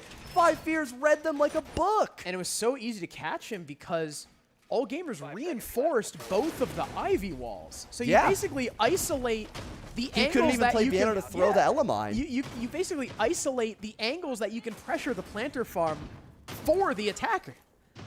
a strange play from All Gamers, and it results in another incredible recovery for 5 Fears, and I think we're about to see a rush.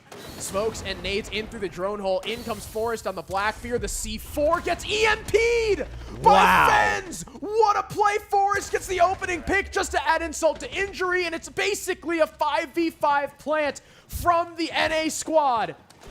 4 versus 4 as Lion gets picked off, but still the advantage squarely in the hands of 5 Fears. They still have 2 shields left alive. They still have Snake on the glass, who can sit on the long angle. With the location of this case, you cannot long arm this. You have to be exposed to one of the angles on the windows, and so much time has been wasted. John, there was 17 seconds just now on the timer, and we were still in a 4 versus 4. A couple bodies now from All Gamers falls. Everyone from 5 Fears starting to take the fight because they know that the time is too low. And just like that, 5 Fears, Harrison, 4-1 in the first half. The only resurgence from All Gamers has been the dining room defensive site. They'll probably go here again for the last round of the first half, but this has been such a rough look from All Gamers. They only had one option, one Hail Mary, a C4 from the mirror to stop that plant, and JJ and Co were prepared for it. 5 Fears had the Thatcher in their selection, perfectly shot out to destroy and disable that nitro cell, allowing for the plant to go down. Because of a lack of echo in that composition from All Gamers, now you've got a post plant. Again, the outside positions we've highlighted in the past are extremely strong for 5 Fears when they're already in a post plant position. 2 shields still up and alive, just way too many bodies for All Gamers to challenge without, you know, risking themselves of either putting someone on that diffuser and having them gunned down, someone running out and giving away their position. And again, 5 Fears just having all their bases covered. We are going to be going back down to dining, as we had mentioned earlier, by All Gamers, extending once again over towards Library, which I don't necessarily hate, but, you know, 5 Fears, they've already won the 4 default attack rounds. Maybe with this composition they have, Harrison, do they just want to go for another rush? I really want to know, are they going to go for more of a solar clear? Look at where they're positioned at right now on Forest and Snake. Yeah, I was thinking maybe it was going to be a fast play with the Ying and the Dokkaebi and the Raora, but it's all right. JJ to get the first kill from the window rappel onto Yaz, one of the most powerful cutoffs in the game. Your Warden is gone. Now these smokes and Ying canisters become so much more powerful. MC kills Rival on Highway from the Ivy window, however. In comes more utility upstairs. Forrest is in the bomb site, and he has no idea that Railgun is wrapping around him. Now the fight being taken against Fens. The shotgun downs the Dokkaebi, and out of nowhere, what seemed like an almost insurmountable advantage for 5 Fears. Moving in through top floor. Site control as well has devolved into a 1v3 for Snake thanks to the efforts of Railgun on the bomb site, killing Forrest and Fens. Snake tussling around Split with the shotgun. This is a dangerous fight, but he just hip fires Railgun. First bullet headshot, no ADS required. Case, though, not in hand. It's inside A, inside kitchen. Both MC and Solo mid must know that thanks to the comms from Railgun. Snake, I don't think is going to be interested in trying to push upstairs. He destroys the bulletproof cam. There might be another one. Yeah, there's 2 being brought, one from MC, one from Solo mid, so there is still some site info for All Gamers. Snake's drone basically useless because it's right next to a signal-jammed drone hole. And upstairs he goes. Just going to try and look for the fights, maybe bait. Shot sent in, now looking to recover Case. Has to worry about the hatch. He's out of Candelas. So there'll be no more blinds as he attempts to plant in the default corner by Kitchen. Verticality looking to be established by Solo mid. It's in the wrong spot, but it does take Snake off his plant attempt. Looking for the floor bang, does some damage. Rotates in through B, hoping that there's less information here. There's one more bulletproof that he can deal with. And planting once again in a rather safe corner. You can tell all gamers don't know exactly where it is, but still, Snake is being forced off this plant and so much time being wasted. Now just trying to do it on the doorway, but he could be exposed to that angle from Trophy by MC. Solo mid once again finds him thanks to the verticality and thanks to the Banshee calling out his position. Now just planting in full view of the hatch. Halfway through, verticality from Solo mid, though he's not checking the hatch. He lets it go down, and now Snake's got the post plant. He can just watch this hatch, finds the sentry. We're in a 1 versus 1, and all he has to do is wait. MC now downstairs, worked his way through split, gets the wall bang. Whether he knows it or not, Snake is downed, and all gamers have a 2-4 half. A sigh of relief washing over all gamers as they've got plenty of time left on the counter defuse. They'll end the half 2-4. A good look still for 5 Fears on their map pick, but there's still a sign of life for the full Chinese team. It'll be the halftime now, eclipsing for 5 Fears and all gamers, and the coach perspective for our comms. We breathe, okay? Take time to go back to some calm. Fuji, Fuji. Fuji, Fuji.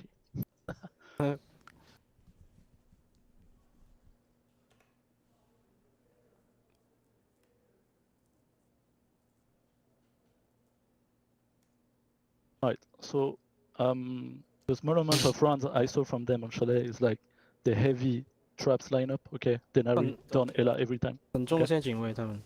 So we can ban Denari, Ella, right? Okay. Ban Denari.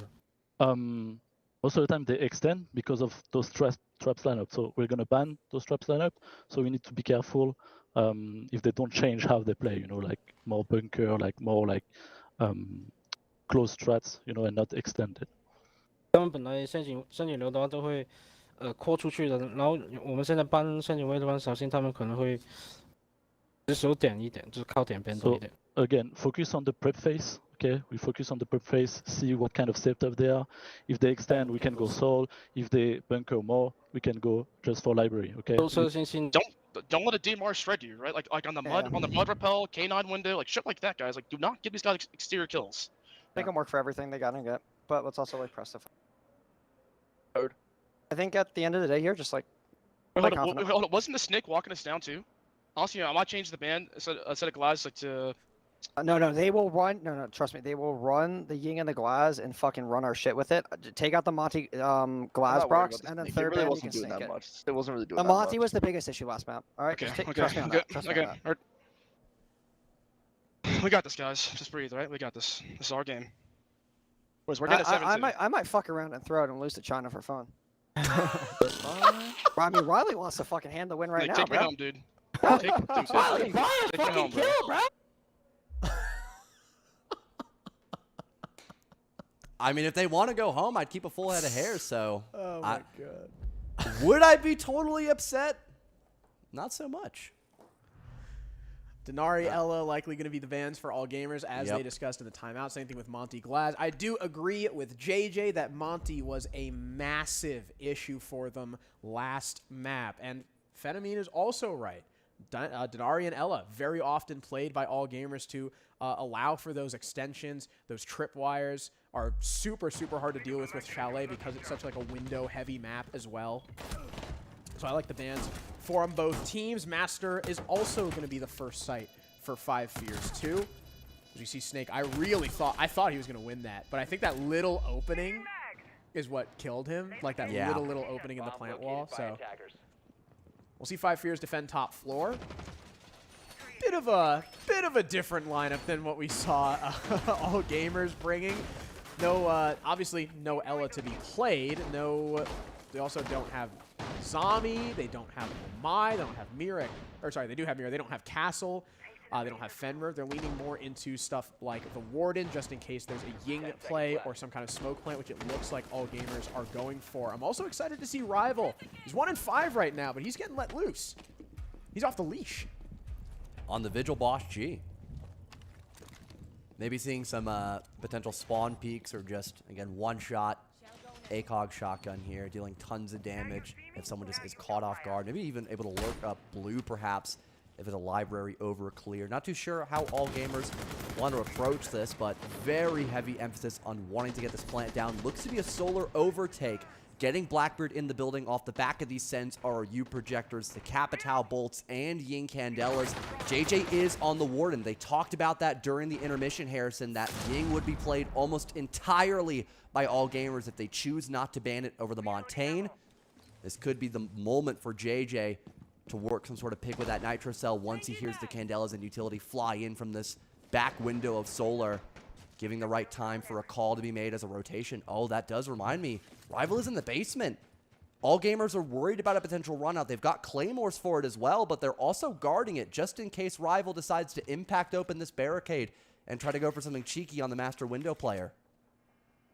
He thinks better of it, at least for now.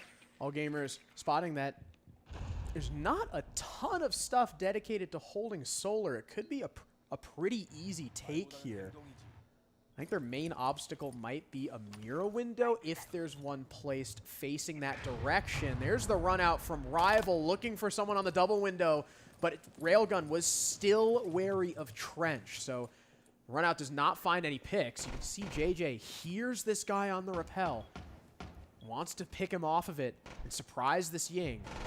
First pick though, Forrest falls to Yaz on the DMR. I'm not sure, Yaz on the rappel, way outside on slant. I don't think they know about JJ Harrison. Could maybe jump over that bed, have the high ground against this Blackbeard shield while planting, and maybe kill him outright. He is low on HP. But again, you need help from your teammates. You need some sort of distraction, and right now, all gamers are still continuing to add more pressure on this execute, but a massive kill to find. That's the cut player, allowing for the rest of 5 Fears to rotate and assist JJ behind this bomb chassis. The nade not able to flush him out either, but one of his teammates has been downed. Rival good for 2 kills, though, on the Vigil. 2 versus 2 with friends on the ground. Moonlight and Yaz looking for a way in. Yaz still outside on highway, holding the cut, but Snake and JJ, neither of them exposing themselves.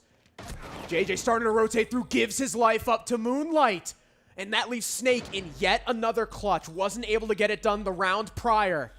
Can he do it here? Plant going down, Yaz covering. He spots the barrel, goes for the fight, wins it, turns around for the second, but Moonlight is better, and all gamers able to recover their first attack. And after a quiet performance by Moonlight in the first half, when it matters most, wins the first fight against JJ, cutting off his rotate and securing the last frag, trading his teammate after getting off the defuse, narrowly out-dueling Snake and denying the clutch. A crucial round to find for all gamers after so many things went wrong for them on that execute, even downing Rival as well there, getting the triple kill. Impressive job by Moonlight. Now going back from 3 and 5 to positive at the beginning of this second half. You lose your Ying early, and the Candelas themselves not creating a lot of space. The Capitao and Blackbeard being annihilated by Rival's SMG-12 as he rotates off the roam. Everything looks dire as 3 nades were thrown at JJ after he killed the Ying, and he also didn't die. Everything looked top-notch for 5 Fears, but again, the heroics of Moonlight were just enough to get them over that finish line and bring us 1 round to a potential tied game between 5 Fears versus All Gamers. Despite their loss, 7-8 on Layer, they are still alive and kicking to keep things close on Chalet. Sens being brought again. I imagine with Warden still being up, all gamers are going to be looking a lot towards that Sens. 5 Fears talked about maybe banning the Snake in the second half. All gamers haven't played him just yet. Maybe relying so much on this Sens, as this is an absurd run out. Okay, he doesn't find anything. Maybe playing the Sens and relying on it so much could bait 5 Fears into banning them, and then the Snake comes out in the second half. We'll have to see.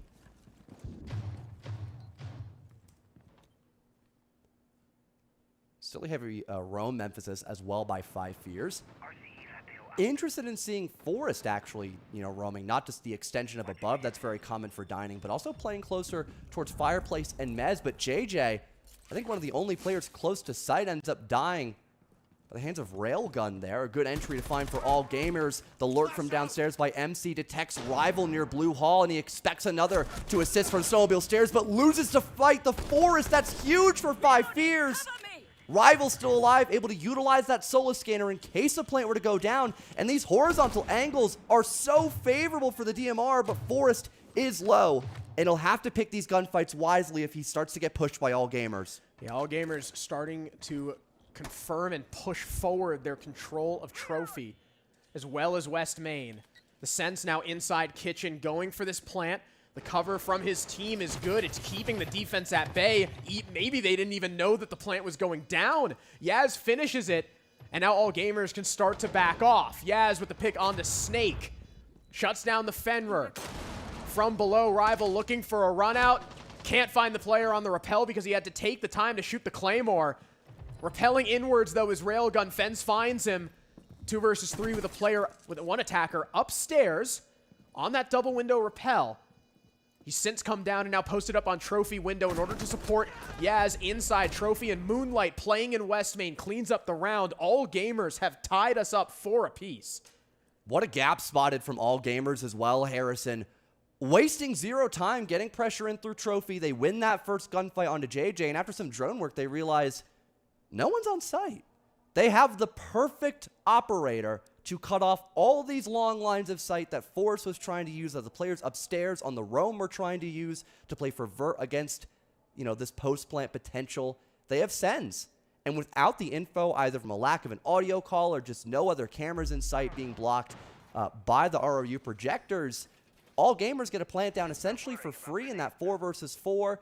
The rest of 5 Fears disjointed on total opposite sides of the map. Again, Forrest was completely alone trying to come back into sight from Fireplace. You had Snakes or Rival still downstairs on the Solas attempting to run out. Fens was the only one doing any damage, but he was also very far away from sight trying to walk down Solar Stairs, but there's a cutoff from the Trophy window, which is where all the chaos initially started from by All Gamers. I think they just had better info and a quicker response time to when they realized the site was free, and they had the perfect tools to keep 5 Fears out of the objective and into a safe position for themselves to get a plant down. 5 Fears now for the first time rocking Clash on Chalet for this Bar Games defense. Forrest we will likely see holding top blue with that Clash shield. Still some traps around for JJ on the Thorn, though I'm sure 5 Fears are probably sorely missing the Denari that they play so often on this map. All Gamers on the other side, sure they don't have the Monty available, but they do have Blackbeard, which they also ran pretty consistently here on Lair. They're working for a complete opposite side over push because there is no roam presence from 5 Fears. The closest person is Snake behind this reinforcement on Office. Wait to see if everyone hops up that ladder or hears some sort of cue. Maybe a rotate could happen as well from Office, since Blackbeard's already pushed up deep past Piano. Spots the, I believe it, spots out the Dokkaebi opening up this back barricade and tries to go for an aggressive swing, but isn't met by anyone besides a drone, and now just backs away, not willing to risk his life for free from that balcony. A lot of map control gained early for All Gamers. Again, a lot of emphasis on utility to clear out power positions. They've got gridlock tracks, air jabs, which could now be used as a tool to deter the clash, because they already have flank watch off of this gridlock. No pocket EMPs, but plenty of frag grenades as well to assist for the clash here, and to burn both the my magnets and ADS in play here for 5 Fears. It'll just be a game of cat and mouse until all this utility is finally cleared away. The ROUs being set up, they want to isolate Forrest from Rival, take away that connection, and go for a kill on one of them. There's the ROUs being activated. In comes the push from All Gamers. MC inside Ivy, though, almost dealt with. Railgun killed by Snake now. This push so far only good for a kill as Moonlight cleans up Rival. Fen still playing by Pot, kills Moonlight. And we're even at 3 apiece. After this initial scuffle on the top floor concludes, the most important thing, though, Fens still has Library, and Forrest is still here on blue, but he doesn't have the time to put down the shield. MC looking to run up on him, but Forrest able to walk back. JJ dies on the bomb site. Upstairs, the fight being taken by DMR. Fens wins the first engagement, looks for the second, dies to solo mid, and now Forrest finds himself alone as All Gamers' trade game upstairs was so good. Can't quite land the shots on Yaz. The Razor Bloom! Solo mid downed to a thorn trap, and now it's just Yaz armed with the shotgun, and he can't land enough pellets. 5 Fears off of the back of Forrest retake their lead. Forrest hitting the deck, and it works out against the Gridlock Super Shorty. Not enough pellets landed. The pre-fire, it took a few attempts, but it's finally successful for him. 5 Fears take back the lead after a nail-biting Razor Bloom finishes off the already weakened Nomad from the upstairs confrontation against Fens, making it an official 1v1, and they instantly ban her. They're like, we are not letting this happen again, guys. And the Sens being banned as well for 5 Fears, which I think is a perfect counter. Yes, we've seen Ying played almost every single round, but the real catalyst for getting space into sight and securing these post-plant positions that, mind you, All Gamers had a flawless plant conversion back on their map pick of Lair and have been near flawless here on Chalet already as well. The big catalyst operator was those Sens ROUs to make enough space to get into sight and have the diffuser on the ground. The Warden's been plenty to counteract this Ying, so I think that was a wise decision made by 5 Fears going in round 10. I like that All Gamers, too, have had 5 Fears ban the Sens now because they played it so often. I thought maybe we were going to see the Snake start being played, because again, 5 Fears talked about how good All Gamers were with that Snake as well as the Monty, but instead, Solomid swaps onto the Nomad, so no solid Snake just yet. 5 Fears go to Kitchen Dining. Again, this site was won thanks to All Gamers having really early trophy control and then converting that into a plant, holding onto West Main and forcing 5 Fears to try and retake into the crossfire. See how 5 Fears end up holding onto the top floor this time.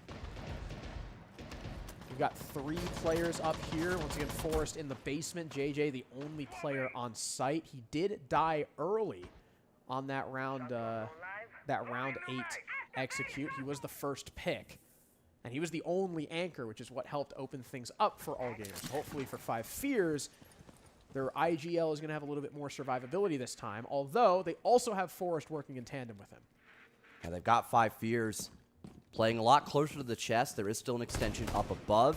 The Force playing from West Main could obviously threaten a potential run out through Trench, or at least just play close to sight to slow down anyone pushing in from Trophy, which was the main push from All Gamers last time they attacked this objective. Again, no sense in plays. He's been banned, meaning that the only use for smokes here is by MC, and the smoke grenades here from Railgun as well, which can be countered from a Warden picked out by Fens, and the entry as well favoring 5 Fears. JJ getting rid of Railgun, damage dealt onto Snake, but he still lives to fight another day. Still Kiva's in his back pocket to allow for a rotation, but JJ overstaying his welcome is now injured, tying us up into 4 versus 4, and All Gamers putting every bit of utility onto hunting down Rival.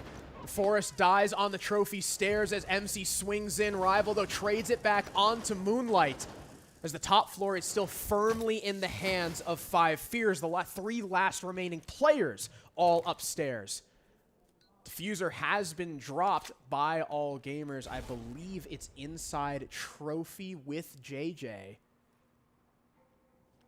Or is it, I can't tell, is that upstairs? I think that's upstairs in Solar. I think maybe Moonlight dropped it. It is upstairs. Okay, so even worse for all. I thought maybe it was like, okay, it's downstairs in Trophy. If they can force the guys back from Solar Vert, maybe they can recover it. Oh, Macy, actually, MC just walks up to the doorway and is able to grab it. JJ finally does bleed out as MC looks for an angle into the bomb site. Yaz is going to go up to Solar. They leave Solo mid on the cutoff highway. MC now in Trophy. Yaz actually swings in and doesn't get punished for it. Maybe 5 Fears, they get afraid of this player on the double window cut. MC dumps his utility in. There's a player upstairs who nearly sees him through the hatch, but now he's full blind. But luckily, there's a Warden in play for 5 Fears. Sees the Capitao through the smoke, shuts down the plant attempt, and now there's basically no time for All Gamers to do anything. In an act of desperation, Solo Mid swings in, but he and Yaz are swiftly dealt with. And the immediate target ban on Sens paying dividends for the round by 5 Fears. They didn't have as an effective of a response. It took more time and emphasis to clear out trophy room, to deal with the blue staircase, which is where Force was playing, rather than Rival. JJ wins that first entry kill on, not to Moonlight, I believe, because they still had the Grim canisters, but winning an entry kill nonetheless. Force then rotates from west, heading in to that blue staircase by Solar, wasting a lot more resources by All Gamers and also burning their time. They had less moments to gather info, to have more resources besides the Capitao to allow for that plant to go down. And it never felt like they were allowed to also apply pressure on the rest of that roam extension upstairs. Rival basically never contested. The rest of his teammates upstairs never contested besides a rogue flash, but they didn't have to ever push past the player on that master window cutoff, so they were safe and sound. And we're now on series point. 5 Fears are 1 round away from having a rematch against their NA rivals Wildcard, or All Gamers, potentially a few more rounds to at least score overtime and have a second chance on bank if they can win in that 15-round position. But it's not looking good. Peak? Oh no! Jinx. You've lost your Thatcher up against this Cade. That is a devastating loss. I mean, at least you have your Fuse, so maybe you can get into lobby and start to send cluster charges down. Also, on round 11, All Gamers 1 round from elimination. They bring the Osa. Jesse J. Chick, I hope you're watching. This is your favorite operator. We'll see if it works out for All Gamers here, but they've lost their Thatcher. Where do they go from here? There's a run out, I think, upstairs as 5 Fears are exuding their presence all across the map. They have a full 3-tiered roam that All Gamers, at least for right now, are not contesting.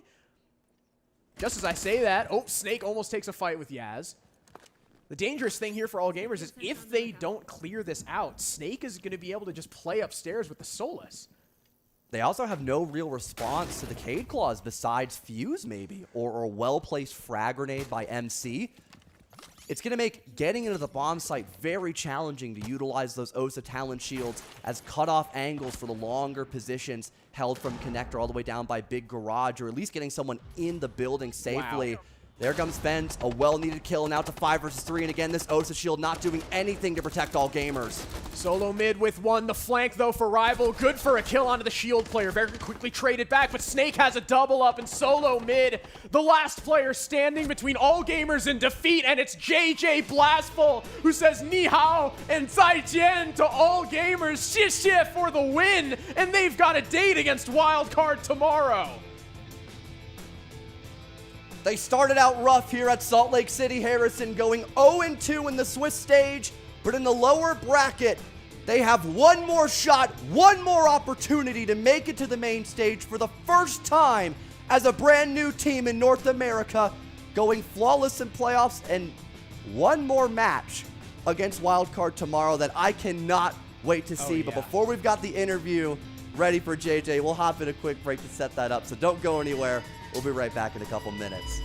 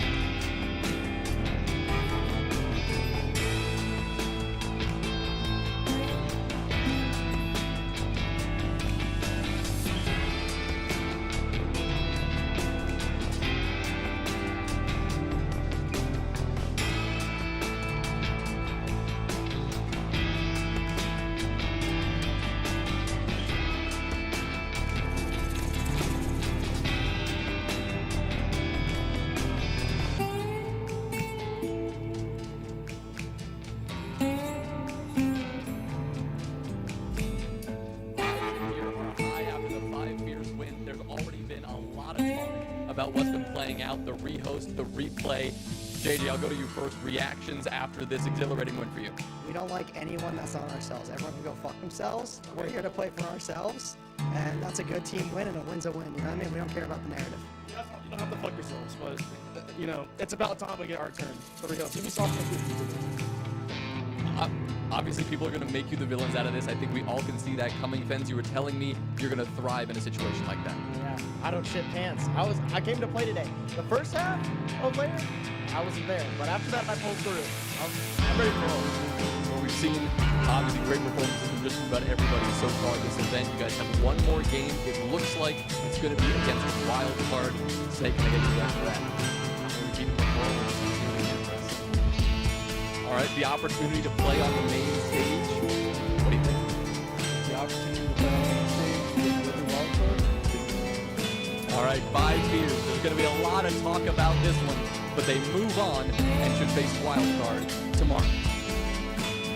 Wow, tons of confidence out of the 5 fears squad, and I mean, why not after an exhilarating game like that on their home soil, on Chalet, and like they said, up against Wildcard, they've been there, done that. They've already beat Wildcard in the final for NAL kickoff to be that #1 seed. Yeah, and with that being said, we've got the All Gamers interview ready for our viewing and listening pleasures. So Jonah, without further ado, take it away. MC, the message in there from your coach, from Phenomene, it sounded like he was saying, well, you defied expectations to keep your heads held high. Do you feel that as well? Yeah, I mean, I do, and I'm pretty sure we all do as well. Because when we first came in, international events, everyone's judging us. Why does CNL have 4 spots? You know, I guess today we proved that. Do you have anything to say to those people who doubted you, but also to your supporters from CNL who've believed in you this whole time? I mean, thanks for the support, as always, and we really appreciate it. And hate is gonna hate. Well, I can't do anything about it, but yeah. That they are a fantastic conclusion to this run. Really hope to see you guys at international events in the future. All Gamers, heads held high as they come out of this one, defying expectations. Yeah, heads held high, and why shouldn't they, right? I mean, their first ever international tournament as an APAC team. I mean, they outperformed other APAC teams, True, right? yeah. CAG went down 0-3, so for their very first tournament, and it's sure they only got 1 win, but it's not like their losses were super dominant either. They fought every step of the way, so I definitely agree, all gamers, you should hold your heads high after quite a battle. But again, 5 fears versus Wildcard. I'm going to be super hyped for that matchup because, again, rematch of the NAL Finals. Yeah, Spiker and JJ, 2 extremely brilliant in-game leaders that we have a lot of information about from our past experience casting Tier 3 and T2 NACs. But I believe we have the concluded bracket for our end of day. But first, the stats from today's matchup. My mistake. Again, really back and forth action between All Gamers and 5 fears on Lair. We had an unfortunate repost going back into that game towards overtime. 5 fears beat the only bomb site that All Gamers were successful on defending, bringing them to their map pick with a chip on their shoulder. And towards the end of Chalet as well, Harrison, they did such a good job at stopping the initial tempo of All Gamers. JJ winning that initial gunfight